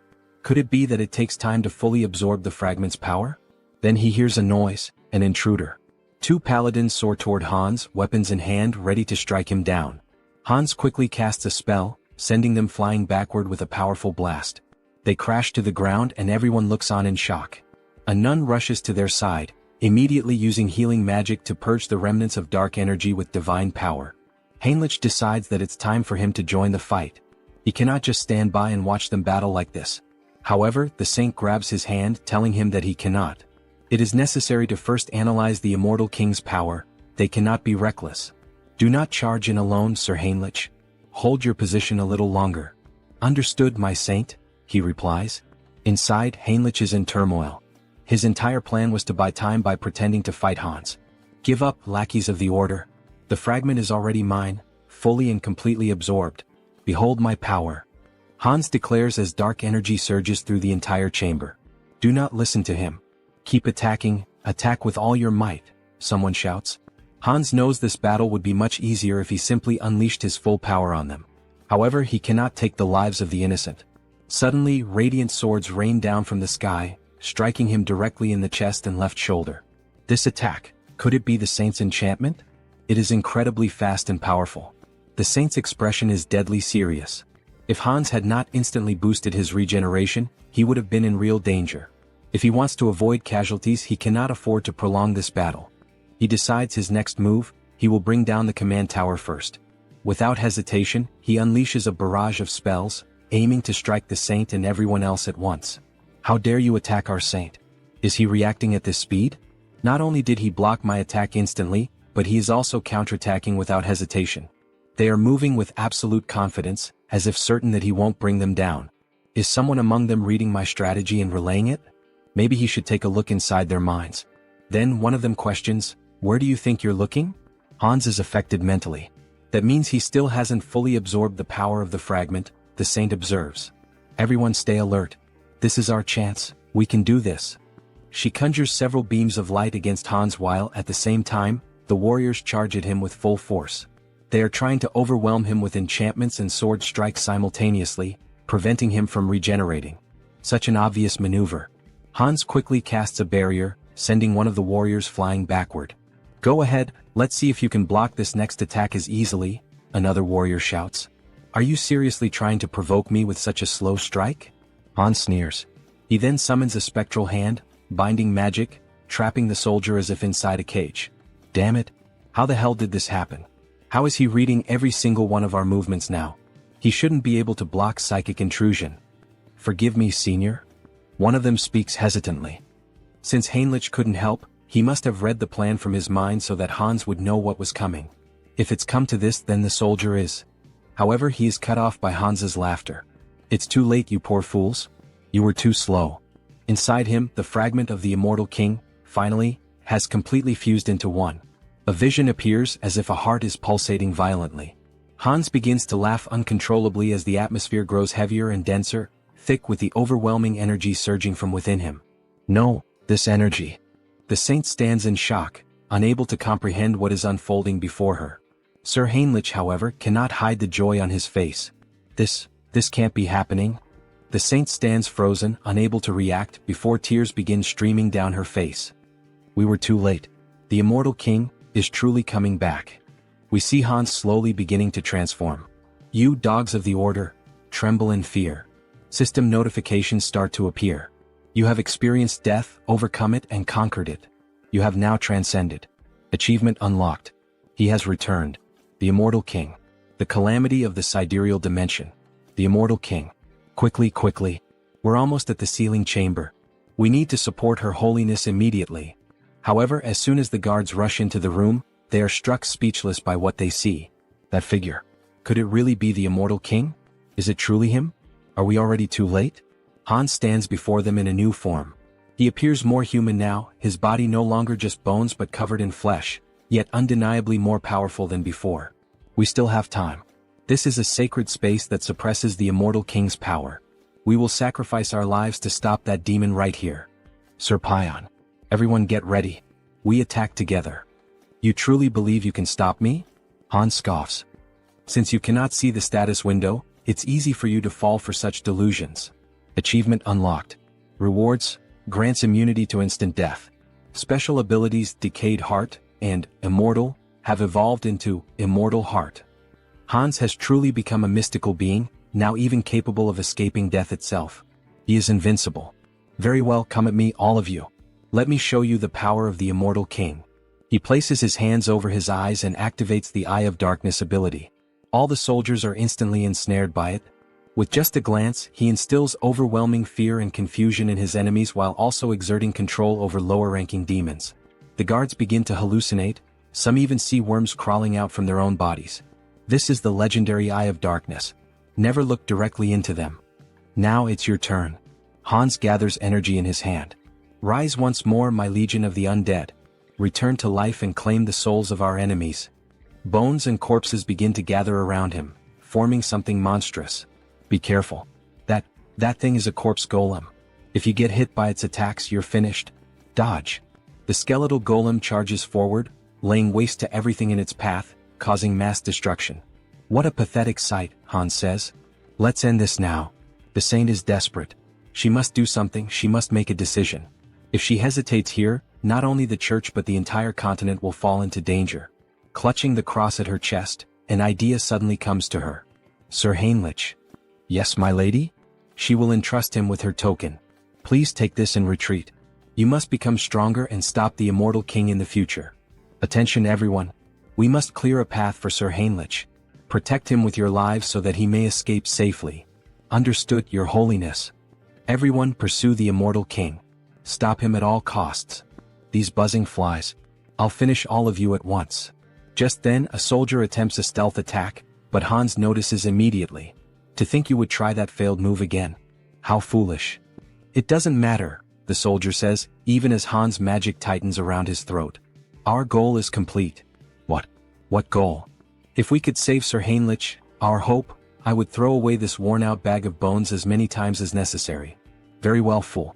Your wish is my command. I'll crush this skeleton right now. Before he can finish, Hans is sent flying by a sudden punch to the face. It was Sir Heinrich delivering a powerful blessed strike. Without giving Hans time to react, Heinrich draws his sword and launches a flurry of rapid, precise strikes. Hans watches, impressed. Your movements are excellent, he admits. But Heinrich's sword is too dull, it cannot cut him, much less kill him. Hans retaliates, launching several black energy spears straight at Heinrich, piercing through his chest. However, they do not wound him, he can feel the impact but the spears have only punctured his armor, not his body. This is the climax. Hans unleashes another spell, causing a massive explosion across the battlefield. The saint screams in despair. Sir Heinrich, what? Even after I told you we should entrust the future to you. She collapses to the ground, sobbing. Why didn't you run away? I did not join the church to save my own skin, Heinrich replies.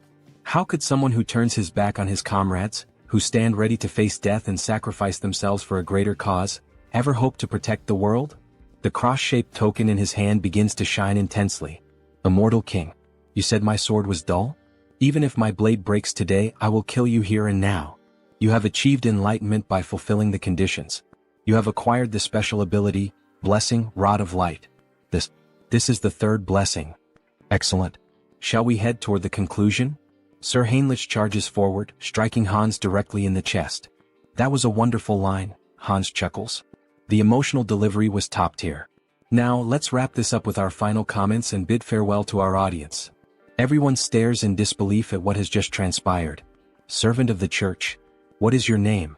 I am Heinrich. Heinrich Landguard. How dare you wound me? The ability, immunity to instant death, has been activated upon receiving a fatal attack. I will remember that name. Then before their eyes, Hans vanishes. Damn it.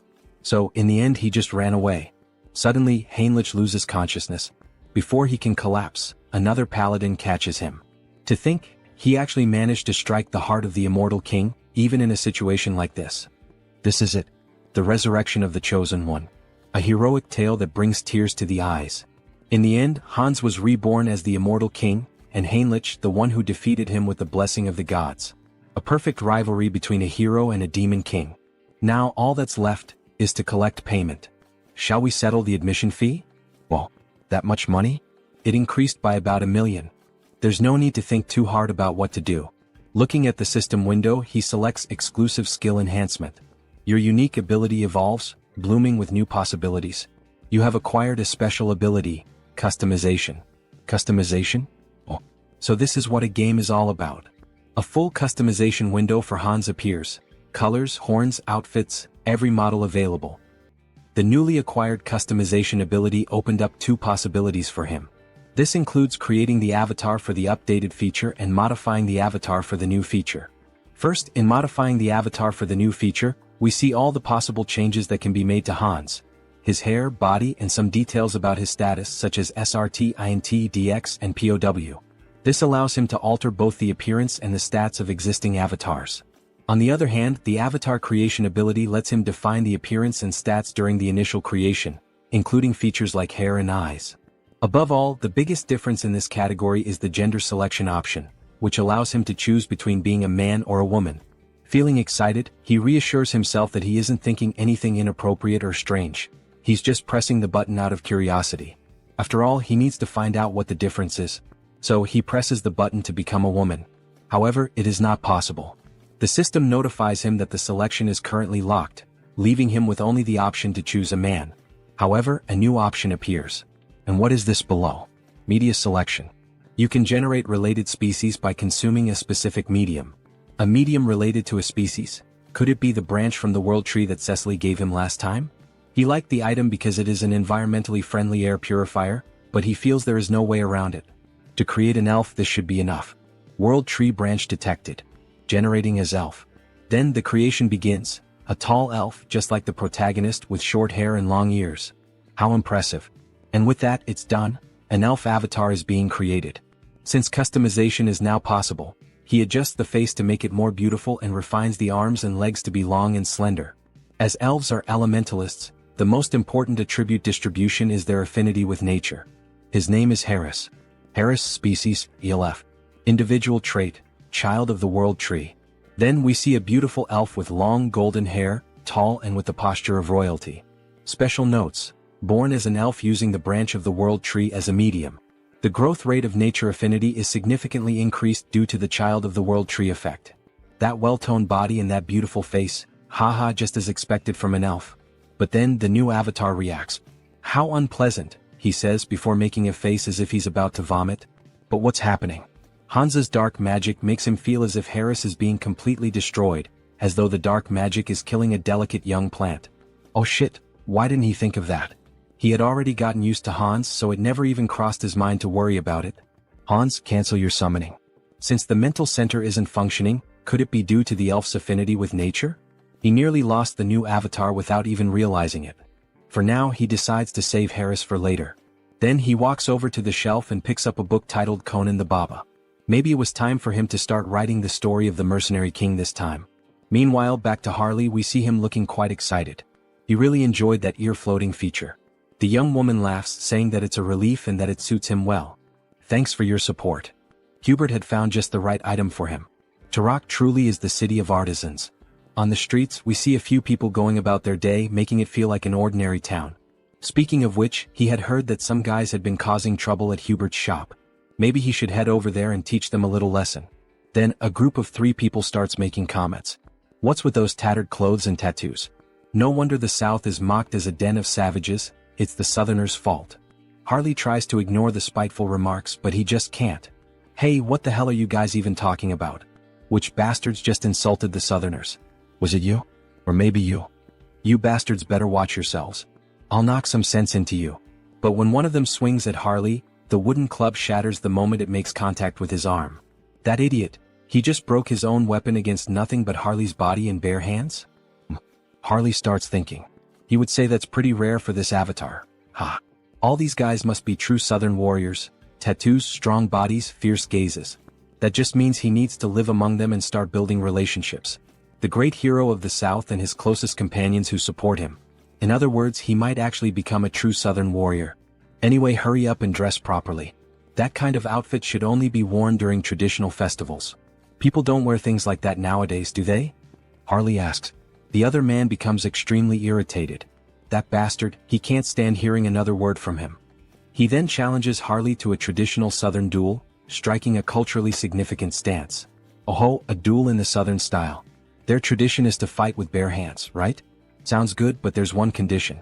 All three of you come at me at once. They don't seem to believe what they just heard. You want all three of us to attack you? Are you insulting our honor? Fine, then two of you can come at me. The third should help the two who'll end up on the ground. As he makes this threat, his eyes take on a psychotic gleam, as if he's about to beat the two of them half to death. Alright, come at me now, you cowards. Try to take me down. Then the sounds of impact echo through the city, leaving a trail of destruction. Two of them are lying unconscious on the ground while the last one, still standing, mutters, "That bastard is insane, unbelievably strong. He's not a Southerner. With that level of skill, how is it possible that you don't have a single warrior's mark?" Alright, those marks were a thing among Southern warriors, weren't they? How should he make this up? Brothers, I am a Southern warrior. But there's a story behind why I have no marks. What do you mean?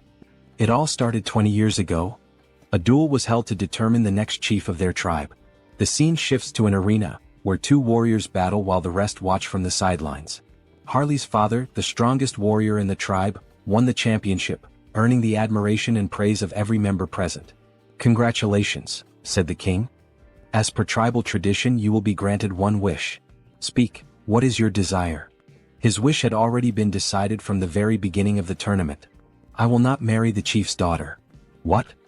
Everyone was stunned. Outrageous. How dare you make such an absurd request? Explain yourself. Well, he had a good reason for making that request. The reason was, she and he were bound by blood as siblings. What? She is left speechless. "Father, are you really going to let someone who speaks such nonsense go unpunished?" "My deepest apologies, my dear daughter. However, everything he said is true. You are not my biological daughter. I adopted you a long time ago. Guards, kill this insolent fraud. Dear, he will buy us time, so run away quickly." At that time, his mother was pregnant with him, which is why she couldn't help his father fight. His father bravely fought alone to protect his wife and unborn child. But he fell heroically, holding back the tribe's warriors. His mother managed to escape her pursuers and hide in a secluded cave, where she raised him. However, even his mother passed away recently due to illness, and that is why he has no warrior's marks. All three men begin to weep. How could such a tragic past exist? They apologize for misunderstanding him. He is a true Southern warrior. He never expected such a sorrowful backstory. Of course, it was obvious that everything Harley had just said was a complete lie, but his performance was insane. Alright then, to our new brother, cheers. Everyone raises a large mug of beer in celebration. By the way, Hyungnim, this place is pretty far from the south, isn't it? What brought you all the way here? Well, there's a story behind that too. After his mother passed away from illness, he was left all alone in this cruel world. It was just him and his own body. He was completely lost, unsure of what to do, how to survive, or what path to take. And then the only person who didn't just walk past him but actually stopped and spoke to him said, "Excuse me, do you need help?" That person was a young merchant named Hubert, who ended up becoming very close to him. Today they are best friends. Hubert was the only one who truly made an effort, who worked hard to help him get settled. A benefactor and a true friend. But later he found out that Hubert was in serious trouble. Apparently he was being threatened by some bandits. There's no way he could ignore the struggles of someone who once saved him. That's why he came all the way here, to help. One of them slams the table. That's awful. An enemy of our brother is an enemy to all of us. We'll do everything we can to help our brother's brother as well, everyone. Thank you all so much for your help. Harley embraces them all. Alright then, as soon as I use these bastards to silence the fools threatening Hubert, it'll be time to kickstart my real creative economy project. He plans to import a ton of pimenta de terra since it's a rare and valuable spice in this world. In exchange, he'll distribute magical tools, which are common here but scarce on Earth. A win-win trade where everyone benefits. And in the process, he'll also secure a hefty profit, using that income to pave the way for even more explosive growth. Very well, Hyungnam. Let's first head to your friend's shop. We'll make sure the place is well protected. You can count on us. Alright, then I'm counting on you all, guys. Having reliable subordinates really makes life much easier. Now that Hubert's problem is being taken care of by them, it's time for him to move forward and begin his debut as an elf. Then, in front of a castle, we see someone standing. Good morning. This is the Great Temple of Rosalia, correct?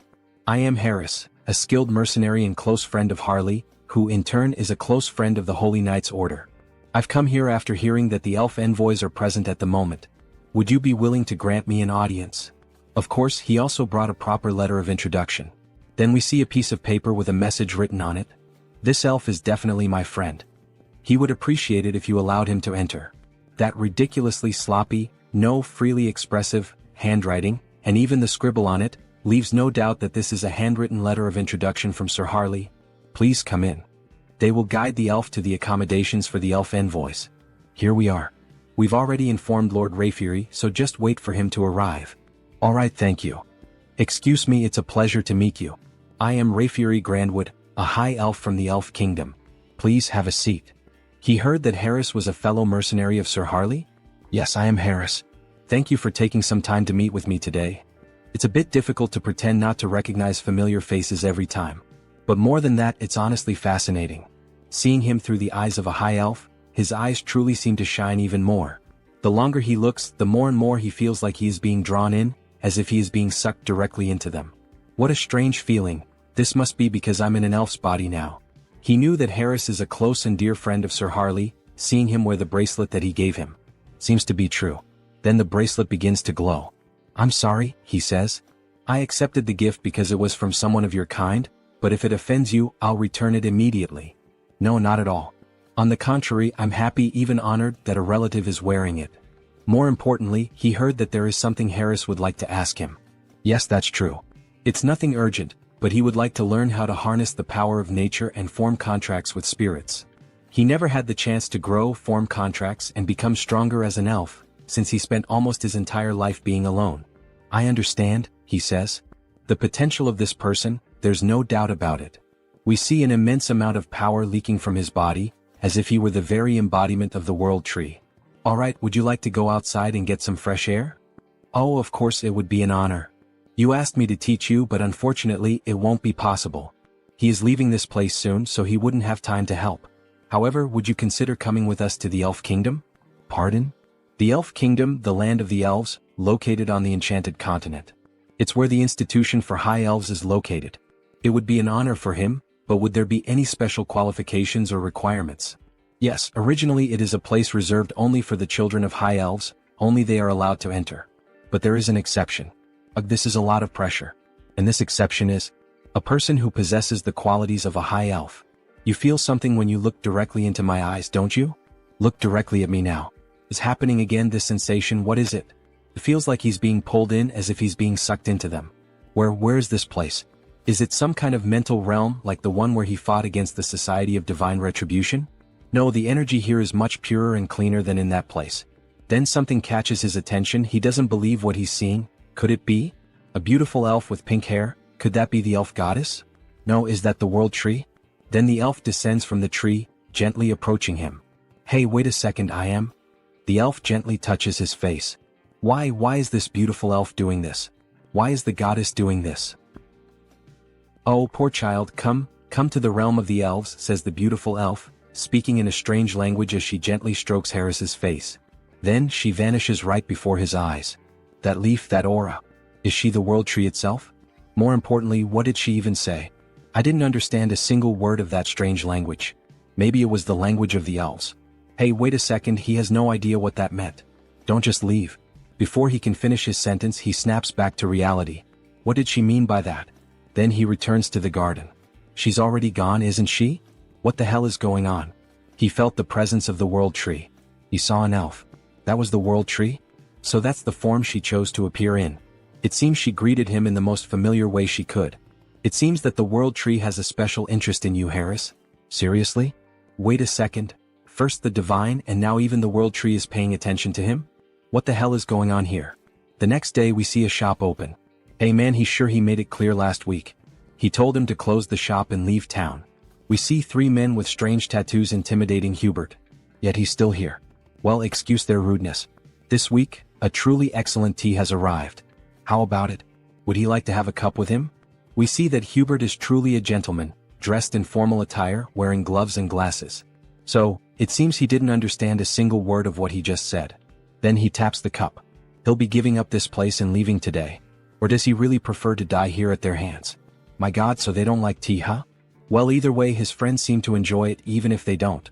What the hell is this bastard even talking about? Before he can finish his sentence, Harley lands a solid punch right to his chin. He's sent flying from the impact. Get the hell out of our sight, you piece of shit. What the hell are they? With just one punch he took down our leader.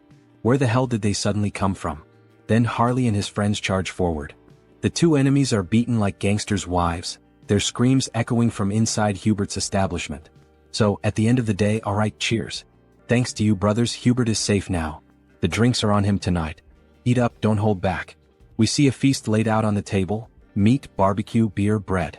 That was way too easy, don't you think? And more importantly, after watching him fight today, he's convinced he really needs a crest. A crest? Yeah, like his.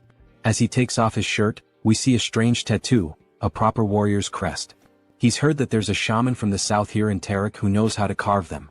So what do you think? Why don't you go ahead and... Luangya, what the hell are you doing? Let's go find him right now. Harley takes off running with Luang in his arms. But he hasn't even finished at least one dry ink.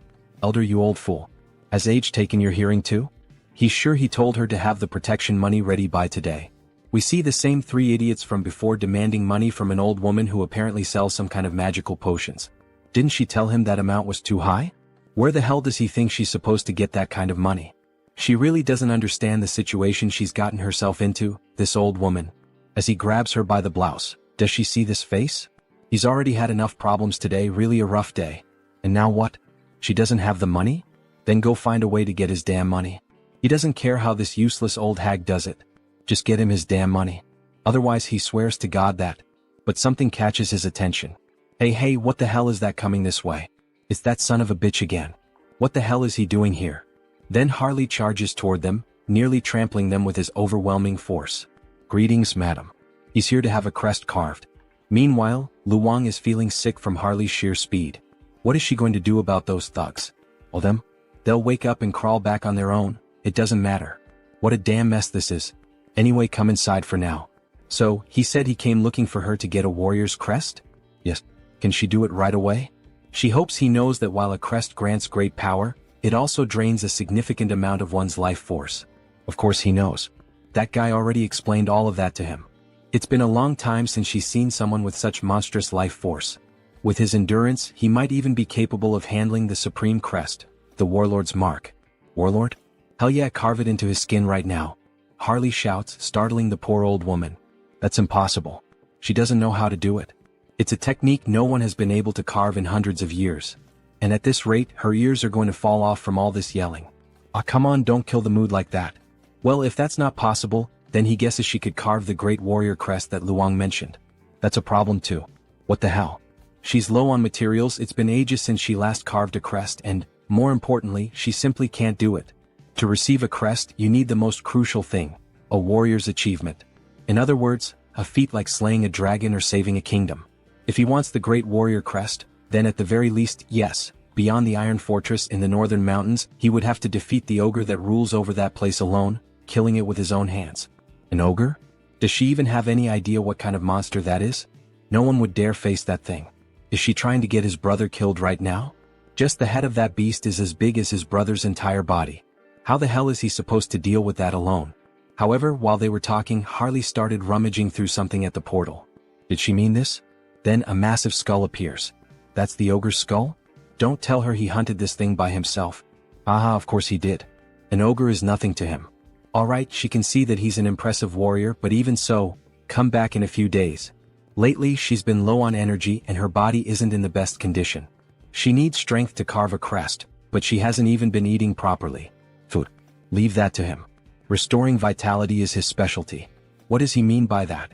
Then, before she even realizes it, he's already vanished from in front of her. He really just left. So, she just hopes he doesn't cause any trouble. You little shit, it's him again? We sure are running into each other a lot today, huh? You again? Then he throws another punch at the thug, making him groan in pain. What the hell is he? Who sent him? Why is he doing this to them? You messed with the wrong people. You're the ones who laid hands on our shaman. Huh? Shaman? That old witch is the southern shaman. Sorry, we didn't know.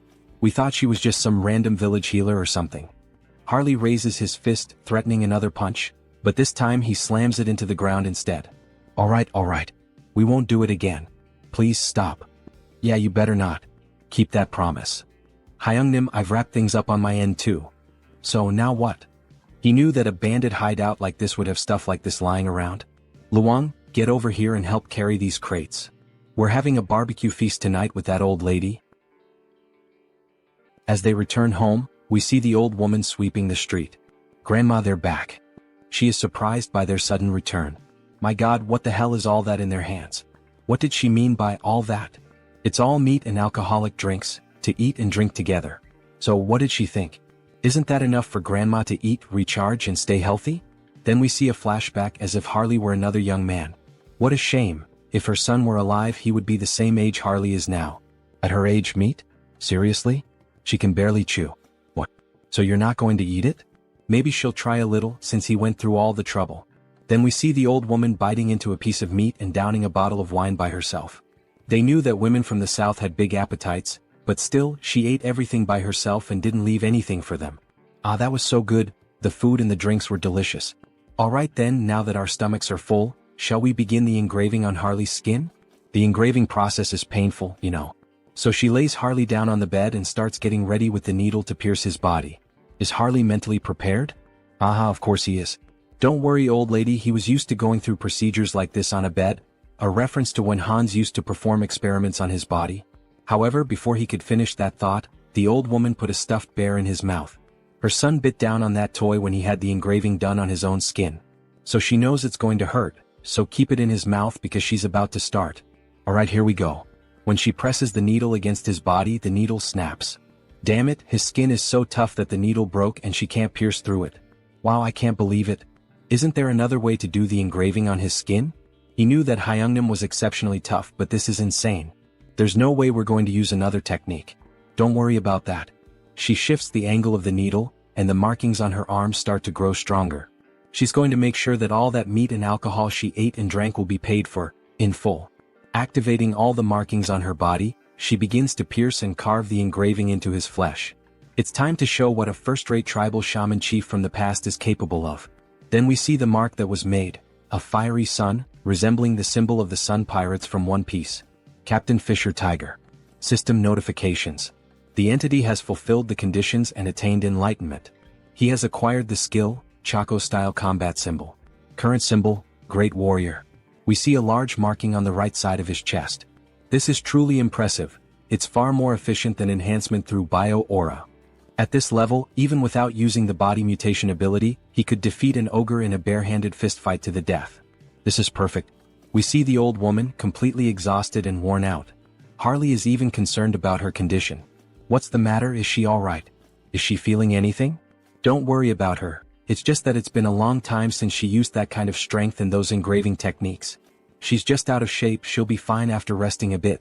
Lock it in, brother. We've just found more work to do. And what would that be, brother Harley? Meat. He shakes the old woman, shouting in desperation. We need to find more meat, she can't be in pain if we're going to finish the other crests. We need to keep her alive and well. That damn stubborn bastard, let her rest a bit before continuing. In the next scene we see Heinrich lying in bed, his body completely wrapped in bandages. Meanwhile, someone is standing in front of his body, praying and speaking divine words. A paladin approaches from behind and asks if she's still praying for him. Cardinal Pion, if she continues praying and using divine power without resting, it will certainly have serious consequences on her body. So please go easy. Yes, she knows the consequences. But her heart won't let her rest. She can't forget what happened, the last vision she had of him. In that moment he stood firm against the immortal king, refusing to back down until the very end. Yes, it was like witnessing the birth of a new hero. Wait, Sir Heinrich, a new hero? The saint's face turned slightly red. Oh, your eminence flatters me by speaking that way. Sir Heinrich, you're finally awake. We were worried, you've been asleep for many days. Is the pain bearable? Thanks to the saint's care, your body is doing well. Sir Heinrich, we now proclaim you not just as a champion of our great divine order, no. We proclaim you as the hero of Out Erica. Finally, says Heinrich with a mischievous smile. Now he can say that both the hero and the demon king have officially been cast in their lead roles. Let's create a Taoist, the one who will play the demon king Hans. Now that the hero has been born, he believes it's time to fulfill his duties as the demon king.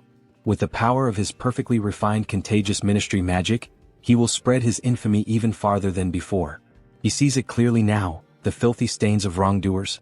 He prepares to begin the night hunt. He will drag every one of them into hell. Quick, move and keep going. This patient came first, get out of the way. Damn it, what the hell is going on this time? Looks like that bastard with the Haho mask showed up again. Well, any idea what's happening? One thing is certain, they got involved with someone extremely dangerous. On Xiangjin, a dark mage sent by the skill management department. They ended up messing with the wrong person, got on the wrong path and ended up dead like this. That freak with the Haho mask or whatever it is a completely insane monster. This level of pure dark magic is beyond human comprehension. That person's body is basically just an empty shell now. He'd bet their soul has already been enslaved. If he were caught by a monster like that, if it were him, he would choose that option without a second thought. As if that would help, says the so-called best dark mage in Korea. He's nowhere near that level. Having a dark mage of that caliber as an enemy, well, that's what it really means. No way. He said the culprit was the Haho mask, right? In that case, let me take a closer look at the curse. He then uses dark magic on the dead man's head. However, he suddenly feels a devastating force as if something is watching him. That feeling, he collapses to the ground in shock. Hey, what the hell just happened? What's wrong? Did he find something? Team leader, he feels like he's about to die right now. What the hell are you talking about? That bastard. The Haho mask. He saw him. The Haho mask noticed him. He tampered with the spell on his own, so if he gets caught, he's screwed, no doubt about it. At this point, there's only one option left. Is he going to fight against the masked Haho? If he just dies now by jumping off this building, he could peacefully cross over to the other side. Hey, stop doing something stupid, you lunatic. The masked Haho only hunts and kills villains. You'll be fine since you're innocent. So calm down and breathe. Alright. Hearing those words like that made him feel a little better. Thank you very much. After all, he is innocent. Is this bastard stupid or something? And somehow he starts to feel his body slowly relax, until he passes out and collapses to the ground. Hey Xiangjin, what the hell just happened? Nurse. Please help us, he passed out. Meanwhile, Hans watches the entire situation from afar. Interesting, that man seems to have the ability to use dark magic even if only in a light form. He doesn't sense any evil aura from him, so there shouldn't be any problem with meeting that guy again in the future. The next day we see a blog filled with various posts and information about the masked Haho. Hans's popularity has grown so wildly that it's now out of control. What could Haho's abilities be? A vigilante of justice, the dark hero. Some people are even calling him the shadow hero. But it's not like he's actually happy with all this attention surrounding Hans. This could end up becoming a real problem down the line. Oh, what a headache. How the hell is he supposed to start operating from now on? However, someone interrupts his thoughts by knocking on his door. Who could it be? Your fried chicken delivery has arrived. Wait, what? Kangtae-san. It's been so long since he last saw him. How has he been all this time? Hey, but look at this guy, damn. It's been years since this Hyung showed up and this is how he reacts to a guest? Ah. What do you mean by the way he reacted? Well, even though he's my friend right now, he's the last person I'd want to see or talk to tonight. Skill Management Bureau. Criminal Investigation Division. Kang Tae-san. Still, Tae-san is the only friend he made during his childhood. Even after all these years while he was reclusive in his room, Tae-san was the only one who came looking for him and tried to help. He's truly a valuable friend. But seriously now, Hyun seems different. It's like he's not exactly sure, but it seems like Hyun has found a purpose to live for again? Well, I mean, he can't stay stuck in the past forever, right? Those who live in the past are museums. And he suspects that his parents wouldn't have wanted him to live this reclusive way. Yeah, damn, he's right. He spoke well just now. Do you have any idea how long he's been worried about Hyun all this time? It's not healthy to stay reclusive for so long without talking to people. Ah, come on, it wasn't that bad. He even went out a few times in the past few days. Really? Says Tae-san with a surprised look on his face. Thank you, my friend.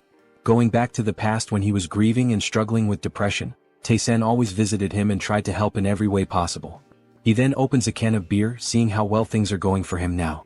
He feels like he can finally reveal a secret. What does that mean? He knows, right? The reason Tae-san joined the Criminal Investigation Division. Of course, he was like family to Hyun's parents, like an actual son to them. And after they died in that accident, Tae-san enlisted in this division. Yes, back to that case then. Everyone thinks it was just a random attack by someone who had awakened. That's what everyone believes. Well, at least until recently. But he doesn't think that's the reason for this case anymore. There's a group that has been operating in the shadows for a long time, calling themselves the Society of Divine Retribution. They are a group of bastards who are very meticulous. So far they haven't been able to link anything or even catch a scent of them. But you've been following the news, right? That masked figure known as Haho has given us a lead. They've given us the first clue. Haha, even dropping hints for the skill management department? Did he go overboard? Anyway, he'll keep him updated as soon as he knows anything new. But don't go around talking about it. Do you want me to end up in a cage? Haha, as if he had anyone to tell. Still, from what he's heard, the masked Haho has been quite impressive. So why is the Bureau trying to hunt him down? Exactly. That's what's bothering him. Why the hell are they going after someone who's actually doing a good job? Yes, exactly. The protagonist is happy to see Tae-san on the side of the masked Haho. After all, it's his clone who is doing all this investigative work. Anyway, let's drink until we pass out tonight. A celebration for Han Song-hyun's new beginning. Then, after several drinks and chickens, they start talking about other things. Just give up on being a writer. What's wrong with that? A hero and a demon king? Well, that's so cliché. And giving the demon king the name of Hans? Haha, Tae-san laughs a lot. That's so boring. It doesn't even sound like a name you made up over coffee or something. What does that mean? This is a classic. There's nothing wrong with the description of this story. This isn't a classic, this is what we call cringe. If it's something that's been done to death, how about pretending it's an abbreviation? Hans, short for something like Hannibal Strauss. Oh, that was actually a good suggestion. Right?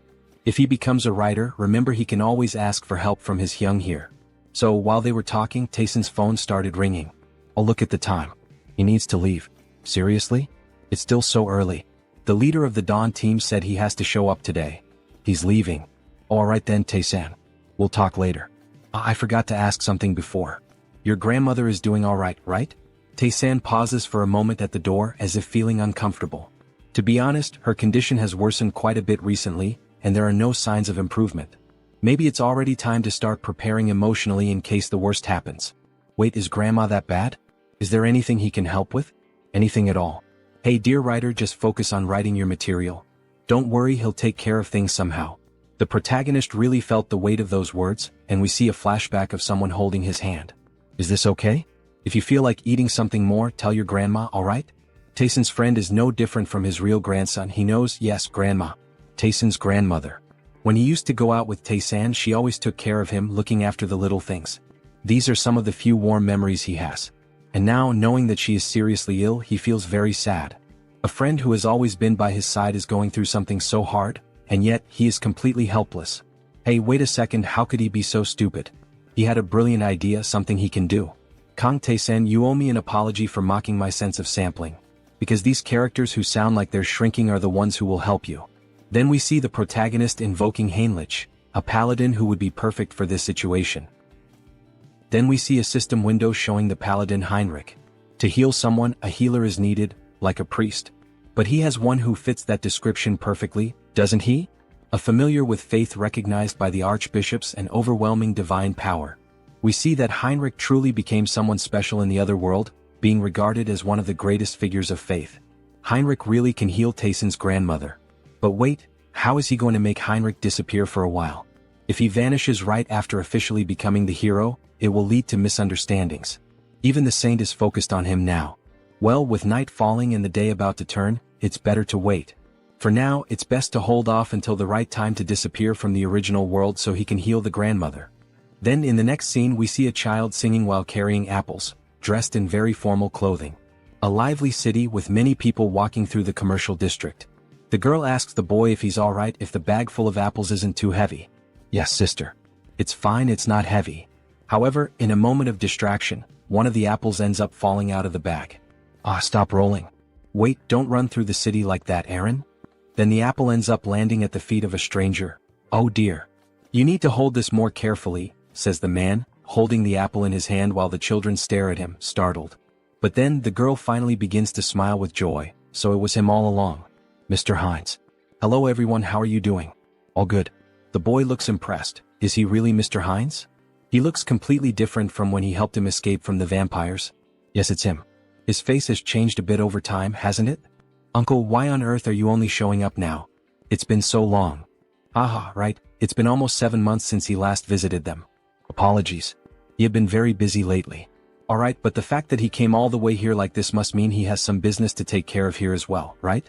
Haha, she seems to know everything about him. Heinz looks surprised. How does she already know? No, he came here just to see them. It's alright, Mr. Heinz. They're comfortable with it, just be quick about saying what you need to say. But you really should visit us more often, says the boy. Alright, honestly he can't defeat both of them, so he decides to be direct. He searches through his clothing and then makes a proposal. Diana, can he be her employer again? He wants to borrow her information gathering skills and offers her 2 gold coins. Yes, of course I'll help Uncle Heinz, says Diana with a smile. A moment later, near the end of the afternoon, we see a house and its garden, someone shouting out Soren's name. Also look for places that sell these magical tools. We see various luxurious items, jewelry and magical tools spread out on a table. Wow Lord, where did he manage to get all these high-quality items? Haha, there's always a way to get certain things. Thanks to Diana, he not only obtained high-quality magical tools from the shop in Talia, but also got information from Brokaslak, who had been silent for a while. The pepper he requested is stacked up in the storage room. Great, her friend is going to sell it. And the purge is over. The purge? What does that mean? The people who pretended to surrender or tried to hide. He identified every one of them and executed them, he says with a sinister laugh while throwing cards with his dead targets onto the table. Finally, now our clan will be normalized and secure. Alright. From now on, they just need to exchange magical tools and pepper periodically. So, he's counting on her to take care of the administration of Heteros from now on. Soren is confused by the information she's just received. What the hell did he just say? She's never done anything like this before, she's not sure if it's a good idea. Can she really manage the clan well on her own? Jean Soren, she's a capable person he trusts. If it's her, he's certain she will do just fine. Oh, the master trusts her. She blushes at his trust and promises to live up to his expectations. How easy it is to deceive this girl and gain her trust. He's using dramatic lines everywhere. If he thinks about it, we're not much different from a small or medium-sized company now that trade between the 2 worlds has been established. Let's get to the point. Shall we start the conquest of the clan in earnest? Then back to the original world. It's already nighttime and the city seems quite lively. There are lots of people walking around, enjoying the moonlight, listening to music and chatting with one another. Based on the information he and Diana managed to gather, he personally investigated and was able to find it. This is the source of his blood, and he's convinced that this is the base of the Brokaslak clan, where those 2 soldiers are standing guard. Then he throws something near the guards to draw their attention and quickly slips in through the back door like a shadow. Why did this one fall on its own? Was it the wind or something? Then we see a beautiful lady holding a glass, drinking it all in one go. This is so good, such refreshing blood. The young vampire lady seems quite satisfied with her drink. But how much longer will she have to keep living like this? Drinking alone is so lonely. Looks like it's still the same as always, a drunk Rosilica. Who's there? There are a lot of familiar faces showing up today. Conceal skill release. Forgive me, but who the hell are you again? He's Heinz, a vampire she met some time ago. She's sorry, her memory is a bit poor. Who are you again? Then she starts pouring more blood into her glass. Still, now that a guest has arrived, she must show her hospitality. However, while pouring blood into the glass, she cuts her fingers slightly to infuse the drink with her own blood. Here, freshly squeezed blood. Please have a sip. No, it's fine. Upon having her offer refused, she becomes uneasy and slightly furious. This is high-level blood magic. How dare he invade the sanctuary of Brokaslak? Then, throwing the blood-filled glass, she begins to manipulate the blood to launch an attack at Heinz. She doesn't know who the hell he is, but she won't let him get away with this. So she goes all in, attacking him with everything she has. However, Heinz only laughs at the situation. Then he counterattacks by controlling her own blood. How is her blood being turned against her? To freely manipulate another person's blood. That's at least in the realm of true blood. He then forms a rope out of blood and leaves her immobilized. This is Brokaslak territory. The intrusion of an outsider is a violation of the treaty. This girl really doesn't seem to recognize him, does she? Well, instead of clearing things up, should he take advantage of that? What violation of the treaty? He is also part of Brokaslak's indirect bloodline. Please don't lie, you coward. Imprisoning a girl like this, there's no way that could be true, is there? Now that she thinks about it, she recalls hearing something about a clan that was persecuted in the past. Could that be true? Yes, he is from that very clan that was mentioned. Now she will cooperate willingly and he will grant her power. Even if he's from a branch family, she has no reason to listen to him. Sorry, maybe I misunderstood, she says, then he grabs her mouth firmly. She has no choice but to obey and will do exactly as he commands. Then, holding a crystal in his hand, he pushes it into her, making her moan in pain, so much so that people near the house found it strange. Then back inside. She is in ecstasy. What is this sensation? It's overwhelming. The crystal is taking hold of her body and flooding her with more energy and power. And at the same time, it feels as if her master has changed. Now let's see if she can reveal everything she knows. Damn it, she can't disobey his command.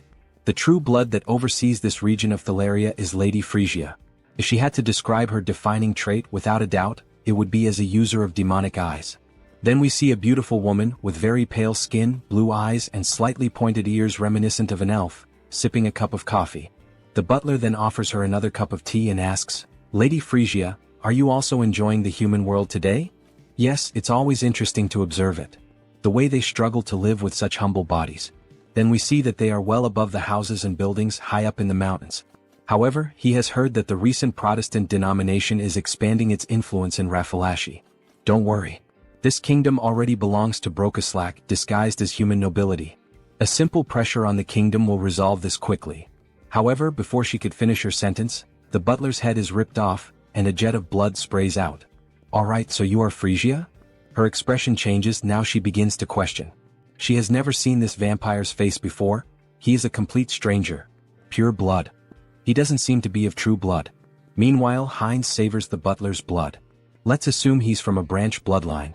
Humph, a humble branch blood like him dares to pick a fight without knowing his place. She makes a scornful face and takes a light breath. She's going to make him realize the mistake he just made, so she activates the demonic eye, which turns completely dark. However, the protagonist quickly repels the attack with ease. That's impossible. How did he dodge her demonic eye? He already knew how her ability worked, the fact that it doesn't work against him. She knows what that means, doesn't she? Now, who is the one that doesn't know their place? Oh, so he is a true blood after all. Attacking them right in the heart of Brokaslak territory, what is his goal? She asks angrily. His goal? Isn't that obvious? He says with a laugh. Everything you have in Brokaslak. He will be the one to take it all and become the new king of the vampires in the cities. She bursts into wild laughter, unable to believe what she just heard. I don't know if he's stupid or just bold. Alright, I get it loud and clear. But he should have one thing in mind, she is also of true blood. Then she awakens both of her eyes, increasing her speed. Even Heinz can't keep up with her and takes a punch to the stomach. Her hand is reinforced with magic and martial arts, making him spit out blood. He really thought his nonsense would work with skills so weak that he can't even dodge? She laughs as we see her arm massive and full of veins. This woman, is she a martial artist? What the hell? She's using her demonic eyes, so he thought she would rely on magic. This is so different from what he expected. Then she starts to summon the blood from her umbrella, using a blood strike toward the protagonist. It lands squarely on him. So, she's a physical fighter, huh? He's under pressure, spitting blood. Impressive, he can still stand. Let's see if he can block this too. Then she charges at him full force, wielding an umbrella. She even handles a sword with flawless technique. That umbrella wasn't just for show, huh? He tries to dodge the quick attacks.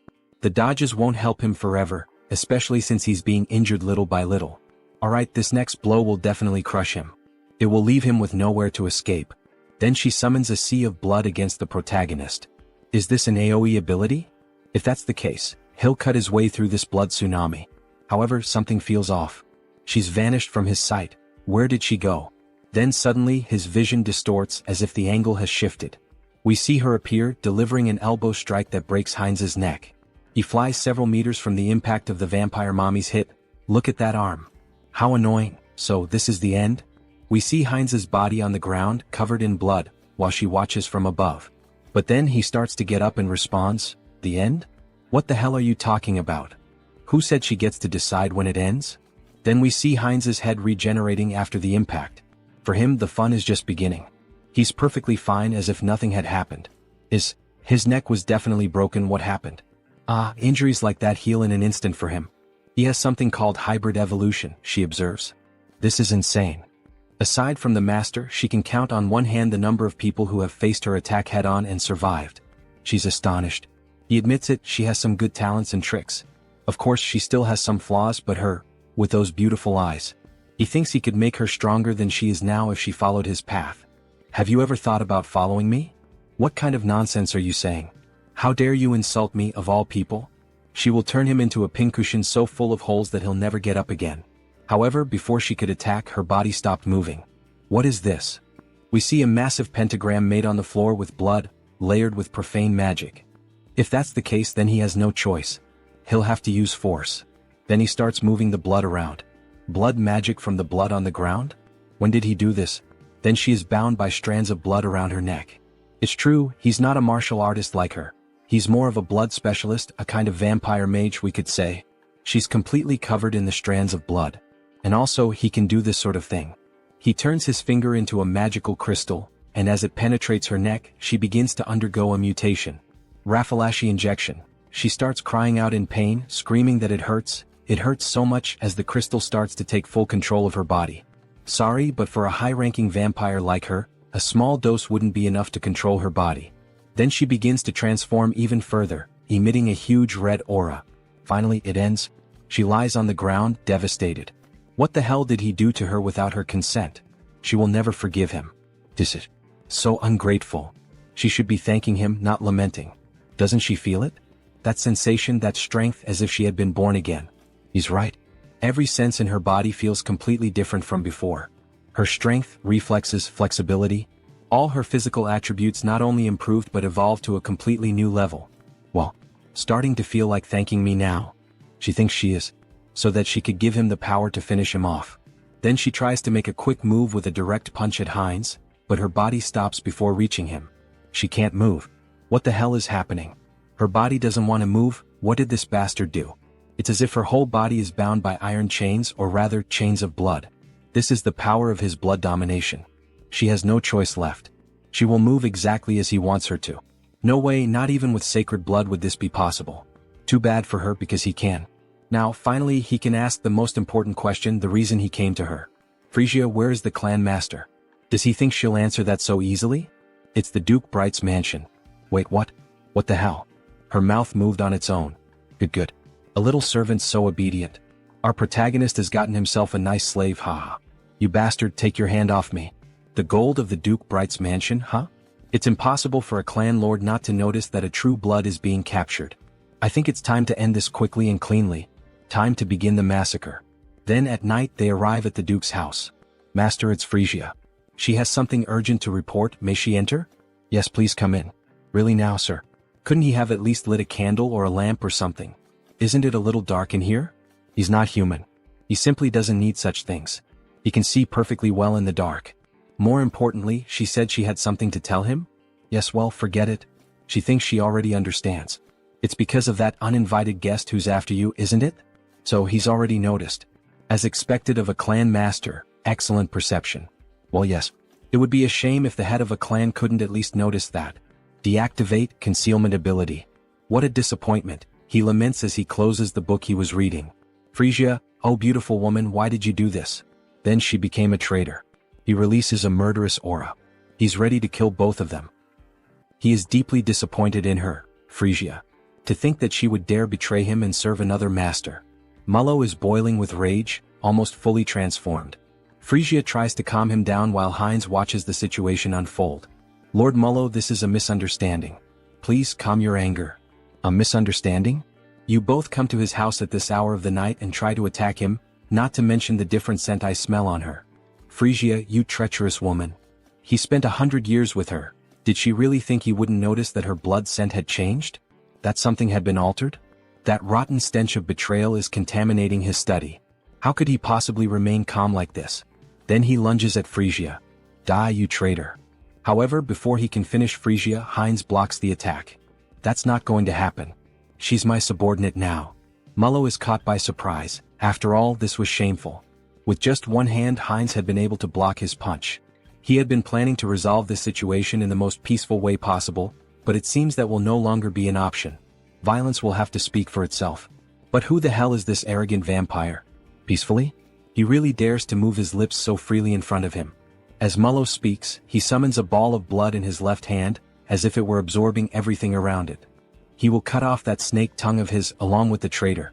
Then, a massive circle of blood appears above them both. He is like Heinz, a magical vampire. Come to me, children of Brokaslak. Several vampires begin to emerge from the magic circle, summoned by his spell. Go and feast on the blood and flesh of these traitors. Kill them for him. Offer the blood of the traitors to Lord Mullo. How dare they? This is no place for people like them. They're nothing but a bunch of puppets who think they're vampires. Then she begins killing them one by one using the umbrella. Something's not right. There are only about a dozen people summoned here. And yet, he has hundreds of vampires spread across the entire capital. Are you telling him this is all that's left of his subordinates in the capital? Mullo is stunned by the weight of that information. Meanwhile, Frisia continues slaughtering the weak vampires. Frisia, what the hell did she do in the capital? What happened to all of his subordinates there? Frisia remains silent. After all, she has a new master now. I'm sorry, Lord Mullo. And as a sign of respect, leaning on the umbrella, she informs him. Most of them are now subordinates of Lord Hines, to whom they have sworn eternal loyalty as their new lord. He doesn't understand. She's saying that his subordinates accepted a new bloodline so easily, without even trying to resist? That's no different from cannibalism within their own kind. With his hands hidden behind his back, he begins to cast a new spell. With both hands brought together, a black sphere made of blood starts to form. This will drive him insane if it continues like this. Is she really sure she wants to follow a man like that? One who will soon lose his mind? Well, all of this is only possible because Lord Hines is from a collateral bloodline of Brokeslack. He's from a collateral bloodline of Brokeslack? As if, don't be ridiculous. Did they really expect him to believe all this crap? As if he were stupid. Brokeslack, magical blood technique. Blood mist. Bear witness. He is visibly shaken by the fact that he's lost all of his subordinates in the capital. So this is the infamous barrier of a blood sorcerer representing Brokeslack. What is this pressure? Is this Mullo's domain? Feels like his head is being crushed and his body is twice as heavy as normal. It's far too early to be this surprised, Hines. No matter when or where, they will always answer the call of their master. Then, by sacrificing a bit of blood into the magical seal on the ground, a vampire wielding a scythe begins to emerge from beneath it. Serve your master, Obeyer. Ah, what a headache being woken up so suddenly. Then we see that it's actually just a vampire child holding a massive scythe in their hands. Why did you summon him so suddenly to this place, Lord? Even though he can see a lot of blood scattered across the floor along with some vampire corpses, what the hell is going on here? Why was a child summoned alone this time? Damn it, Obeyer is already realizing this is a complete mess. No time for chit-chat. Obeyer, kill those two bastards right now. Leave no trace of them behind, wipe out their very existence. Alright. Understood, just give him a moment. He's still waking up from the deep sleep he was in, but he quickly comes to and suddenly appears behind Frisia and Hines, both of whom are caught off guard by his sheer speed. So this is Obeyer, right? Hines had noticed how fast he was, so he must be some kind of pure-blood vampire assassin. Obeyer tries to strike Frisia first, but she dodges the sudden attack. However, he can't afford to be held up here, so he activates his ability, Acceleration. Now it's Hines who appears behind Obeyer, who is taken aback by his speed. Hines grabs him using a blood claw. What is this? A binding spell? How are you using blood magic inside the Lord's domain? Meanwhile, Hines charges toward Mullo, who is also caught off guard by his acceleration ability. However, Obeyer manages to break free from the claw and shouts, asking where the hell he thinks he's going. Their fight isn't over yet. He then quickly attempts to strike Hines again, but Hines narrowly manages to dodge the furious swing of the scythe. Holy shit, he was right in front of him. He could have killed Mullo if it weren't for that damn kid. Looks like he has no choice now. He'll have to deal with that bastard first. So he uses the acceleration ability again, and the two begin fighting all around the area. All that can be seen are flashes of light moving rapidly. Not even Mullo can clearly follow what's happening. Unbelievable. Obeyer's agility is simply the highest ever recorded, not just in Brokeslack, but compared to any vampire they've ever known. And even so, that other vampire is keeping up with his speed? Seriously, who the hell is that guy? In the heat of the moment, while the two were locked in combat, Frisia took the opportunity and attempted a surprise attack on Obeyer, which ends up being successful, allowing her to completely overpower Obeyer. That damn child, she never liked his irreverent attitude, not even back then. Now is a perfect moment to settle this. He shouldn't overstep his limits. Why doesn't he have some fun with her instead? She's dying to kill him with her own hands. Wait, something's wrong again. Even Frisia is managing to keep up with Obeyer's speed? That's not possible. After all, the Lord knew both of them perfectly and was aware of every trait his subordinates had. What the hell is going on here? And she's even taking down other subordinates on her own? Where the hell did she get that kind of power? Does he really think he has time to let his guard down?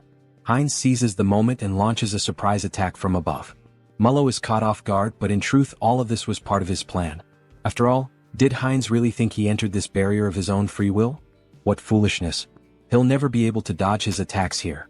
Then, forming symbols with his hands, he summons a powerful strike. But Heinz was laughing. Dodge. He never planned to do that in the first place.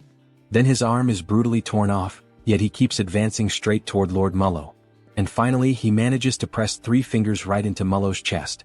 That bastard, he actually dared to sacrifice his own arm just to win this battle and get close to him. As if he knew how frugal he truly is. But Heinz's arm regenerates quickly. He wouldn't be foolish enough to actually lose a limb. What do you mean his arm regenerated instantly?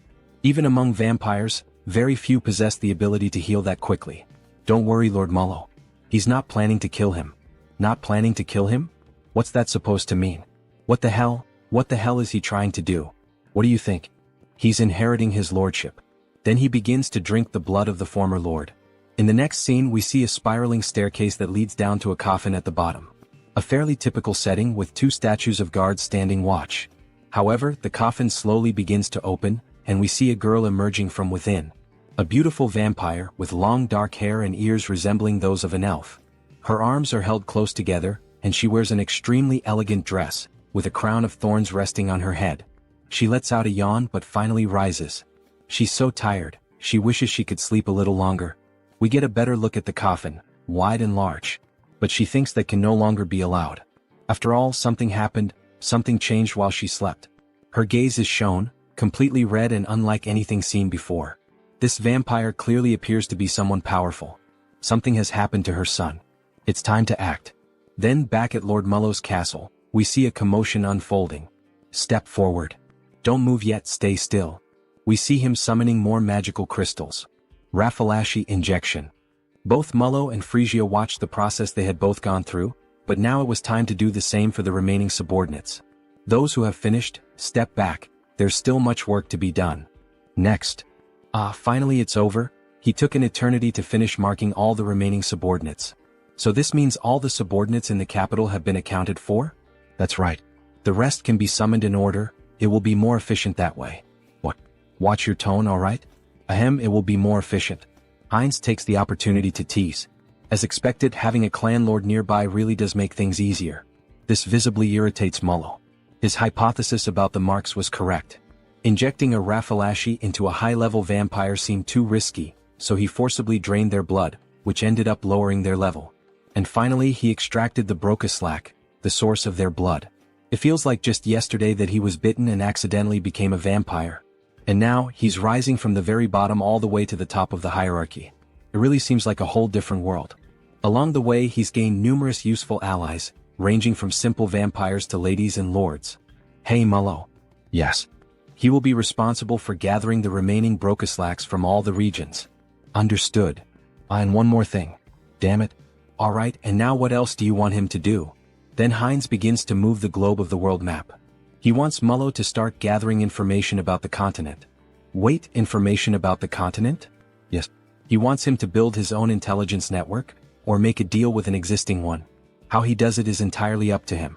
This is an important task, so he is counting on him to carry out this mission.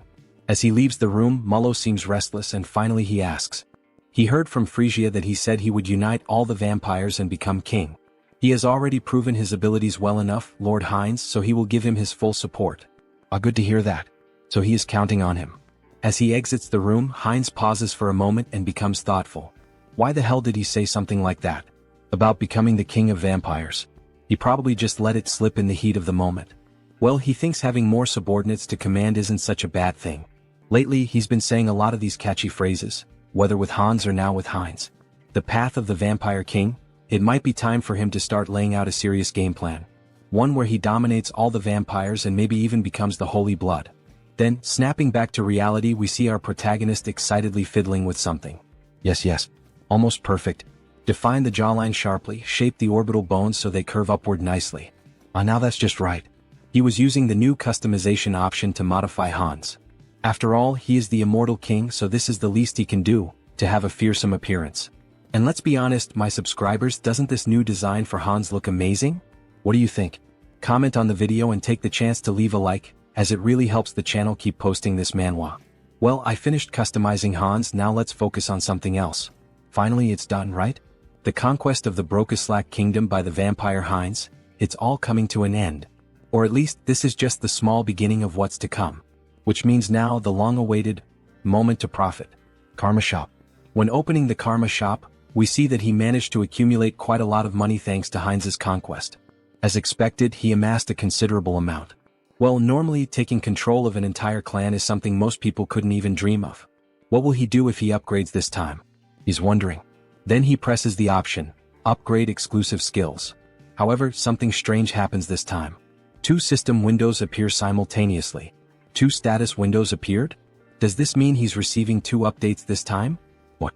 The usual increase in the number of avatars isn't here? Actually, another window showed up instead. Media Selection. The avatar's potential will increase drastically. The entity's growth rate will become even faster. I can't believe it. This enchantment cost 900,000 in the Karma Shop, after several days of saving up his hard-earned money. This isn't right. Just as he was starting to enjoy collecting different races. What a shame. Then he analyzes the second update he received. What is this? Entity Projection. Entity Projection. It can be used once a day. It allows the user to project one of their avatars onto their own body. What did that say? Does this mean he can use the power of all the clones he's created so far directly with this body? Right? Surprised by this new update, which allows him to become one of his clones through a specific power, he begins to look through all the information about his clones. Hans the Immortal King. Heinrich the Paladin. Heinz a vampire. And even Harley and Harris. All of them are available for use. Seeing them all together makes him very proud. After all, he built each one from scratch. He completed missions, spent points, changed part of some world, whether for good or for evil. Entity Projection. Can be used once per day.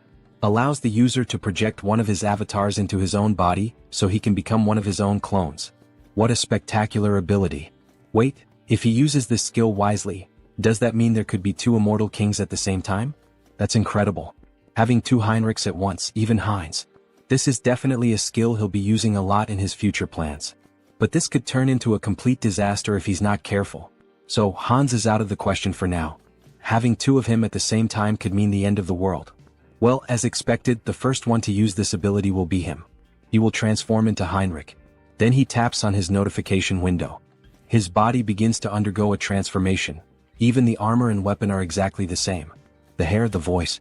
This is incredible. However, not everything is perfect. The divine power is about half of what it was in Out Erica. Is this what it feels like when an awakened one returns to Earth? Then a notification appears on the screen. Duration time, 9 minutes. It's a shame he can only use it for 10 minutes. Well, I'll head out for a bit. That should be more than enough. In the next scene we see a hospital at night. The classic shadow of Hans appears inside a room. Then we see Hans and Hyun emerging from the darkness. So, shall we begin the work?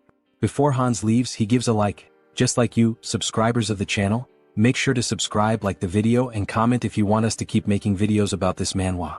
Then we see the hand of an elderly woman. Grandma, he's finally here. We see how weak she is, needing machines to help her keep breathing. He holds her hand tightly, almost in tears. She remembers him, right? He's Song Hyun, the one who used to play, go out, and party a lot with Tae-san, her grandson. He had wanted to visit her a bit earlier, but he was only able to get out and come here now. Starting today, he'll begin visiting more often, so she'd better not get tired of seeing his face. Then we see him beginning to use identity projection. Target selected, Heinrich. So please just hold on a little longer, Grandma. Let's activate the Uterican Divine Technique. He holds her hand as he takes on the form of Heinrich and begins to pray for her. The divine power starts to flow from his hand and moves toward her heart. Pour out all the divine power to restore energy, boost resilience, and cleanse the body. May God save this poor soul. As he says these words, the room begins to shine even brighter, as if a miracle is unfolding through Heinrich's hands. After the light fades, we see that the grandmother is still unconscious, but her skin already appears more radiant. It looks like the 10-minute time limit has ended, and he begins to lose the transformation. Even with divine power, there is still a limit to how much can be done to treat age-related illnesses. He seems exhausted. After all, taking on one of his powerful clones with just his ordinary body can't be easy. But this should help improve her condition. Now he can only rely on his grandmother's willpower. Grandma, she needs to stay strong. We see the sunrise. He stayed the whole night watching over her, and makes a promise. He will come with Tae-san next time. Then, back in the world of Out Erica, we see images of a forest. We see the elves within the forest. So, is Harris one of Harley's friends? Yes, that's right. We see Cecily quite curious about the relationship between the two. Meanwhile, the other elves continue walking. It was a brief meeting, but we got along so well that we became like family. She begins to sniff him. Is that why? She senses a familiar scent coming from Harris. Harris is caught off guard. She's saying the same thing Diana says to Hines. They're not going to figure out we're the same person, right? It's a scent similar to what she smelled on the branch of the world tree. She knows that scent well since she spent the whole day with it. Ah, I see. Phew, at least it's not because of being the same person. It's just because the body is made from the same material. After all, it was created from the world tree. In any case, we'll get along well. He's a friend of Harley, so she's going to take good care of him. Yes, thank you very much. Granwood watches all the commotion from a distance, and he lets out a soft smile, as if he were watching two children playing and interacting. Alright, let's take a break and rest here. He said he still hasn't formed a contract with a spirit, right? Shall we practice some spiritual techniques? Miss Cecily is clearly very excited to have a new friend, so they move a bit farther away to begin training. Cecily starts trying to summon a spirit with great effort, and eventually it works. She manages to summon a water spirit. Cecily is overjoyed as it's one of the first times she's been able to perform the technique on her own. Harris, look at this water spirit, look how cute it is. But he doesn't respond. He has a depressed expression. What happened? What's wrong, Harris? Why doesn't it work for him? We only see wind and a leaf moving around him.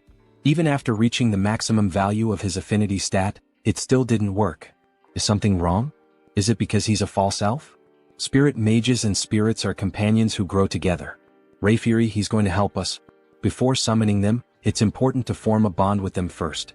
Reveal the power of nature that exists within you and show it to the spirit. He had tried to form a bond after summoning the spirit, but it seems he got the order wrong. He's glad he followed the elves after all. First, focus entirely on affinity and release the overflowing power of nature. Then he begins to channel nature's energy, which emerges in its purest form, glowing a vibrant green. He gathers all the natural energy around him. But what is this? Why is he so good at it? He had mentioned this was his first time trying.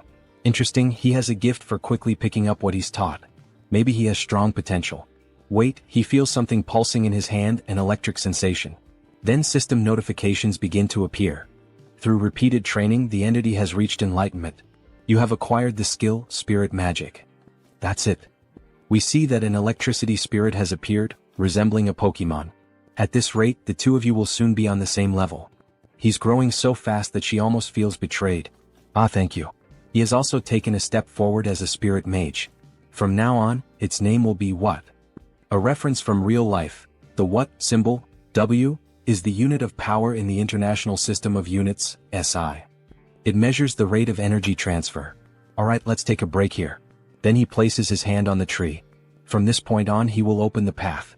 All forests and trees are connected to the mother tree, the world tree. And among us, the high elves who are the closest to nature, are able to travel anywhere there is a forest, opening a path that links them. We see the magic surrounding Rayfury, reflected in the intensity of his eyes. Cecily can definitely do this as well. Seriously, she can do that too? Maybe not right now, but in the future, without a doubt. A path connected to all forests. In other words, it's a vast natural teleportation network, isn't it? This is far more efficient than the portals of the Great Divine Order, which require physical installations. This is the power of the world tree. Alright, we've arrived. Harris is amazed by what he sees. There's no way this place is Real World 3. We see a massive tree with a structure built around it and a bridge leading directly to it. There are several houses and other buildings nearby. It's much larger than I imagined. It's your first time seeing the world tree too, right? But Cecily doesn't respond to him. Upon coming into contact with the true tree, she enters a deep trance. Then, with no control over her body, she begins to float toward the tree, while Harris and Rayfury watch in silence. She moves toward the tree, which radiates natural magic. This must be the first time you've seen this as well, Mr. Harris. Watch closely and admire. This is the eye-opening ceremony of a high elf, an event that even other elves rarely witness. Cecily is awakening as a high elf. Her new eyes are beginning to appear. The eye-opening ceremony, what a spectacular sight. Everything is being reborn, an overwhelming force of nature converging in one place. Then some elf spirits begin to appear. Wait a moment, what is that? The fruit of the world tree. It is handed directly into her hands by the elves. Then she takes a bite of the golden fruit, which resembles an apple. Cecily is truly becoming a genuine high elf. Wait, this is not the time for him to just stand there admiring. He can't let this kind of pure natural energy go to waste. So he begins to channel and meditate. Absorb as much as possible into your body, make it mine. Then something catches Rayfury's attention. His energy flow, something strange. New system notifications appear. The individual has met the conditions and reached enlightenment. You have acquired the skill, affinity with nature. There it is. Now he can grow stronger simply by absorbing natural energy just like the other elves. Mr. Harris. Sir Rayfury, he wasn't just relaxing or anything. Don't worry about that. Look to your side. Then we see a plant floating nearby him. It seems the world tree is quite interested in you, Mr. Harris. Wait, is that for him? Yes, it's a gift from the tree. Really? Normally, sacred relics like this are only granted during the eye-opening ceremony. It's an extremely rare occurrence. They can even be transformed into weapons or accessories. So you must have received a sacred relic during your own eye-opening ceremony as well, Mr. Rayfury. Could it be? No way, that accessory he gave, is it? You should return it now. I know that's definitely not the case. His sacred relic was transformed into a ring, which he used to propose to his wife. Since then he passed it down to his daughter. Proposing marriage with a sacred relic, huh? Mr. Rayfury is more romantic than expected. Look, the eye-opening ceremony is over. Miss Cecily will probably remain asleep for a while now. It's a period during which the rapidly increased energy stabilizes. Really, what a relief. He's at the age to start thinking about retirement, and now a new high elf has appeared. What? Of course he's not going to retire immediately since we're short-staffed. No need to worry. No, that's not what he means. Retirement age? What age does that guy have? In the next scene we see the capital of the elf kingdom, Drasha. After the eye-opening ceremony, he ended up staying at the academy thanks to Mr. Rayfury's help, and as it turned out, the environment was very different from what he expected. He thought everyone here would live like true fairies, peacefully like the trees in nature. The imagination of an elf village. But what the heck is this? What?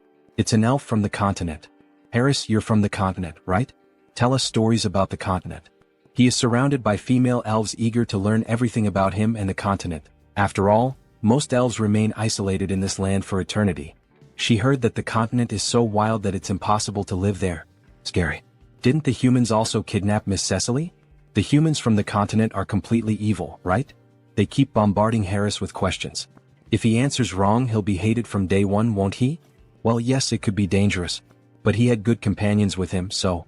Companions? He was traveling? Yes, during his time as a mercenary he met quite a few people. It's too noisy, she can't concentrate. Hey, could you guys keep it down? We see a beautiful elf with blue hair, one hand on her hip, clearly showing authority. Sorry, Lady Shapiron. We were making a lot of noise, weren't we? Sorry about that. See you next time, Harris. Finally, a little peace and quiet. Thank you. Thank you as well. Then he is interrupted by her. How low class. As she makes a haughty face, bringing some worthless mercenary from who knows where. Why is she so annoyed with him? Right. There's always at least one character like that in a school setting, isn't there? Will I really be able to get along here? Maybe she's the classic Tsundere of the Manhwa, Elf Kingdom Royal Capital. And that concludes the report on our interactions with the Great Divine Order. We also disclosed information about the new immortal king to the other races of the enameled continent. An immortal king who can move freely through space, huh? That means this time he might even cross over to our continent. Still, it's truly a relief that Lady Cecily has appeared now. For me and for His Majesty as well, isn't it about time to start thinking about retirement? Indeed. Thanks to her, one of our greatest concerns has been eliminated. Then we see the Majesty of the Elves, a beautiful elf with yellow hair and golden eyes. Her skin is pure white, adorned with flowers in her hair. On second thought, she heard that the person who came with Lady Cecily is also quite remarkable. It's true. He has already caught the attention of the World Tree. His talent is exceptional and his growth rate is incredibly fast. If we provide him with proper education here in the Elf Kingdom, he will undoubtedly achieve great things. Sir Rayfury, you seem exceptionally enthusiastic. Do I really? He is also scheduled to complete his basic training at the academy for now. Oh my god, the academy? That means Sir Rayfury's academy. Let's pray everything is going well with Harris. If he's that kind-hearted guy, I'm sure Mr. Harris will be a great help to you. Then back at the school near the great tree we see Harris feeling sleepy. What a beautiful day. Maybe it's thanks to the blessing of the World Tree. The weather is perfect, the air is fresh, and the elves sing beautifully. It's pure healing. Maybe he should just give up on everything and keep living as Harris. Hey you. Books suddenly fall from the sky toward Harris, hitting him hard on the head. You really don't have the luxury to just lie around intoxicated by the world tree, you know? Intoxicated by what? As a former mercenary, she thinks he probably doesn't even know this kind of basic common sense. This place is the closest to the world tree itself, which is nature itself. Elves with high natural sensitivity are especially prone to becoming intoxicated by this comfort and harmony with nature. They become lazy. So all of this is because Harris has a great affinity with nature. He starts to feel his vision growing heavy again. Are you listening? Yes, he is listening. He possibly still doesn't know much about being an elf or these interactions with the world tree, so because of that, she will lend him her book. She made sure to organize everything so that even an elf without roots like him could easily understand. Listen carefully. If the class average drops because of him, she will never, ever forgive him. Scary. Are you understanding me? We see one of the first Sundra traits in this manhwa. Goodbye. Well, at least she doesn't seem like a bad person, he thinks. That ring. He can feel the energy of the world tree within it. There's no way a sacred relic would be carelessly left lying around. Is she from some noble family? She seemed familiar from the beginning. Somehow there's a strange feeling of déjà vu. Then he remembers what Rayfury told him. He gave his to his daughter though. Wait, that can't be true. Could she really be his daughter? Why are you placing your hopes on that idiot father? Then Harris starts to think more deeply about this matter. This is ridiculous. Shapiron is Rayfury's daughter? They don't look alike at all in terms of personality, do they? He is so calm, but she is like a caged beast. Well, she seems not to like him, but her explanations are very kind. It feels like a private lesson about spirits. Alright, should he try it like this? Then he begins to channel the magic into his hands. Wind and fire start to emerge as the two main forces of nature. The fire spirit is called Kali, the lowest grade fire spirit. The wind spirit is called Pascal, the lowest grade wind spirit. Now that he knows the trick, this is not so hard.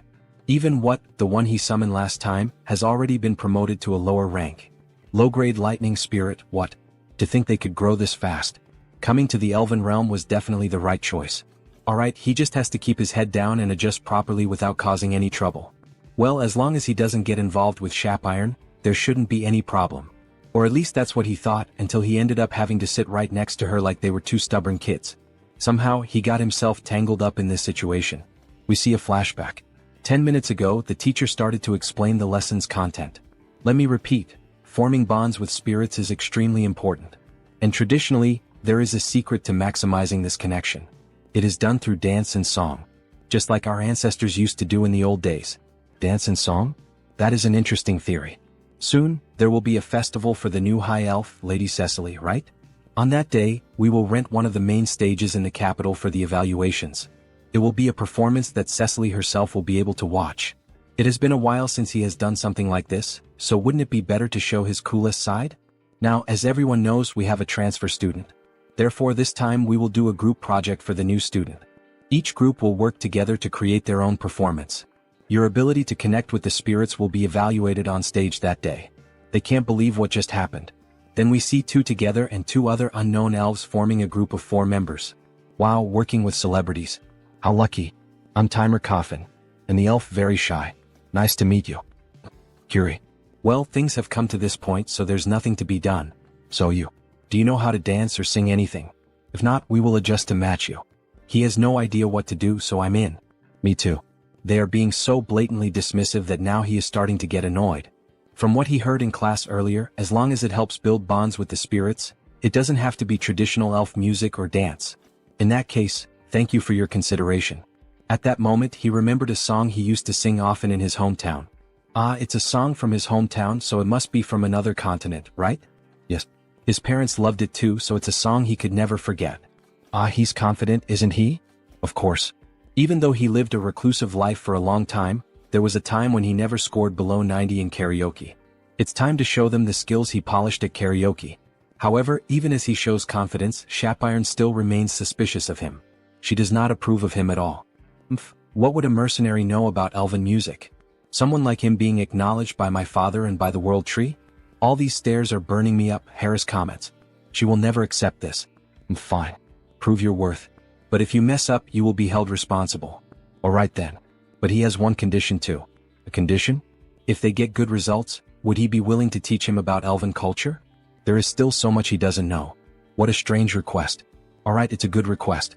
But only if they achieve a good result. Then he starts to sing a song from planet Earth itself. By my light. Find my light. To the paradise that I will find. I will embrace you, one that will never disappear. While playing an instrument, the spirits danced along with him. Then, a system notification appears. The entity has reached enlightenment through repeated training. Acquired the skill Melody of Harmony. Melody of Harmony, huh? The tone definitely sounds more stable now. It feels like the power of nature is keeping his vocal cords steady. It's the first time he has heard a song like this. And these instruments? He has never seen anything like them before. Wow, congratulations. The shy elf claps her hands, meanwhile, Shapiron stays silent with her head down. This is ridiculous. Her spirits really reacted to that rootless, baseless song. They actually connected with the music of an outsider? Shapiron, why that face? You were shaking your shoulders just now. When did she do that? Then the system shows another notification. The spirits are evolving in sync with the melody. Low-level fire spirit. Low-level wind spirit. So now Callie and Pascal have also evolved, just like what?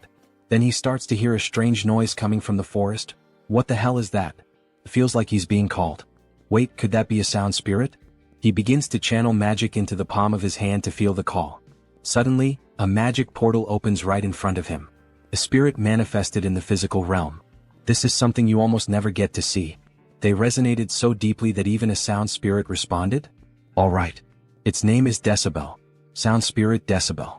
This spirit looks like a small ghost-type Pokemon, like a tiny Jengar. What an incredible gain. Shapiron said that spirits from the phenomenal realm can perform a wide range of tasks.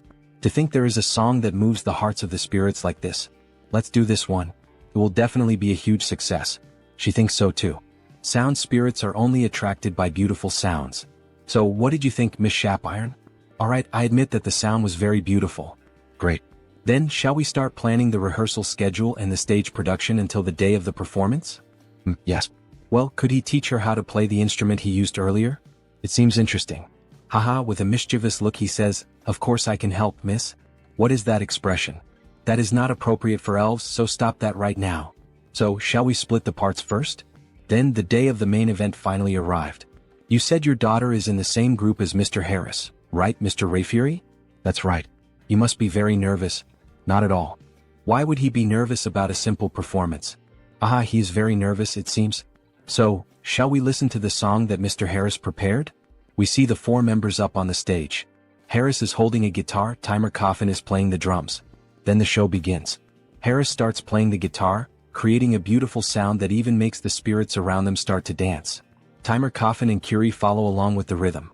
And of course, our dear elf, Shapiron, is playing the acoustic guitar in a very shy way. Harris notices this and starts playing more strongly to draw everyone's attention. Among the green bushes. If we run together, the spirits will guide us. As Shapiron and Harris keep singing, everyone becomes moved and amazed by the quality. Even Rayfury is enchanted. The beautiful singer is showing all her talent for culture. It's the first time she hears this song, but it makes his heart race. The tone is also very beautiful. In search of the miracle of connection, let's find it together on our new journey. Shapiron can make that kind of expression? What song is this? It's the first time she hears it, but it's amazing. My ears are sensitive, but this music is really good, isn't it? Walk under that light, take my hand. Sir Rayfury, look over there. To think they are using the spirits this way. It's incredible. We see all of them together on stage, singing and smiling, a true show. Then, when Cecily was about to speak again with Rayfury, she noticed that he had vanished. Where did he go? That child over there is my daughter. She is my daughter. Yes. The woman is confused. Who would have thought he had this side, the overprotective father? Let's go together toward a new light. I'm not afraid. Shapiron helped a lot with the splendid stage production and the tuning of the instruments. As expected from an elite. Her spiritual knowledge is incredible. Since we are together. After being so irritable, she is the one enjoying it the most, isn't she? They keep singing, everyone happily putting on a big show for everyone in the elven realm. At the end of the show, everyone gives a round of applause. Sing another song again. Her breathing was more stable than usual, and the music flowed smoothly. Who would have thought she would become so immersed? System notification. Melody of Harmony skin is in action. Target, Shapiron Sylvest. Looks like it works well on other people too. He used the new skill to support Shapiron. So even her father was there watching her. Shapiron is moved. Shapiron, what do you mean? This is... Sir Harris, she has misunderstood you all this time. Sorry for being so rude to you. She lost the bet. Just hearing that already calms his mind. It's amazing that music alone can have such a big impact on so many people. You will definitely have a great impact on the elven realm, Sir Harris. Then back in the Holy City. We see the Saintess sitting and reading some documents in her office. Lady Saintess, it's Heinrich. So he has already arrived, ask him to come in please. Come in, make yourself comfortable. Welcome, Sir Heinrich.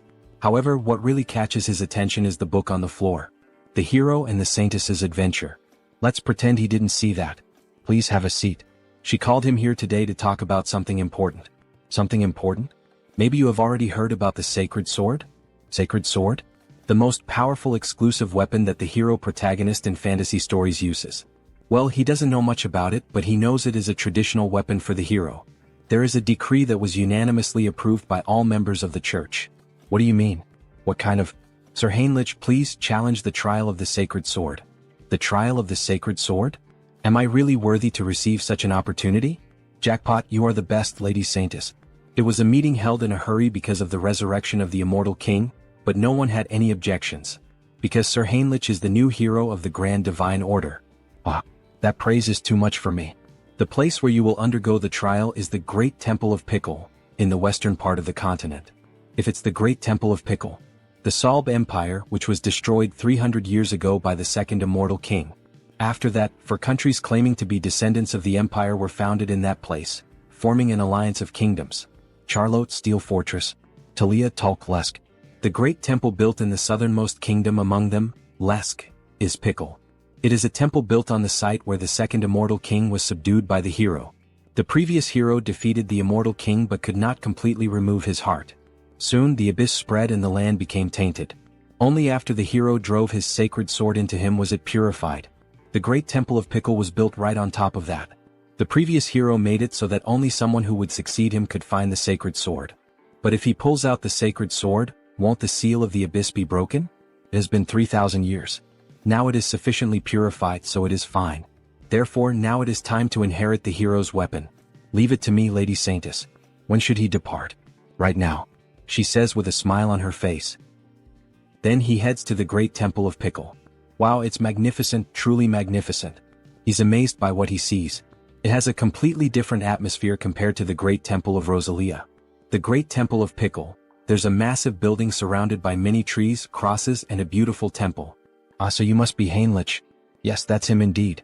So, this person he's speaking to would probably be Cardinal Donovan? Wait a second, what kind of body is this? He looks like a wall. Yes, that's Donovan. He's the one challenging the sacred sword, right? Yes. He knows you're busy, so thank you for meeting him in person. Then we see that this priest is at least 6'7". Besides having a muscular build, his face is covered with scars. No.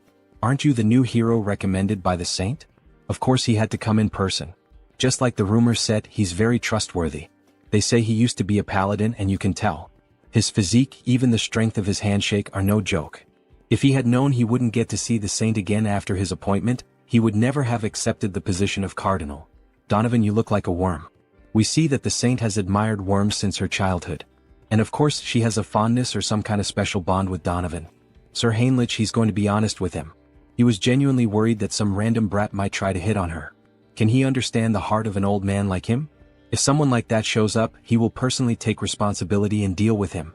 Yes. Alright, but before that, what about the sacred sword? Yes, pardon him, he completely forgot about that matter. Then he puts Heinrich back down on the ground as if he were holding a toy. Before that, there is something he needs to tell him. The trial for the sacred sword can only be held once a year. Countless paladins have already challenged it and failed. Does he truly believe he is up to this task? Don't worry. He will face it with the faith that the divine is always watching over him. To think that there's still a young man out there with faith this deep. Indeed, he has everything it takes to be the next hero. O divine one. You will help him this time too, right? He believes in you. We see the image of the angel, uncertain about what to do with this request. Then they start descending into a sort of labyrinth. Donovan uses the sacred light to guide Heinrich. It's deeper than he thought. Could it be because it was built for sealing purposes? Now that he thinks about it, Sir Heinrich, does he know what the trial consists of? Yes, he heard from the saint. She said the trial changes for each challenger. That's right. Some finish in just a few hours, others take weeks. Since each trial is different, there is no advice he can give him. Finally, they arrive at the destination. If he wants to turn his back and run away, now is his only chance. So this is it. It's the Gate of Trials. So huge and mysterious, he can definitely feel some sort of power behind the door. Then with a smile on his face he makes his decision. Without fail he will retrieve the sacred sword. So that's your answer, Sir Heinrich? May God help you. The moment you step inside, the trial will begin. His hand starts to shine even brighter. May luck be with you. Then the door opens and Heinrich walks toward it. He prays for the new hero's success. Then a system notification appears. The first trial of the Holy Sword. They say the trials are different for each person, but even so, the system notification shows up. Reach the destination within the time limit. That's already a problem right from the start. The door he entered through has vanished, and there are paths both ahead and behind him. So it's telling him to choose, huh? He's literally inside a labyrinth like a minotaur's maze. So he does some light stretches before starting. Alright for now. Blessing, leap. It's a battle of speed. He starts moving at the speed of light. Leap, leap. He rushes forward through walls, secret passages, and doors inside the maze. However, he notices something odd. Something feels strange. At this pace, he must have already leaped over several cities, but he still can't see the end. The goal of the trial is also vague. Reach the destination within the time limit. But exactly where is he supposed to reach? Could there be another solution for this? Then he has a flashback of the saint. They say the trial of the Holy Sword is different for everyone. She believes this truly reflects the will of the divine. Really? It's written in the scriptures, you know? The divine is always watching over us and gives us trials that we are capable of overcoming on our own. Trials that we can overcome on our own. Right? This is a trial given by the divine. It's not just about reaching the end within the time limit. It's a trial that truly pushes him to his limits. In that case, leaping is not efficient. The fastest way to drain his energy and reach his limit is, he thinks he'll try bunny hopping. Haha, it's like he was recruited into the military or something like that. And then, after some time, a system notification appears. Having cleared the first trial, proceed to the next. Even so, even after that, Heinrich took exactly 40 days to finally find the door. That's insane. Heinrich is lying on the ground as if he were dead. He pushed himself beyond the limit of his own limits. 40 days? Don't you think that's a bit too much? He realized it about halfway through, but there's a time dilation here compared to the outside world. In Out Erica it's 10 to 1 and on Earth, it's 100 to 1. He only knew this because his avatars let him track the difference, but he's going to abandon the trial. For the paladins who had no way to sense the flow of time, this must have been one of the hardest ordeals. From the halfway point on, it also started testing his mental strength. Various phrases began to pop up in his mind. Give up, you won't make it, weak. Just quit, you're not worthy. If it weren't for Mind Hub, even he might have lost his sanity. Alright then, he thinks he'll move on to the next stage. So the moment he touches the doorknob, a golden light begins to emerge from his hand. Everything has been restored. He's perfectly recovered from everything.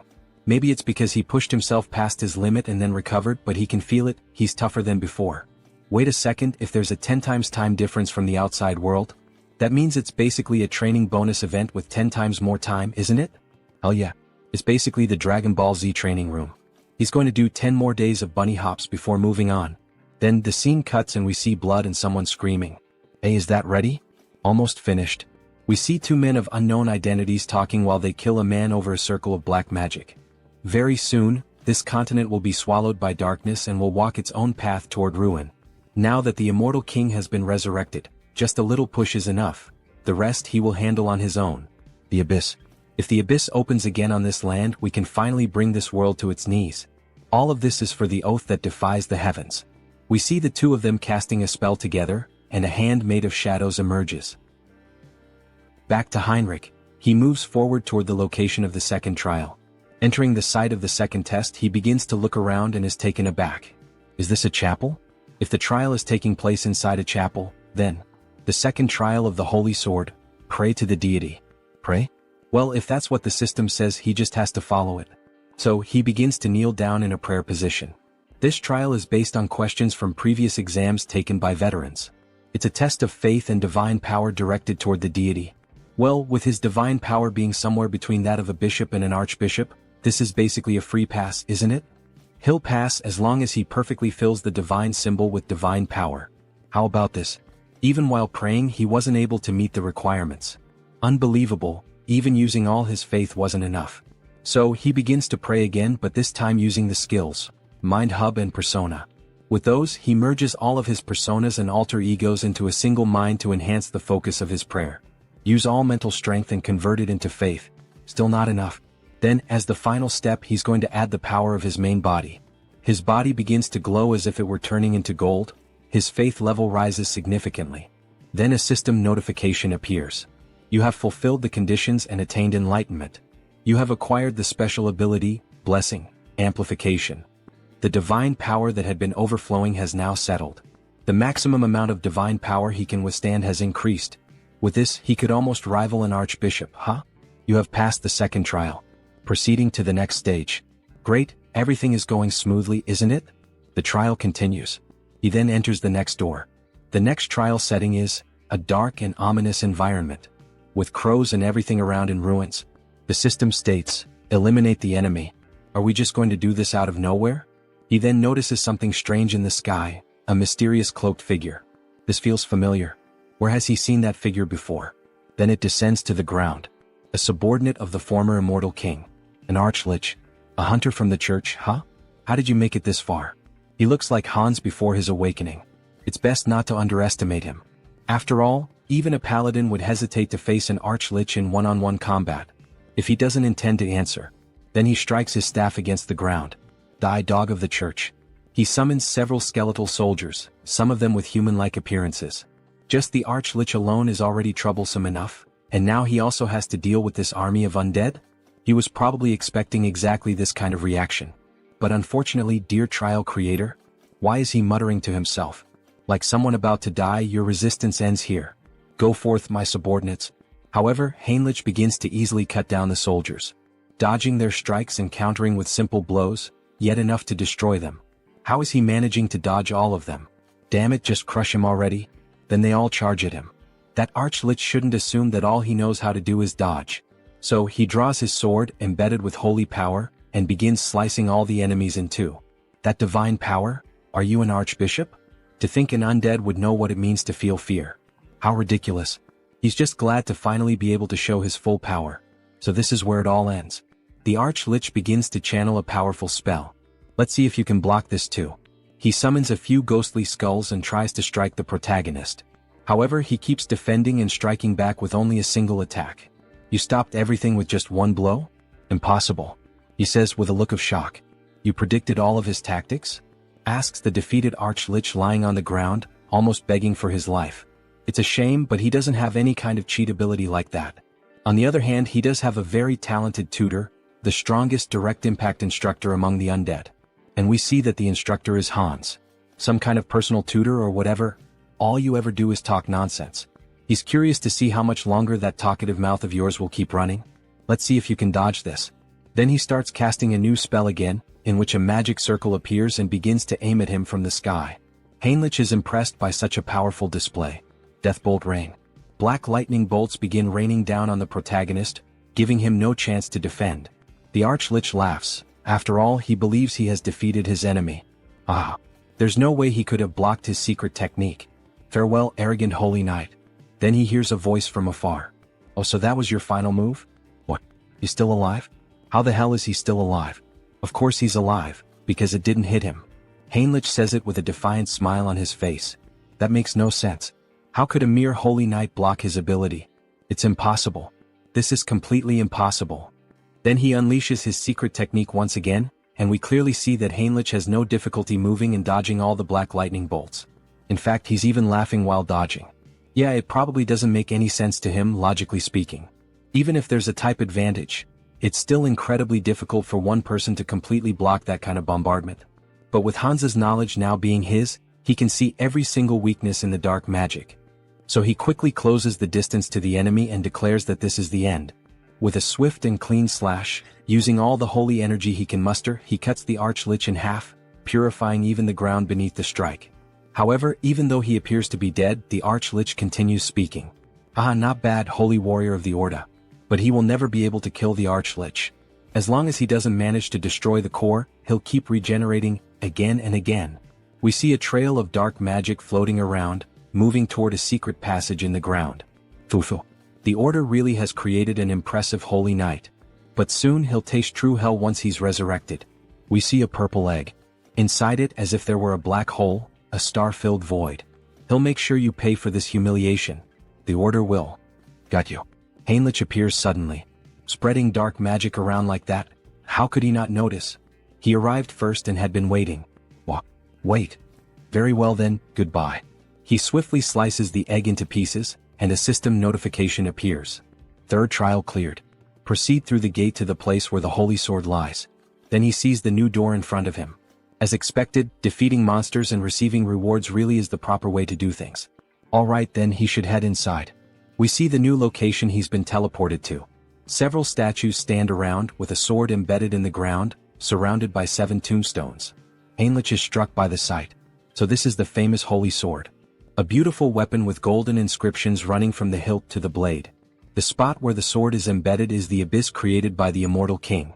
Remove the holy sword and be recognized as its master. Alright, let's do this. As he begins to pull the sword, all the sacred energy in the area starts to become distorted.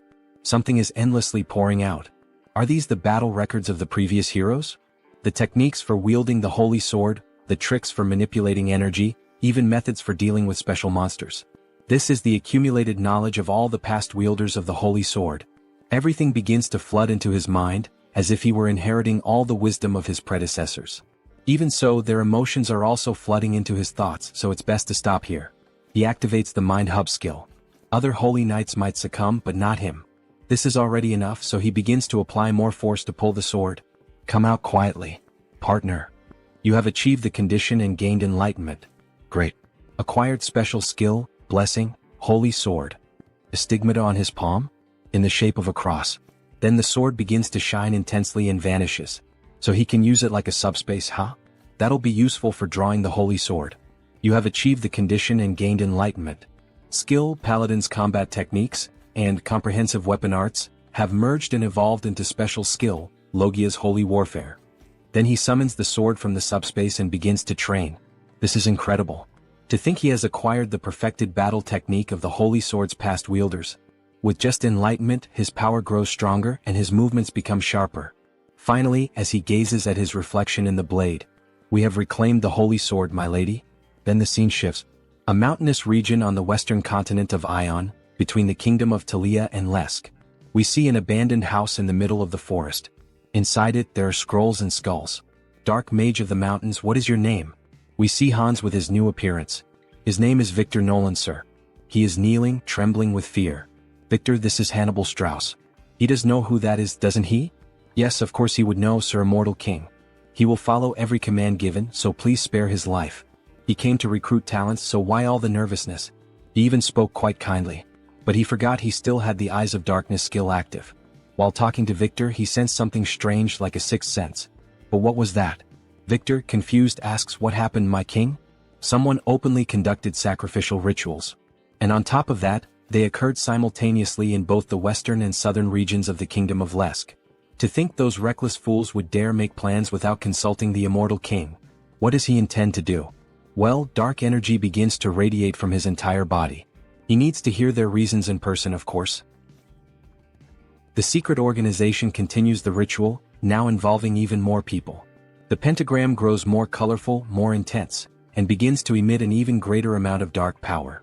Everything is proceeding smoothly. It seems there are no issues anywhere else either. 30 years. They spent an unbelievable 30 years preparing for this.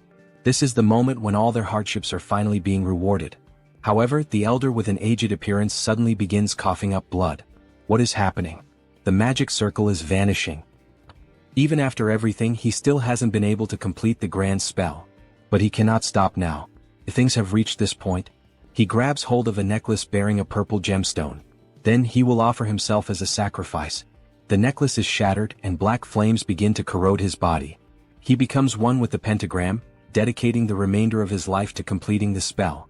Another sect member watches, pleased by such a profound display of loyalty. So, he has finally embraced even the seed of madness within his own body. He will remember this moment. He was the greatest bearer of vows he had ever acknowledged. He was truly a madman in both body and soul. But that madness will be rewarded. Very soon, exactly as he wished, this world will fall into ruin.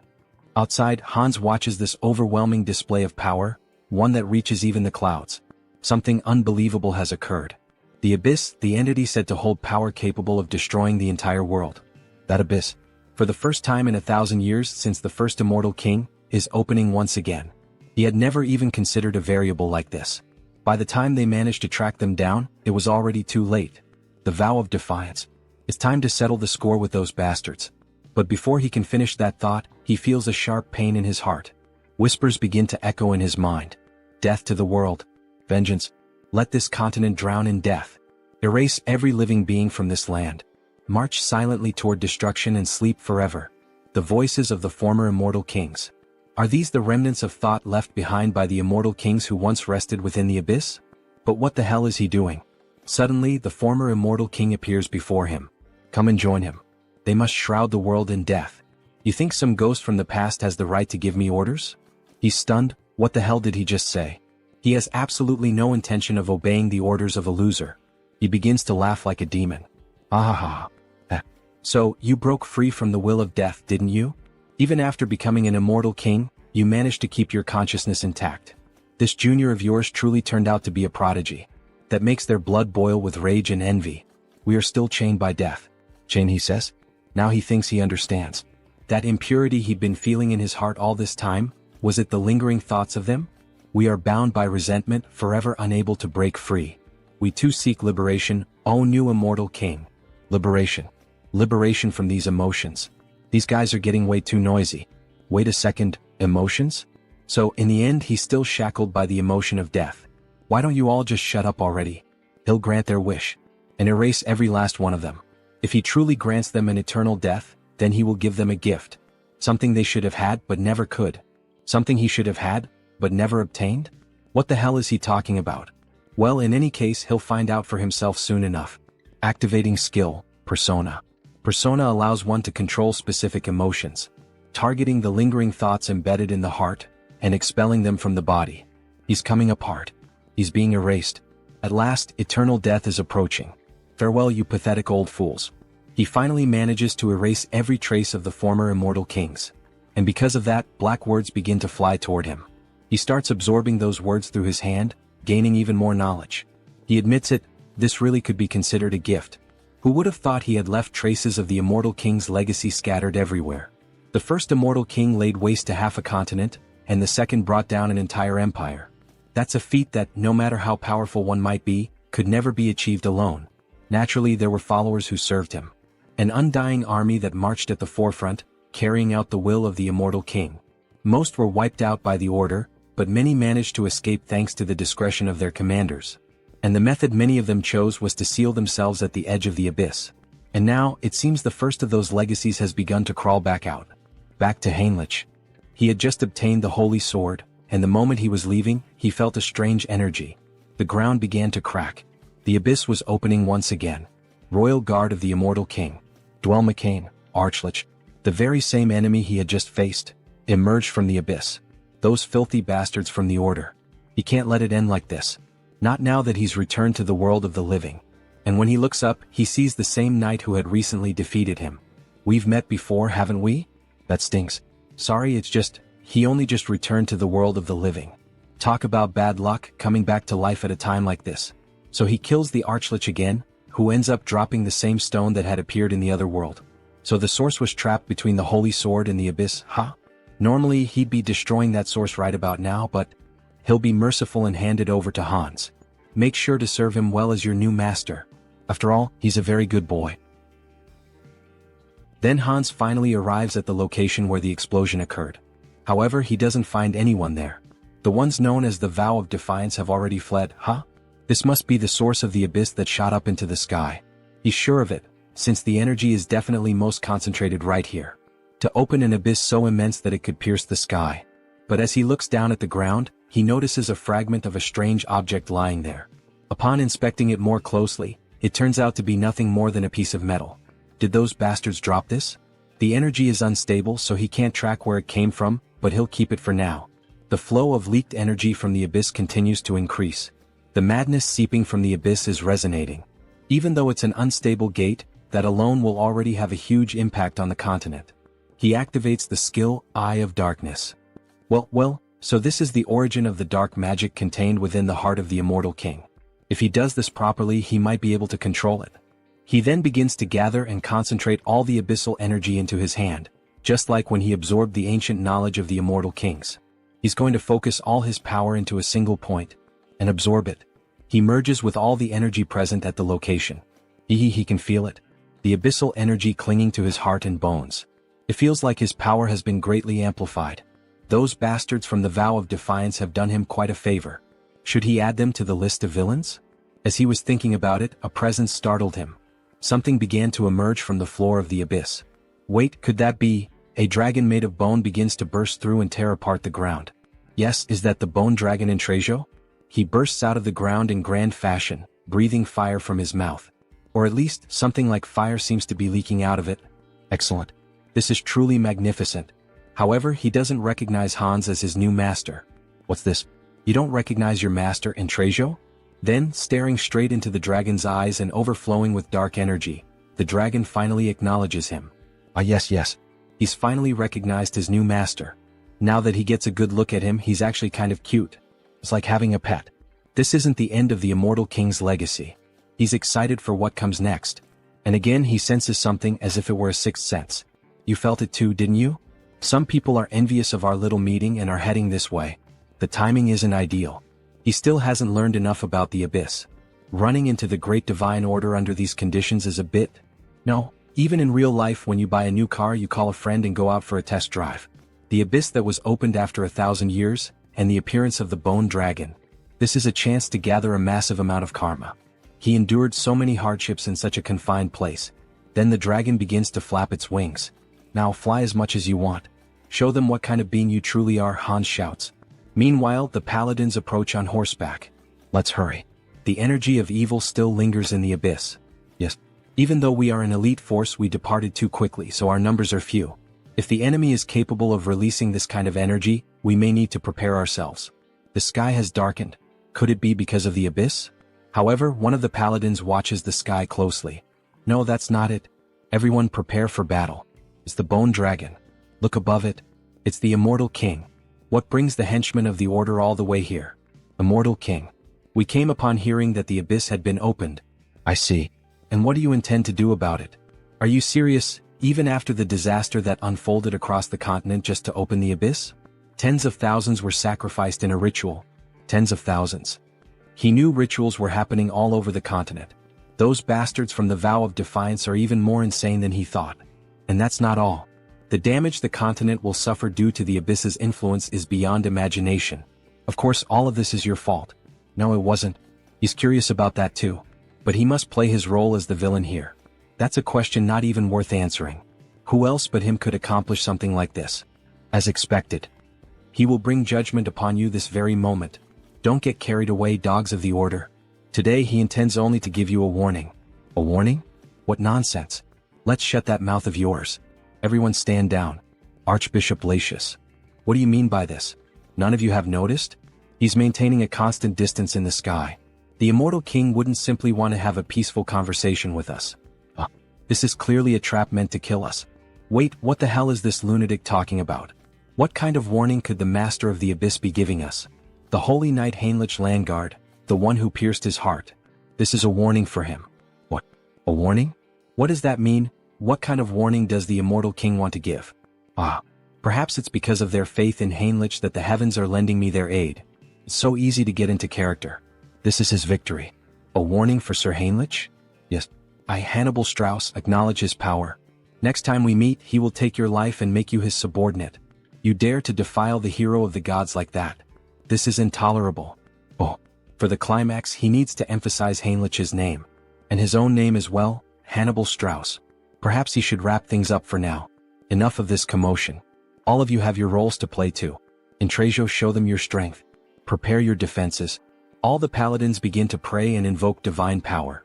Faith will overcome all evil. Bone Dragon's unique skill, Breath of Death. He releases a black beam toward the paladins. Latius steps forward, trying to absorb as much of the damage as possible.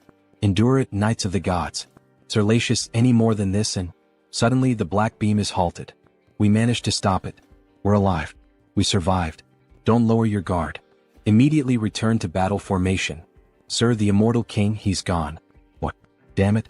Did he really think that the elite of our great divine order would be defeated by a single breath? He clearly underestimated us. Immortal King. What exactly is he plotting? What kind of wicked plan does he have in mind? In Trejo, your smoke was masterfully done. How did you manage to create such a flawless breath? Thanks to that, we've earned a notorious reputation while still preserving innocent lives. Ko. The appearance of the immortal king who opened the abyss, and the dragon that protects him. Once again, this theatrical performance was a great success. However, another surge of dark energy appears. Still, it seems yet another legacy has awakened. Another abyss opens with black energy beams shooting into the sky. Skeletal hands rise from the ground. And an army of undead begins to emerge. He can feel the aura of his companions spread all across the continent. All troops advance. Knight Dullahan. Viscounty of the Kingdom of Charlotte. What the hell are those things? The abyss has opened here too. Everyone run. Damn it, he was wrong. We're surrounded. Surrounded? Undead would never have that level of intelligence. That can't be. Then they hear a scream. An undead of a different level appears and a soldier runs for his life. The undead are moving as one. Save me. Then he is sliced in half by the undead. We need to inform the Viscount. The Death Knight has resurrected in our kingdom. Meanwhile, in the new kingdom of the vampires, what is the current situation? The entire continent of Out Erica is in emergency mode. It's said that the abyss is opening all over the continent, summoning undead armies. And what about our clan's base, the kingdom of Talia? Fortunately, Talia and the surrounding nations haven't suffered any significant damage. That's probably because all the undead appearing nearby are being dealt with by Hans. But, is there something troubling you, sir? Any reports about the madness coming from the abyss and its effects? Aside from the undead, no one knows exactly what this madness is. It's still uncertain, but there's a growing number of disputes breaking out over trivial matters, possibly due to the influence of the madness. Isn't that a bit of an exaggerated assumption? Maybe everyone's just on edge. That's probably not the case. How can you be so sure? It's not just humans. Even monster activity is being reported as unusual. Even the monsters are becoming more violent. Which means that the madness is affecting all living beings on the continent. Humans are being killed more frequently. Even the monsters are killing each other. Everything is getting worse. From now on, gathering information about the madness will be our top priority. Understood, Lord Hines. He seems to be truly concerned. Hans is busy trying to regroup the Immortal King's dormant army. And he also can't leave his post. At this moment, the place with the most information is the one and only Grand Divine Order. In the end, Heinrich has to take action. Then Heinrich finally reveals his beautiful, large and thick sword to our saint. Jokes aside. She is impressed by Heinrich's holy sword. He offers it just like in the Princess and Prince tales the saint used to read. Sir Heinrich, she knew you would succeed. He is happy to live up to your trust, saint. But he has heard that a lot happened while he was away. They say something strange came out of the abyss. That's right. What emerged from the abyss this time is madness. It seems unstable, but that makes it even more dangerous since we still don't know exactly what it is. So, should he investigate it himself? It's the perfect opportunity to put the Grand Divine Order's information network to good use. He has just gone through a trial, he should rest a little. Now that he has received the blessing of the Holy Sword, he wants to fulfill his duty. Heinrich's eyes shine brightly, showing complete confidence, and he would be able to gather information about the madness. The saint thinks for a moment and ends up giving in to his request. He really can't be stopped, can he? In that case, she will leave it in his hands. Please uncover the truth behind this madness, Sir Heinrich. Yes, saint, he will. Before that, there is a ritual you must perform now that he has obtained the holy sword. Then he is taken to a place of consecration, where the saint, priests, and a few guards are present. Clearly, a gathering that few people can know about. O sword of the divine, reveal your true form. Heinrich receives the saint's honor and raises the sword to the sky, which begins to shine. This is the holy sword. As expected, it is overwhelming. How much divine energy is concentrated in this single blade? The saint takes a necklace and brings it directly to him. He who has proven his worth in all things. Heinrich Landgard, she hereby names him a high paladin of the great divine order. Yes, I accept, my saint. The necklace, bearing the symbol of a star and a sun, begins to emit a brilliant light. The burst almost blinds him. By merely pausing his mental core for a second, the pure divine power nearly explodes his mind. What kind of absurd strength is this? His body is being reconstructed. But what the hell is happening? Then little by little, his hair begins to change color until it becomes completely white, with a golden aura surrounding him. Scion Paladin. No way, this is a great blessing. Whoa, the grace of the divine is upon him. The entity has fulfilled the conditions and attained enlightenment. Special ability acquired. Great blessing. Knight of Light. His hair turned white? It's radiating the same feeling as the saint. She, Raystar, saint of the Great Divine Order, formally greets him. Saint? Saint Heinrich Landguard. No, holy being. Holy being him? The great blessing can only be granted by the will of the divine, which makes it the clearest sign of holiness. Bring it. Wait. Does this mean he's now on the same level as the saint? Then the servants bring him something interesting. This is, by any chance, the Guardian of Glory. It's a set of top-tier armor, forged by the finest craftsmen of the Great Divine Order. Every part is made from rare metals like mithril and orichalcum. On top of that, it's layered with high-level holy enchantments and divine barriers. It's practically a moving fortress. You could even call it a sacred relic in its own right. As expected from this armor, just by wearing it, he can feel the overwhelming divine power. The ultimate weapon, the holy sword, and the ultimate armor, Guardian of Glory. With this, his gear is complete. Looks like we'll be working together from now on. It's an honor. He tries to strike a hero pose, working alongside the saint. He's not sure he deserves that. So this is how things are going to be from now on? To be honest, she has been working until dawn every single day, and it has been exhausting. She's so happy to finally have someone to share the load with. Until dawn? Isn't this just a punishment? Or is it just me? Alright.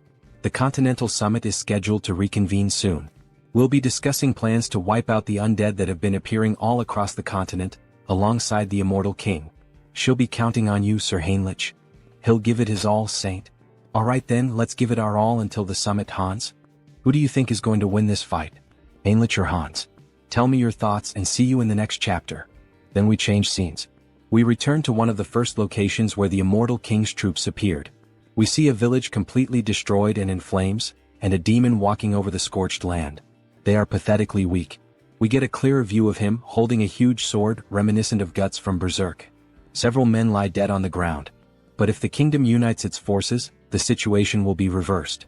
Until then, we must build our power. Arrogant humans become subjects of the new kingdom. Then, using black magic and his sword, all the dead humans begin to rise again in the form of skeletal zombies. Literally a necromancer warrior. It seems he is a bit late. Ichem? Who is saying that? The one flying? Is that by any chance? Karam, it's me. He gives a small display of power, frightening everyone. Ah, that power running through his veins. The new Immortal King. All kneel before Hans. Hail our king. He has finally returned. The new Immortal King. Karam. Just by looking at him, I can tell he's an important figure. Power beyond that of a master swordsman, the leadership to command an army, and even necromancy to raise the undead. There's no mistaking who he is. My lord, it is an honor to be recognized by you. But, Karam, it seems you caused quite a commotion. I offer my deepest apologies. It so happened that the place where he first awoke was right next to a human settlement. What's done is done. But now it's time to strengthen our forces and gather power. For now we will retreat. You will follow your order. He vanishes like the wind and is imprisoned in Hans's hands, both he and his army. Hans begins to assess the situation around the village. The damage is quite severe. This entire area was completely devastated. He cannot leave it like this. And soon we will be eliminated one by one. A continental summit is scheduled to be held again soon, said the saint. But our forces are so scattered that it will not be easy to gather everyone in time. In that case, he begins to focus the dark energy in his hands, forming a sort of black hole. He wanted to avoid this method because of its strong side effects, but there's no other choice. By channeling black magic into the ground, he manages to connect with everyone in the army of the former Immortal King. Hear me, my children. Your lord, the Immortal King. He is here in the flesh. This will inevitably reveal his location, but the Order will need time to analyze this dark magic. As long as we gather quickly and disappear, that is enough. Now, hurry and answer him. All present begin to respond to the call, creating a screen of dark magic. We obey the command of the Absolute One. We stand before the true Lord of the Undying. O new King, your servant shall depart there at once. He will march immediately with the troops stationed in the southwest. He will march immediately with the troops stationed in the southwest. Yes, my loyal and devoted army. He shall lead you to a new future unlike anything that has ever existed. Ah, he laughs like a true villain. Changing scenes, we see two adventurers walking through the forest at night. Hey Mike, are you sure this is safe? He's heard that undead have been appearing all over the place lately. Come on, they're just rumors, just rumors. Let's just focus on transporting the supplies. What was that? Sigh, you coward. What kind of undead sneaks around quietly? Obviously it's just a wild animal or something like that. Hey, look behind you. This time I'm serious. What is it now? Must be another animal. Could there really be something behind him? Before he could finish, a sword slices through his neck. A fierce ogre annihilates him. Hey, what the hell was that? Monsters are nearby. What the hell are these things? They're supposed to live deep in the mountains. Why are they here? He's never heard of anything like this before. Monsters joining forces? Meanwhile, in another region involving another clone of the protagonist, Hubert the Merchant, Hubert Trading Company. What is this? Monsters from the northern mountains attacked a caravan in a group? This is also an effect of the madness. If this continues, even Tarak, which is nearby, will be in danger. We secured food and war supplies in advance, but this is not the time for business. Small merchants chase after coins, great merchants chase after hearts. Times like these call for providing help. He begins to analyze the map of the kingdom and nearby cities. Aeonia County. Fortress of Steel. But still, specifically where? The Fortress of Steel is recruiting mercenaries on a large scale?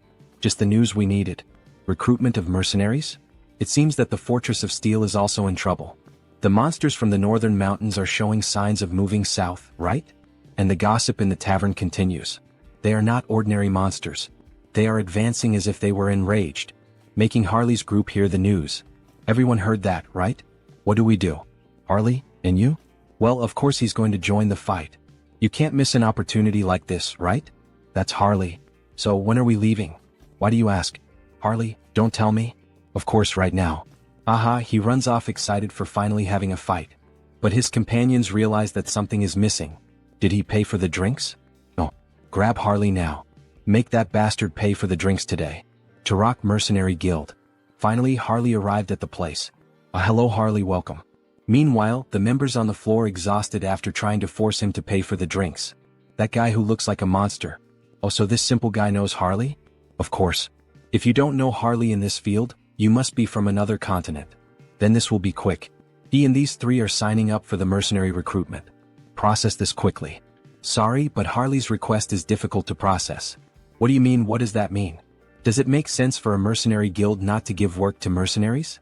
Does he perhaps want to get beaten up by us? No, that's not it. Harley, he has a special nomination request. Then he receives a letter, quite a beautiful one at that, showing its importance. Nomination request? He was planning to go to the Fortress of Steel, so he hadn't thought about that. He's going to refuse this request. That's Harley. Decisive. Cool. Jim, he thinks he can't refuse this one. The client is Lord Talmine Aeonia. Wait, Taloasis? Who is that? No, it's Lord Talmine Aeonia. Right here, the Lord of the Aeonia territory. Office of the Lord of Aeonia. He is waiting in this room. The Lord is here? He then suddenly bursts through the door, wanting to draw attention. The Lord is here and Harley has just entered the scene. However, he ends up seeing a different sight than usual. A knight at the window? Possibly not the Lord. The Lord wouldn't talk to a mere mercenary. He is Knight Robin, authorized for this mission. They've heard of him, but he is quite large. And very unique. As he stares at the wolf ears, the female version of girls with cat ears. He understands the matter. So, what does a knight want with a mere mercenary? There is only one reason we have nominated you. We need someone to lead the attack on the northern mountains. Northern mountains? Isn't that the place overrun by monsters now? The mission is to rescue a VIP. The target's name is Jaonic Steelstone. He is a blacksmith from our territory and his race is dwarf. We have images of him in some mine, mining some kind of bluish crystal. Switching scenes, we see a hospital in Seoul. We should go now, Grandma. She's fine, so don't worry, go ahead. He is happy that she is feeling better. Right? The doctors were also surprised. It seems she may be discharged soon. But there is something strange. Strange. According to the doctor, it is as if a high-ranking priest had poured divine power for days. Where would someone humble like him have such incredible connections? It was him, a pity he can't reveal that information, at least not now. Grandma must have overcome this on her own. She is strong. Right? Wow, our grandma who spent her life serving others was finally rewarded? Yes.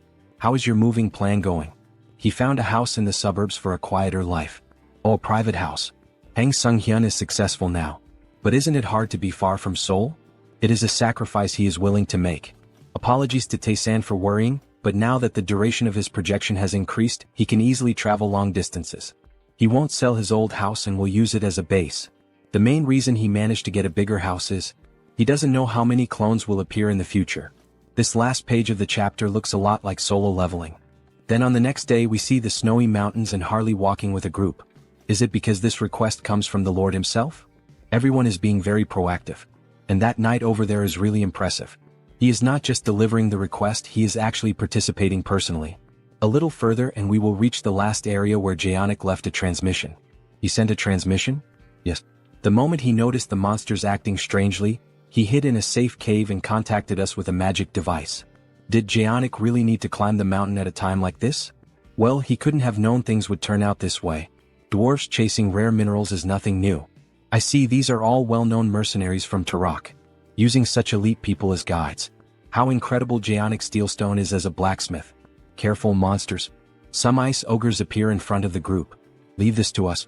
The two combine crossbow arrows and fire magic to form a strong combo. They fire directly at the monsters point blank. However, to their surprise, after the smoke of the explosion clears, the monsters remain unmoved and without apparent injuries. The further we advance, the tougher they become.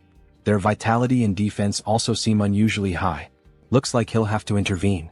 He activates the marks on his body to increase his base strength and using all his power, leaps directly at the monsters, grabbing both their heads and smashing them together, making an instant double kill. Two others try to advance against Harley, who with 2 punches smashes the monsters' heads. Harley, watch your back. 3 of them at once? Bare fists might not be enough. If he used wild instinct he could finish this easily. But they might mistake him for a monster disguised as a human. In that case he puts strength into his legs and jumps directly at the enemies. Charging power into his hands, he pierces one of the monsters with his bare hands. The other ends up making a huge cut on his chest, and the last monster using both hands together. He's going to finish this before even landing. Invisible hand operation. What? He just punched 3 of them at once? Now they don't know who's really the monster here. Is something like that even possible? He's already seen this several times just today but still can't get used to it. Harley starts consuming the magic stones. Wait, Harley? What are you doing? Sorry, he was so hungry that he did it out of habit. Out of habit? He can't believe it. It's the secret magic of our tribe. We absorb energy by eating magic stones. She has never heard of anyone capable of doing that. There's no way eating something like that wouldn't harm you. Nah, he's fine. He's used to these crystals, however, something strange happened this time. Blood starts coming out of his mouth. No, he's not fine. What is this nausea? Annoying. It feels disgusting. He wants to crush everything. Should he just annihilate everything? Yes, let's kill them. Such violent emotions. Thanks to the mental link he is holding himself back, but that's not all. Every muscle and sense is becoming more active. Could it be? He starts to see a red smoke coming out of the monsters as if it were some kind of aura. Madness spreading throughout the whole forest. Switching scenes, we see Hans. Quite a sight, isn't it? Several ghost soldiers and a lady in black kneeling before the immortal king. She pledged her loyalty to the king. Banshee Queen Olivia. A high-ranking officer of the undead army, a Banshee Queen with a ghost unit. What an incredible achievement. A lineup worthy of the history books like in Trejo or Karam. Well done, Olivia. She has gathered far more strength than he expected. As the king commanded, she minimized clashes with humans and gathered the children. Olivia, there is something he needs you to do. Command it and it shall be done. That people's organization. Extract every fragment of information you can from the Oath of Reversing Heaven. Her ability is perfectly suited for this. It is an honor. Olivia will do her utmost. What is it he most desires from them? Why, of course, absolute obedience. Hear me, my children. Hunt down every last remnant of them and drain their souls, and dedicate everything to the king. I would like to thank the support of our subscribers and say that our latest video of this manhwa is close to 100,000 views. Thank you very much to everyone. Keep subscribing and commenting and I will keep releasing this manhwa. See you in the next video. Meanwhile, their vampire analyzes the latest news. Hans managed to unearth this kind of information about the Banshee Queen, obtaining details that most would not even dare to search for. Information about the state of the nation coming from the Brokaslak clan, about the underworld coming from the Banshees, and he can count on Harley for anything related to madness. But why does he have this feeling of fear? As if he were having a migraine. Suddenly his subordinate enters the office. Lord Hines. What happened? A short while ago in the demon forest, a report arrived that the monsters started attacking. He sent 2 of the purebloods there, so it should be all right. That is not all. Jem? The monsters in the northern mountains started descending to the south with full force. This spreads in all directions in an instant. This is madness. Something that cannot be seen, as if it mixed with the air. Everyone is being corrupted by madness just by breathing. Wait, what about his companions? The effect is small, but they are not completely immune. It seems the effect is lighter on humans at least. We are about to reach our destination, so let's hurry. Just a little more. Even so. This is really dangerous, isn't it? His body keeps having spasms. His physical abilities are becoming explosively stronger, but in exchange, it seems he is losing control of his own body. Then a system notification appears. Controlling the physical transformation with the skill body mutation. If it were not for this skill, he would have become a lunatic like the orcs. Everyone stop. What, there are more monsters? At least he is dressed like a monster. It suits me quite well, don't you think? Some plants start moving. They are already here. He was waiting. Blacksmith, Zeonic Steelstone and another unknown. He dug a cave there. He will escort you to it. He is curious but he cannot. Hallie, don't tell me. That's right. Monsters are coming. Let's go down there now. Several orcs appear with different types of weapons. All possessed by madness. Everyone cover our rear as we go down the mountain. While they run, the dwarf starts falling behind. After all, he takes short steps. One of the orcs is approaching to wound him. Someone please save me. Harley appears, cutting the orc in half using only his bare hands, leaving the dwarf impressed. They are so big it is satisfying to cut them. Hey, this is not the time to have fun. At this pace they will catch up to us in no time. Then Harley has an idea to run with the dwarf just like he did with the elf he saved months ago. How ruthless. Those monsters run fast too. They are right.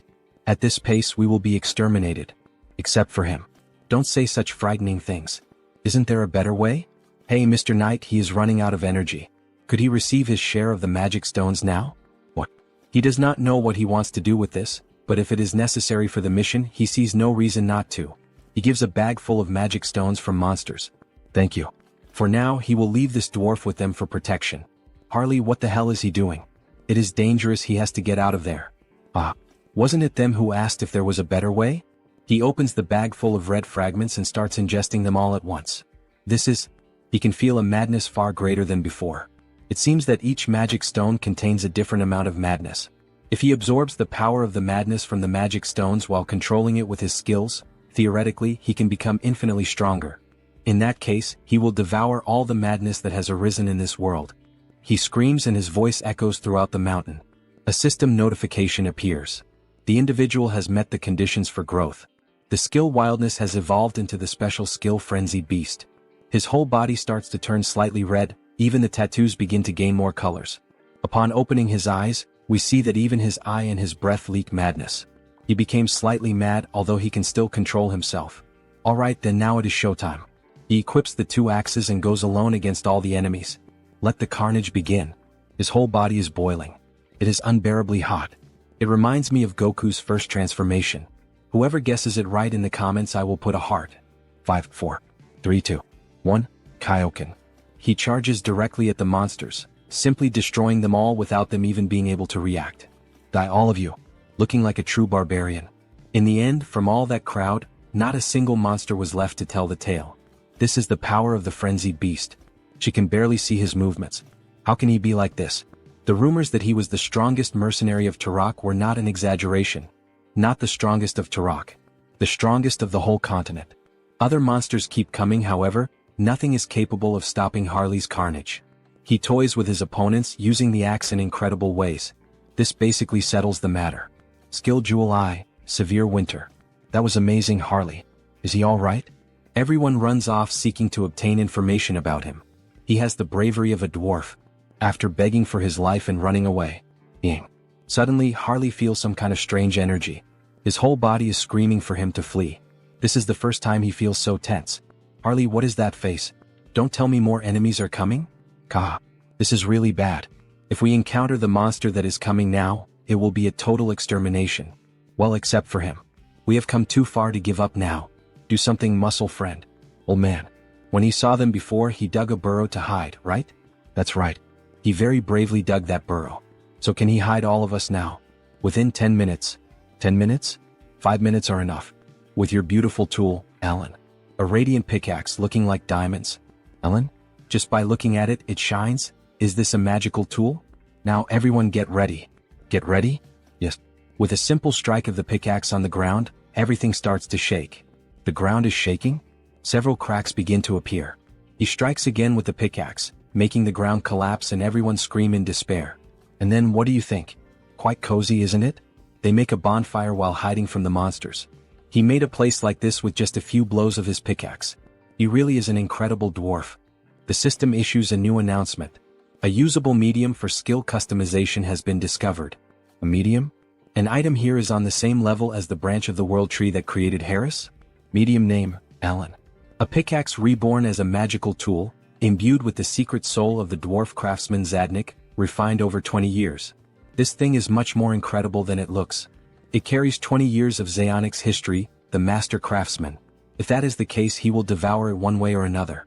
The dwarf can feel Harley's malice from meters away. Some stones start falling on the team. Something noisy coming from above. Is it the monster he mentioned before? Judging by the presence, it just sat above us. Probably trying to eat the bodies of the monsters we killed. Maybe we should escape while it is distracted. Not a good idea. It would probably catch up to us quickly. Ah, Harley? He had a good idea. The biggest problem is that thing sitting right above us, right? Then what if he lures it far away? This time it may really cost him his life, and even so he would try. Yes. Harley, are you really sure about this? Of course. As long as he has this. What? Why his Ellen? Just an insurance, he knows. It will be very useful in a dangerous situation. But this is a magical tool with limited uses. What are you hesitating for, Zaonic, you fool? No matter how precious it is, life comes first. Alright, you can take it. Thank you. However, he does not want to give away this pickaxe at all, but it is foolishness to try to contend with Harley. Drop it. He said he would give it to him. With his big hands, he can only use it like a mason's trowel anyway. He finally lost the battle. Ah. He will use it well and return it. Probably. Ellen. Sorry, but he does not think he will return it. But he also saved his life, so let's consider it settled. With this, he acquired Ellen safely. No, he acquired a dwarf. Soon we will have a dwarf clone. Harley emerges from the ground. As he expected, the air outside is so refreshing. Now then, how about making the monsters introduce themselves to each other? It seems someone even more incredible than he thought has appeared. Even a superior species like a two-headed ogre can succumb to madness. Judging by its belly, it must have devoured a terrifying number of magic stones. The monster notices Harley from afar. What is he doing? Don't tell me it came following the scent of the magic stones he ate? Well, that is not a bad thing. If he wants to send the dwarf friend back safely, he has to escape this place with you. Follow me. Here should already be far enough. No one should be able to see us here. Very well then, skill mutation. Skill physical transformation. Let's have a real monster versus monster fight. He transforms his fingers into super sharp claws and goes toward the enemy, making deep cuts in them. Yes, this is the taste. The taste of tearing apart with his own hands. He must have thought he became stronger being intoxicated by madness. But here is the problem. He was not the only one who devoured the madness. The monster starts running in fear of Harley. He was the first one who started attacking and now is the first one trying to run? Harley grabs one of its heads and rips it off. By any chance, don't you think you don't need to walk around with two heads? And he throws it violently to the ground. He stands up laughing and even speaking. That arrogance of yours will only last for now. His subordinates will certainly arrive here as reinforcements. However, when he looks around, they are already lying lifeless on the ground. How the hell did this happen? Thanks to him, he was able to relax a little. He was here just completing a task. And it was already becoming boring. He starts gathering blood on his finger and releases it like a laser beam, thus destroying the monster's last head. Now without the two heads, the monster finally falls lifeless. Ah. As expected, it is more comfortable with two instead of one. Good thing he called Heinz. Although he had originally called him for something else. But the gift from Lord Zaonic will be very useful. While Heinz stores the pickaxe in the dimensional gate, Harley is drooling with hunger. How strong will he become if he eats this? He will finish you off before the madness evaporates. Very well then, how about he also tastes the blood tainted with madness? However, before they could enjoy the banquet, something catches their attention. What is this feeling? A volcano on top of the mountain begins to erupt. It is the same energy he felt from Intrajo. Then from the fire, a dragon begins to emerge. Red Dragon Herados. He will devour everything. Hunger, he is starving, he is going insane. This is a real living dragon. Depending on the era, they can even be revered as sacred beings. But that one was completely devoured by madness. There is no point in expecting a rational conversation. A half-breed human and a vampire? What fine snacks. They might be enough to sate his hunger. Who should he eat first? No, it is better to devour you both at once. They prepare for battle. Harley and Heinz pierce the dragon's eyes at the same time, however, the dragon only laughs. As expected of a dragon.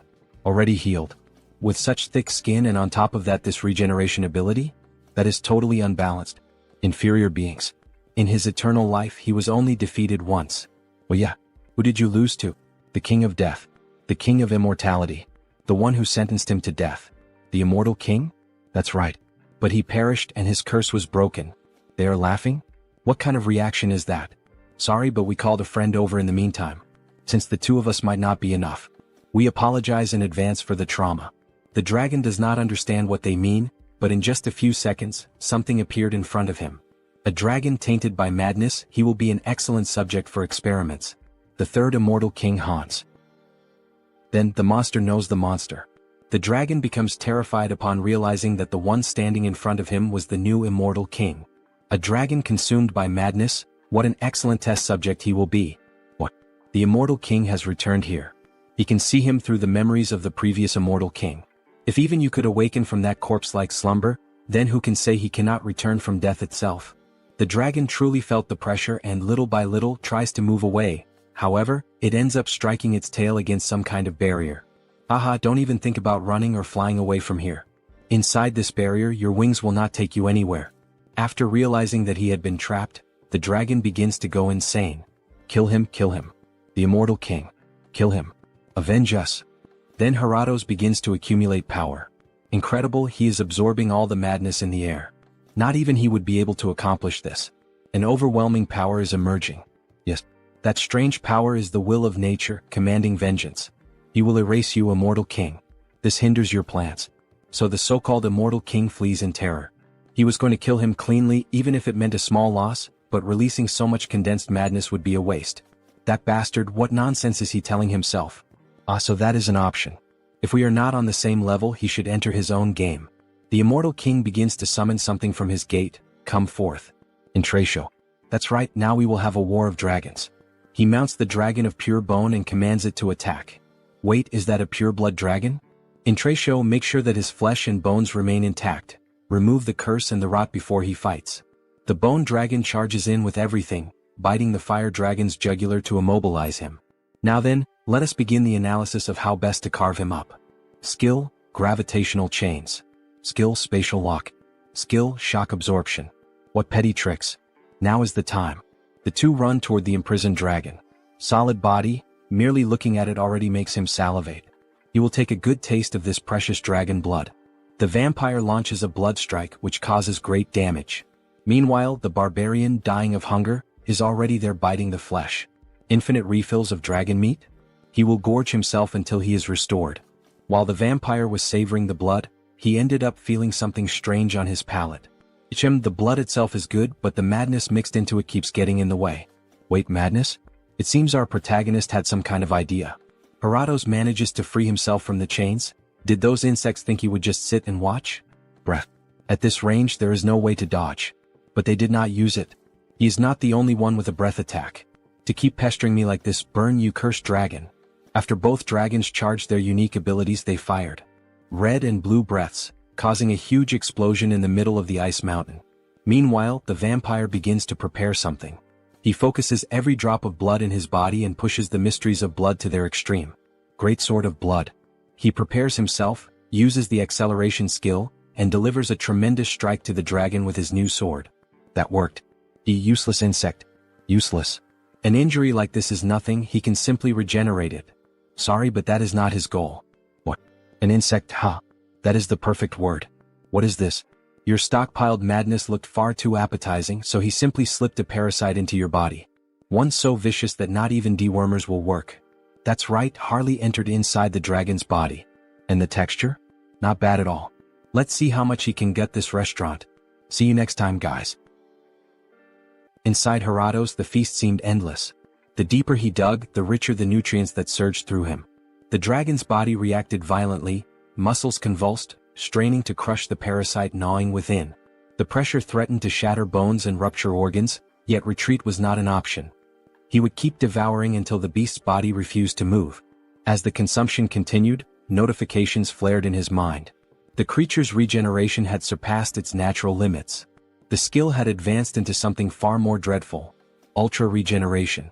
Lost vitality surged back with overwhelming force, and its meaning became clear. This was the dragon's true gift, a power that could restore the impossible, even without feeding on a magic stone. For Heratos, the wound was nothing more than a scratch. For the invader, it was proof that every effort seemed worthless against flesh that endlessly rebuilt itself, while the dragon dismissed all resistance as the pathetic tricks of an insect. Once again the notifications surged before him. The creature had fulfilled the conditions to evolve. The skill Devour transformed into the special ability known as Gluttony. Gluttony, just like the 7 deadly sins. A shiver rippled through his body as the change took hold. Scales suddenly began to form across his skin, undeniably dragon scales. The realization struck hard. From now on, through consumption alone, he could absorb traits. Every single one of them would be his to claim. The dragon grew restless, its rage boiling as the parasite dug deeper inside. If the intruder refused to leave on his own, Heratos would rip him out piece by piece. Yet the fight shifted before he could act. The immortal king and the vampire launched a coordinated strike alongside Horatio, who tore into the beast's neck, while Heinz's blade carved through with relentless force. That was the effect of gluttony. With Harley suppressing the madness, even the dragon's bloodline fell silent. Just one taste, and a torrent of power erupted within, flooding him like an unstoppable tide. And at last the notification appeared for the vampire. The special skill Clan of Blood, True Blood, had advanced to a far greater stage. As expected, to ascend into sacred blood, the condition was clear. He had to drink from an opponent far superior to himself. Heinz seemed to realize something, hesitating, but Harley confirmed it. The discovery was undeniable. They had finally located it. Heratos' heart. Checkmate. The ultimate magic stone, the dragon heart. Bon appetit. The first bite tore through, and the dragon convulsed in agony, the pain erupting straight from the core of its being. Moments later, the mighty body collapsed, lifeless upon the ground. The battle had ended. Intracio's efforts had carried them this far. His task was complete and he could now rest. Laughter followed, triumphant and raw. From the twin-headed ogre to the dragon raid, every challenge had been cleared. A final image lingered, a symbolic snapshot of the 3 victors standing together, their silhouettes marked by the hunt of a dragon now fallen. The dragon's eyes snapped open for one final breath. This time the immortal king carried no desire to destroy the world. If he chose to take a few bones, there would be no need for resentment. He would put them to good use. The blood too. And the horns. In the end, every piece had value. None of them wasted anything. The trio moved like a flawless cleaning crew, each collecting a share of the fallen beast. The corpse of a dragon truly was a treasure vault. Prime ingredients for rare sorcery gathered all at once. The scene resembled that old meme of a robot staring at an empty plate. Oh my god, nothing left. Even the blood, overflowing with the power of dragon lineage, had been secured, certain to prove useful later. Yet the greatest beneficiary of the raid was not the immortal king or Heinz, it was Harley. On the ground, Harley writhed in agony. His body twisted and shifted as something unnatural surged within him. This time the transformation was not smooth. Perhaps he had gone too far even for his limits. Absorbing all the madness of those monsters, his insides felt as though they were tearing apart. Control slipped with every second. Only the method inscribed within the dragon heart could save him. The madness flooding his body had to be woven together with the dragon's essence. As he forced the chaos into alignment, strange markings spread across his skin. A heavy feeling swelled inside him, followed by new notifications. The creature's race has changed to Dragonkin Hybrid. Special skill, Heart of the Mad Dragon, has been acquired. Harley's body no longer felt the same. On the surface, his anatomy still resembled that of a human, yet something deep inside had shifted. The change was undeniable. His very essence had risen beyond its former limits. His being had ascended. See you next time, guys. So we see Harley's hand covered in scales. For the entire race itself to change, this is the power of the dragon's heart. Alley. Race, Dragonkin Hybrid. Then a notification appears. Special notes. Absorb the heart of the light dragon and gain the power of a dragon. Controls the madness within the body and continuously absorbs the surrounding madness. The jeweled eyes have merged with the dragon eye, becoming even more effective. With the power of mutation, he can draw it out whenever he needs. But, with a simple stomp with force, he destroys the ground. If he increases the density of the body, the weight becomes unbearable. If he doesn't control it, it will be a disaster. It's better for him to practice a little before meeting them, his group that had been waiting for him to escape with the monster. Before Harley could begin training, he felt an enormous force through his body. So it's finally going to begin. It's the closing ceremony of the raid that Hans prepared. We see the immortal king preparing some kind of spell, and in this case the spell is being performed on the dragon's body. A lot of dark magic is being involved in its body, so much that the sky begins to grow cloudy. Little by little only the dragon's bones begin to rise. Now speak to him. What is your name? Heratos. Yes, Heratos. I am the Lion King and death itself. He will grant you a second life. Now he is your master. Very well, very well. He looks like a second puppy. In the next scene we see the protagonist in reality. He was admiring his new house. He had finally finished working on the house, moving the furniture. Everything is impeccable. An internal gym, an arcade, even a comic cafe. To think that he fulfilled the dream of building everything to his own taste. Unlike before, now he can go out freely, but staying at home is more comfortable, so he devoted himself completely. Now he will never need to go out again. Our protagonist is truly a shy nerd. Right now, should he take care of the gardening? Conjuration skill, entity projection. He transformed into the elf to use his abilities in gardening. Then, let me show you the natural power of the high elf. With just a little magic, he forms a beautiful garden effortlessly. Truly very beautiful. They say independent houses are difficult to maintain, but that does not apply to me. After all, he is one in many. He will use Heinz, who was summoned beforehand, to raise a primary barrier. And as soon as the cooldown of the entity projection ends, he will add Hans and Heinrich's barriers on top. Is there any house safer than this? Barrier against vampires, barrier against dark magic, barrier against holy magic, literally the safest house in the world. Household chores should be settled like this. I think it's already time for accounting? Karma shop. Then we see his little point shop with an incredible 1,608,961 points. It's already over 1 million? Not even a week has passed in Earth time. I guess numbers really matter. But don't tell me that, once again, there's no increase in the number of avatars, right? Whatever, either way he has to spend. He has to do it, no choice. Enhance. It worked. The unique skill has grown, increasing the number of avatars he can possess. Now he can increase the avatars again. Let's see what else he obtained. Avatar potential increases. The learning ability of each entity improves further. Avatar cognitive ability increases drastically. No wonder the distribution of mental energy to his clones seem to have increased. At this rate, it won't be only the main body that will become stupid? Then a depression hits him. No way, the clone is me and I am the clone, so whatever. Next. The unique skill has grown and blooms with possibilities. Special skill Avatar Cloud acquired. Avatar Cloud. Shares avatars items within a small subspace. Avatar Cloud? Sharing items in subspace? That practically means the protagonist can transfer across dimensions. He won't even need to fetch them in person anymore. Let's test it right away with Ellen. So they really can transfer the item from a clone to the creator's backpack without any problems. Excellent. This could massively expand trade with Hubert. He can even send the source of the arc glitch that Heinrich kept to Hans. Then now shall we start the main event? Sorry for Zeonic, but hey, think of it as the price of your life. Using the customized skill. Time to summon a dwarf. An explosion happens in the garden, and finally a new clone is made. He needed a craftsman to take care of the clone's equipment. Finally he would have a reliable blacksmith like Zeonic. What is this adorable little lock? This isn't what Zeonic said it would be. We officially have a buff baby with the protagonist's face and a beard. See you next time, guys. What's with that adorable look? Customize. Increase the height to the species maximum. Make the face a bit younger. Grow the beard to look stylish. The body too. Is starting to look decent. Is ready? A dwarf who will serve as the blacksmith of the tattooed ones. Now he truly looks like a real dwarf. From now on his name is Howard. And of course it would be yet another name starting with the letter H. For some reason the protagonist really likes that letter. It's a pleasure to meet you, Howard. Likewise, my creator. Then a system notification appears. Howard. Species, dwarf. Individual trait, Artisan S Spirit. Special notes. Han Song-hyun S 8th Avatar. Born as a dwarf using the Artisan S pickaxe as the medium. The influence of Artisan S Spirit grants additional bonuses to crafting actions. Perfect, exactly what he had in mind. The first attached skill is precisely the type he wanted. If he were to point out a small problem. Just like Harris, he lacks general knowledge. Why can't I?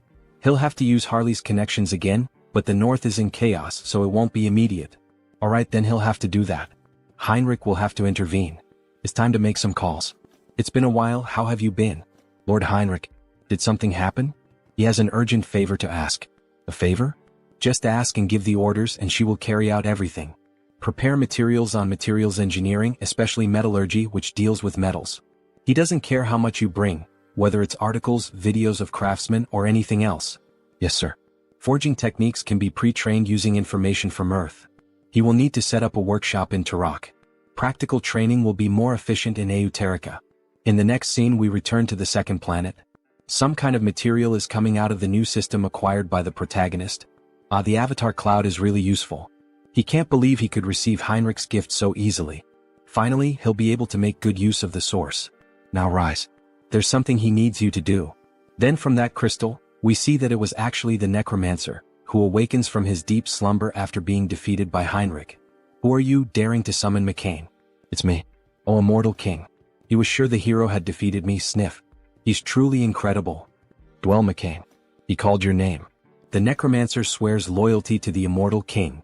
From the memories of the former immortal king, he was quite a skilled strategist. The more capable the one he can use, the better. Though with that slightly cute face resembling a dog, he doesn't really seem that strategic. However, their conversation is interrupted. The girl Olivia. She pays homage to the king. So, what happened all of a sudden? He came to report on the order the king issued. Report. Speak. He ordered Olivia to pursue the Oath of Reversal. Extract every piece of information she can from the Oath of Reversal. Her ability should suit that task perfectly. In that case, they expanded their investigation westward across the continent and extended it into parts of the Central Empire. And she discovered a location suspected to be a key fortress. So she finally found the place.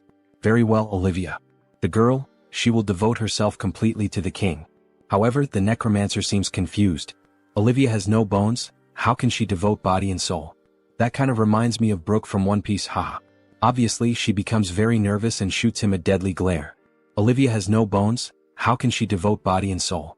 Well, there's something he needs you to do immediately. Help Olivia. What? He really got nervous about going out with Olivia.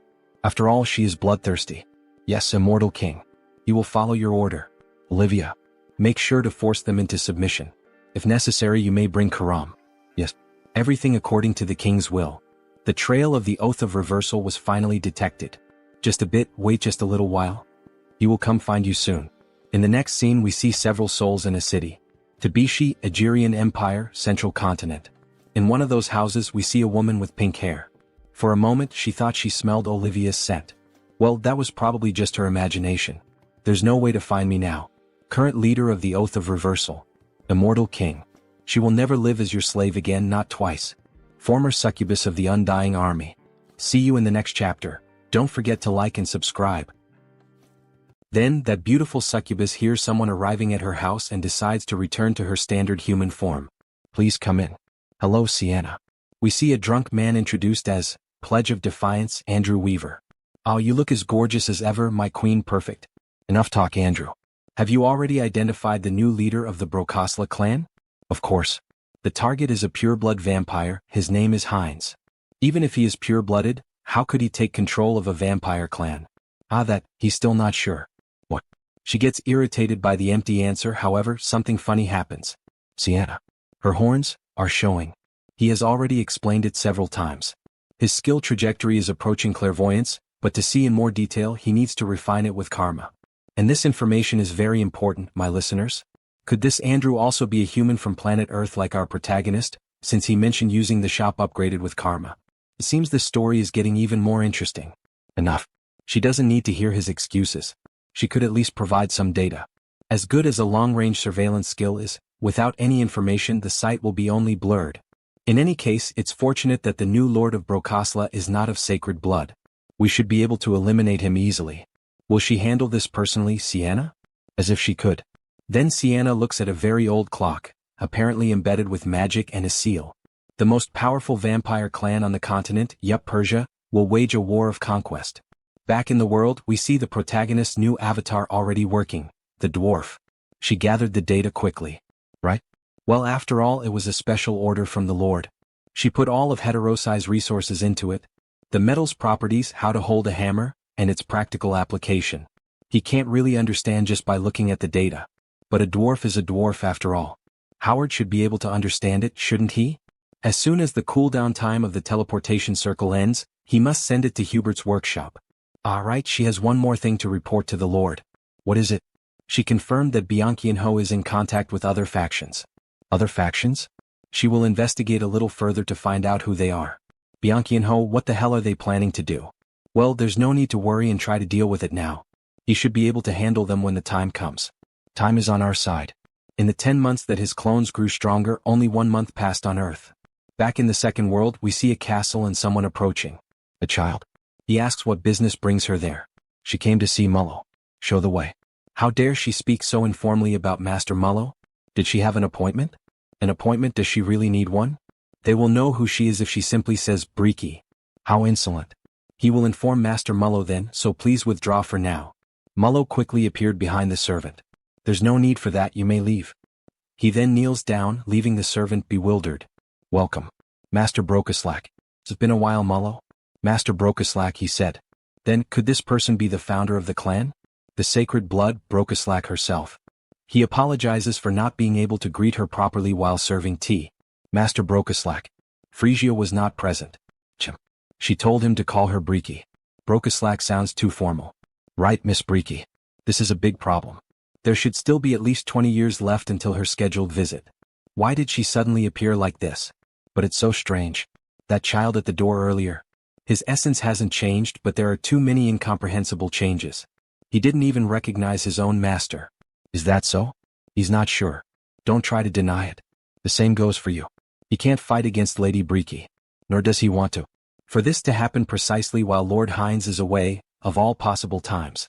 He definitely inherited her blood, but could it really change this much? Well, anyway, where is the one who made him like this? She knew everything and was merely testing us. So, it has come to this. He is currently away. Then she supposes she'll stay here while she waits. Have the guest quarters prepared. Of course. How truly interesting indeed. She had always dreamed of this.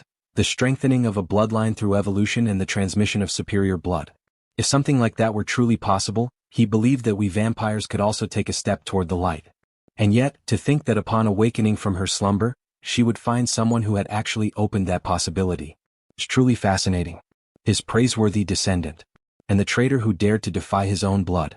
See you in the next chapter. Then, in the middle of the ice forest, a madman starts shouting. Now, everyone who can hear me, all of you can come out of hiding. Harley arrives, jumping and making the ground shake with the dwarf and the girl. You scared me, Harley. It seems you succeeded in the subjugation. Are you okay? It was a tough battle. But somehow he seems even more energetic than before. Harley, did you just get scales on your body? Or did I? I hadn't noticed, Well, anyway, we don't know when another monster might appear, so let's hurry back to the Iron Fortress.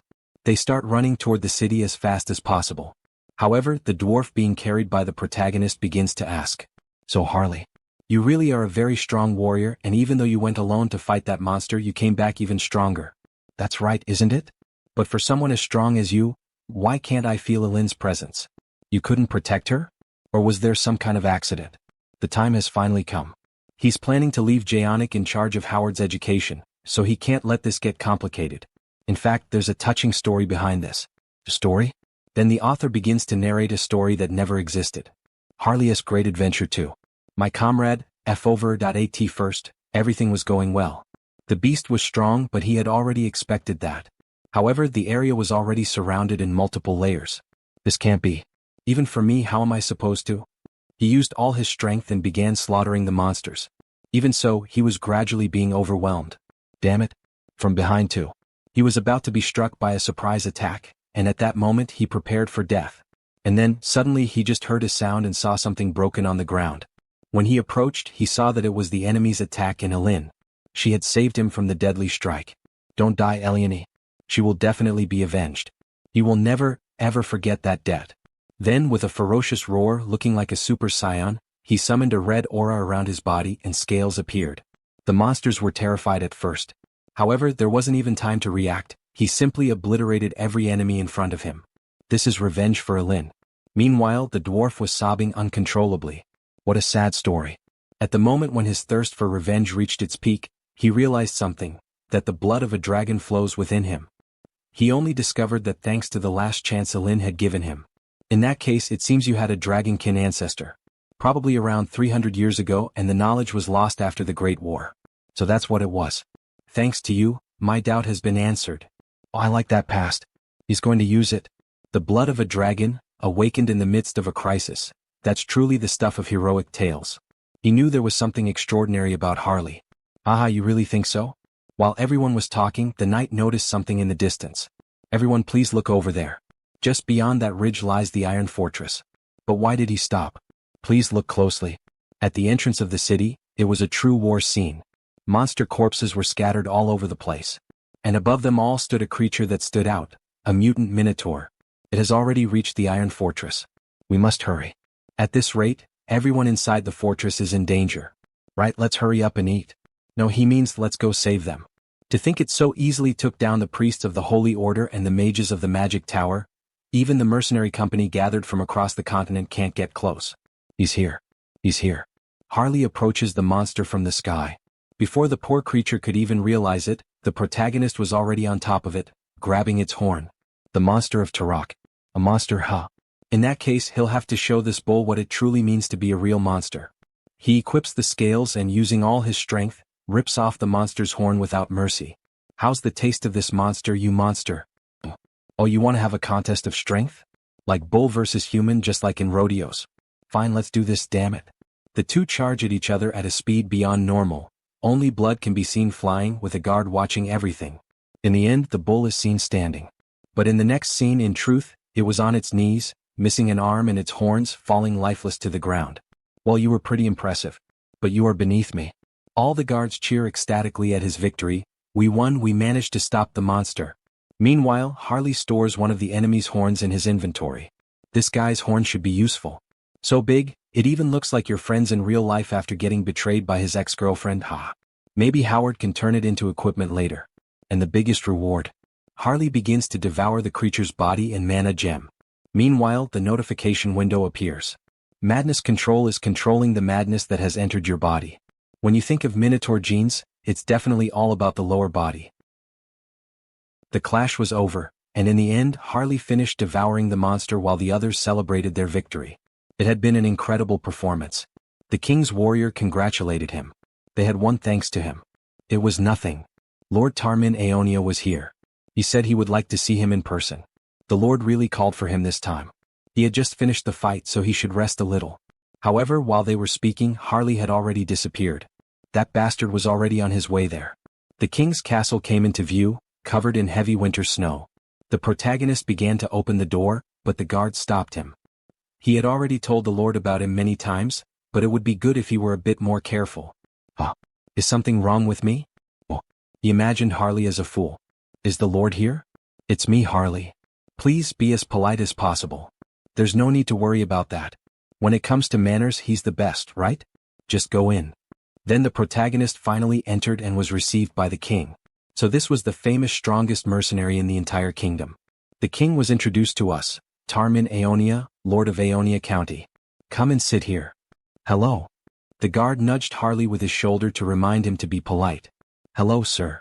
He had heard so many praises about him, but seeing him in person was different. He hardly knew what to do with himself. He was just doing what he was paid to do. As he shouted, his saliva flew toward the king. Even so, the king thought he was quite impressive. Did he think that just speaking formally was enough? Anyway, besides the request, he also played a big part this time, so he should be rewarded. A reward? There's no need for that. The king's tone grew more serious. He offered him a position as an official knight of the county. He refused. Everyone in the room was surprised, even the Lord himself. You bastard. How dare you refuse the Lord's offer? And what's with that stupid look on your face? That's enough. Everyone calm down. He waved off such grand gestures. He only wanted a cool axe he could use. Right, an axe. He would have one custom made for him through Jaonic. Thank you, my lord. He was quite generous, just as one would expect from someone ruling over a great territory. That's right. I'm not stingy when it comes to giving. Refusing once is fine. He'll definitely find a way to get you. As if I'd let you have me for free.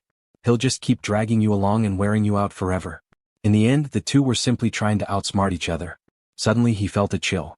Switching scenes, we return to the merchant character. Lord Merchant, they said Mr. Howard's workshop has been completed. Really? I trust they put great care into it. Of course. We prepared state-of-the-art facilities and personnel to assist him. From now on, if Howard needs anything, the Merchant Guild will provide it. Just treat him as you would treat me and Harley. Yes, Lord Merchant. As they walked through the neighborhood, there were 4 guards assigned to the merchant. However, he soon noticed something strange. What? 4 escorts? Lord Merchant. What? There was one more than usual. You have good instincts, but it's already too late. In an instant, the protagonist began to bleed and collapsed to the ground, barely clinging to life. Lord Merchant. What the hell is happening all of a sudden? Lord Merchant. What the hell is this? Why is a vampire after me? Snap out of it. He finally died and a notification appeared. You have sustained a fatal injury in a single blow. Suddenly the merchant came back to life. Lord Merchant, are you all right? Take him somewhere safe now. Another notification appeared. Instant death immunity has activated, reducing the fatal injury to critical damage. Instant death immunity will be sealed for 1 day. If it weren't for that skill, he would have died. The assailant was a vampire. Judging by his abilities, he was at least a pure blood. Such a high-level agent going after a mere merchant like him? What in the world was he after? If they find out he isn't dead, they will definitely come back to finish the job. He will leave the task of uncovering their identities to Hans. For now, he must retreat.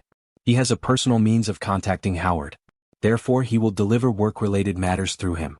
What? But in this state, how? They are talents recommended by the 3 warriors of the South, so he should be able to trust them. He needs to get medical treatment first. Then he suddenly vanished before the guards. Sir Hubert? Hubert is unsummoned from the Oterica dimension. Later that night, in a different castle, several people were gathered with a king. He trusts that everyone is prepared. Clan Lord Visk Yup Persia. My lord, there's an update. A report has arrived stating that the job in Tarak has been completed. True blood of the Yup Persia clan, Theodore Yup Persia. Tarak? By killing the merchant who was secretly cooperating with the Brokosla clan, we managed to divert their attention. Well done, Klein. You have opened the gates of war. Finally, things are about to get more exciting in this manhwa. War is approaching. Don't miss the next chapter. See you in the next one, everyone, and don't forget to subscribe to the Absolute channel. He flatters him too much. It was a simple task. The timing is good. We also just finished cross-checking the information from the challenge oath. That is not all. The blood gate is finally complete. Does he trust that you set the coordinates correctly? Yes. We plan to stop in the city of Rapella to regroup before heading to Teleria. We should be able to reach it in half a day from there. The king begins to think. An unknown vampire has taken control of Brokosla. He is already eager to face this unknown figure. Everyone prepare yourselves. We are going to Teleria. Meanwhile, Our Lady continues searching for information for the immortal king. However, their souls seem tired. My lady, they will die from overwork at this pace. But she ignores their complaint. While tracking the challenge oath, is she also supposedly meant to find the vampire who murdered Hubert?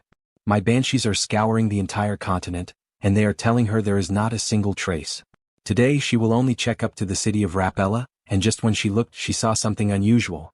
From afar, a suspicious portal appeared, filled with red energy, and suddenly, a few completely pale people came out of the portal. The souls become happy with the discovery. It seems these are the children, my lady. She must report this to the king of the undead. From a great distance, the immortal king is able to observe the situation. An invasion by another vampire clan. In that case, hitting Hubert must have been an attempt to divide our forces. Of the 3 great vampire clans, the other 2 are the Opapo of the east and the Yup Persia of the central region. The one with the strongest forces is the Yup Persia clan. Olivia also suspected the same. If that is the case, Brokoslak's current power will not be enough. He will have to send reinforcements. Meanwhile, in Heinz's castle, his servant is filling out paperwork, and then the princess calls him Mullo. She is coming in for a moment. Lady Breaky, welcome. However, she notices something strange in the air. Is something wrong? Of course, he must prepare for battle immediately. Battle? What do you mean, what is happening?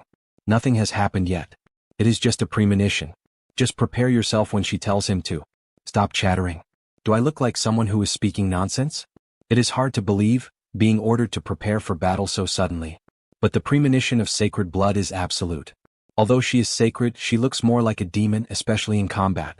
Heinz has not arrived yet, so unfortunately we cannot count on his help. We must prepare our defenses immediately. 4 true bloods, 44 pure bloods. We gathered our entire army. They are all our best elites.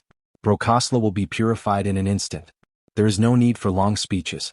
We depart for Teleria immediately before they notice. Yes, king. But before they could depart, the vampire king felt chills. He begins looking at the sky, and one of the servants asks if something is wrong. Only the moon is in the sky, and even so he is suspicious. This unsettling feeling must be his imagination.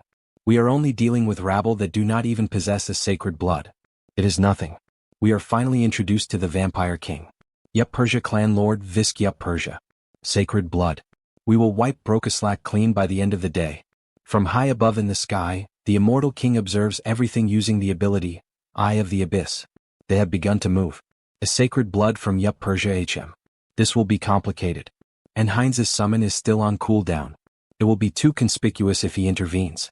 Heinrich also cannot leave the holy ground.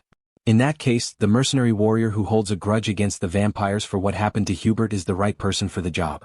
So hurry up and get here, Harley. On the other side, we only hear the guards screaming with Harley. Capture that suspicious ogre. A brute of that size cannot be human. He told them he isn't. He even has identification from the order right here. Shut up, ogre. Damn it, how many times does this make? While Yup Persia analyzes the city, he discovers something interesting. This has gotten interesting. Is something wrong, Lord Visk? He knew he felt something unpleasant. Brokasla, it seems that Ghost has returned from the dead. The servant became nervous and began to stutter. Don't tell me you mean the sacred blood Brokasla is here. However, the king only grew more irritated. And what is the problem with that ghost being here? Can't you see the king of Yup Persia standing right here? No, that's not it. He was only worried that the damage might be enough. We will proceed at once. Do not forget anything. We Yup Persia have no equal. They head to attack the castle. However, Telaria's castle is perfect. Even the queen praises it. The barrier looks good. What is the status of your other preparations? We gathered as much combat power as possible. But the numbers are definitely not enough. With a carefree tone, she even jokes about the situation. We have no choice, they are already at our doorstep. Mulo asks if she is able to sense their location right now. Naturally, and they are going to enter at this exact moment. All of them come in through the window, making a triumphant entrance. They are right in front of us. You are still clinging to life, Prokaslak. I thought she was already in dire straits. Why does this still happen occasionally? Is this the path of Eupresia? Youth silly one. Well, he will personally ensure that her eyes close in peace forever. Just look at him, that child only knows how to talk about himself. How annoying and inconvenient child. Meanwhile, Mulo is trembling with fear. After all, there are 2 sacred bloods in his presence. This is definitely bad. Even if Lady Briki can handle him, there are still 4 true bloods left. The difference in strength is hopeless. But there is something we can rely on. Mullo prepares the barrier. Inside his barrier, their allies are strengthened. They have set foot on the lands of Brokaslak. Do not think you will escape with your lives. Blood barrier. Come to me, Bridia. My god, an entire group of unwanted guests has gathered here. Alright, get ready. Maintaining this barrier prevents him from fighting the enemies. Do everything you can to protect Brokaslak, even if it costs your life. Yup Persia is surprised, but in the end, wasting energy on useless things is pointless. He tries to attack Mullo directly. After all, if he destroys him, the barrier will disappear along with Mullo, right? Before the sharp claw reached his neck, something happens amid the chaos. Do not get in the way of our little game, Ghost. Are you perhaps underestimating me too much, child?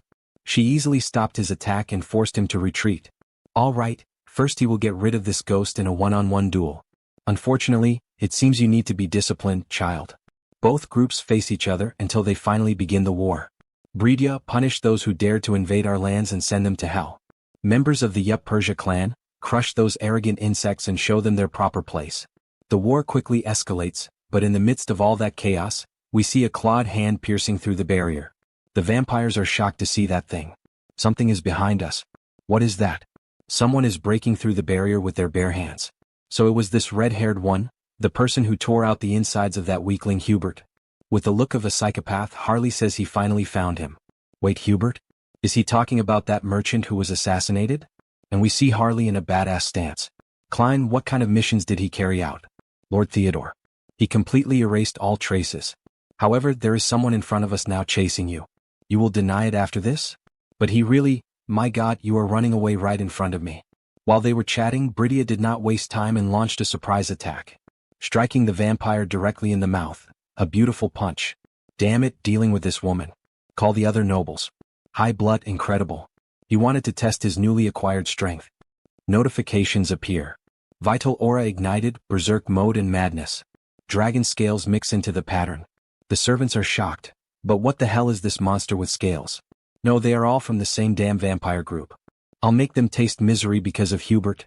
Harley begins hunting the vampires one by one, as if they were nothing more than common monsters. That guy, the followers of Yup Persia are being massacred by this incredible young man. That witch, who else did she bring with her? Does he have any reason to explain this? Why does she also not know why that monster appeared? Alright, this won't take long anyway. Unlike your followers, his men are very competent. Incredible, he can't even see their movements. Although they look like they are standing still, they are fighting at the speed of light, even battling only with their minds. This is, therefore, the famous battle of causality between the superior bloodlines. Then you finally made a mistake, Ghost. And thanks to that mistake, her arm was completely cut off. Just as she suspected, he is truly taking this fight seriously, dedicating himself fully to this battle. Previously he wasn't much. Seems she really is getting old. Back to Harley's fight, the vampire has no idea who he is, but he would like some help, because he cannot defeat him. The dragon is truly furious and insane, defeating everything he sees in front of him. He saw that Brokeslak's sacred blood lady was in danger. Just waiting for Heinz may end up being too late. He needs to act now. He needs to use every weapon at his disposal. Mutagen and the Raging Beast and the Calca-style combat pattern, and the Vital Aura and the Jewel Eye. Subjugation. Harley begins transforming into something. Combine all the powers and it's complete. No one can believe what they are seeing, not even the vampires who are monsters themselves. What the hell is that monster? Look at what our boy Harley has become. What kind of monster is this? It isn't something like a chimera. This is killer. So this is what it feels like to go all out using the power of consuming the mad dragon. With a smile on his face, he announces excitedly. Alright, let's do this. Harley positions himself like a bull and charges in with everything. Cover fire. That guy, he dares to try attacking Lord Bisk. Damn it, we have to stop him. We need to stop him, but how are we supposed to get in there? Harley charges directly at the Lord, trying to injure him. However, his hands are blocked by some kind of barrier. Tiske, his scales are being destroyed upon touching the domain. This is the domain of causality unfolded by the sacred blood. But if he connects the heart of the mad dragon with the power of the Jewel Eye, it isn't something he cannot break through. With a dragon's roar, he slowly starts opening the barrier with his own hands, until he finally breaks it, leaving the Lord surprised. In fact, leaving both lords surprised by such strength. What the hell, who is this crazy bastard? Aha, so he is the boss of all these vampires here, right? Yes. Who exactly are you? One could say he is the representative of the victim.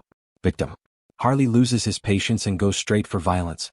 If the perpetrator doesn't know the victim with a nice punch to his face, then he has to become a victim himself. Aha, what do you think of his serious punch? Too bad, it seems he is seeing hallucinations in the space of causality. And no way.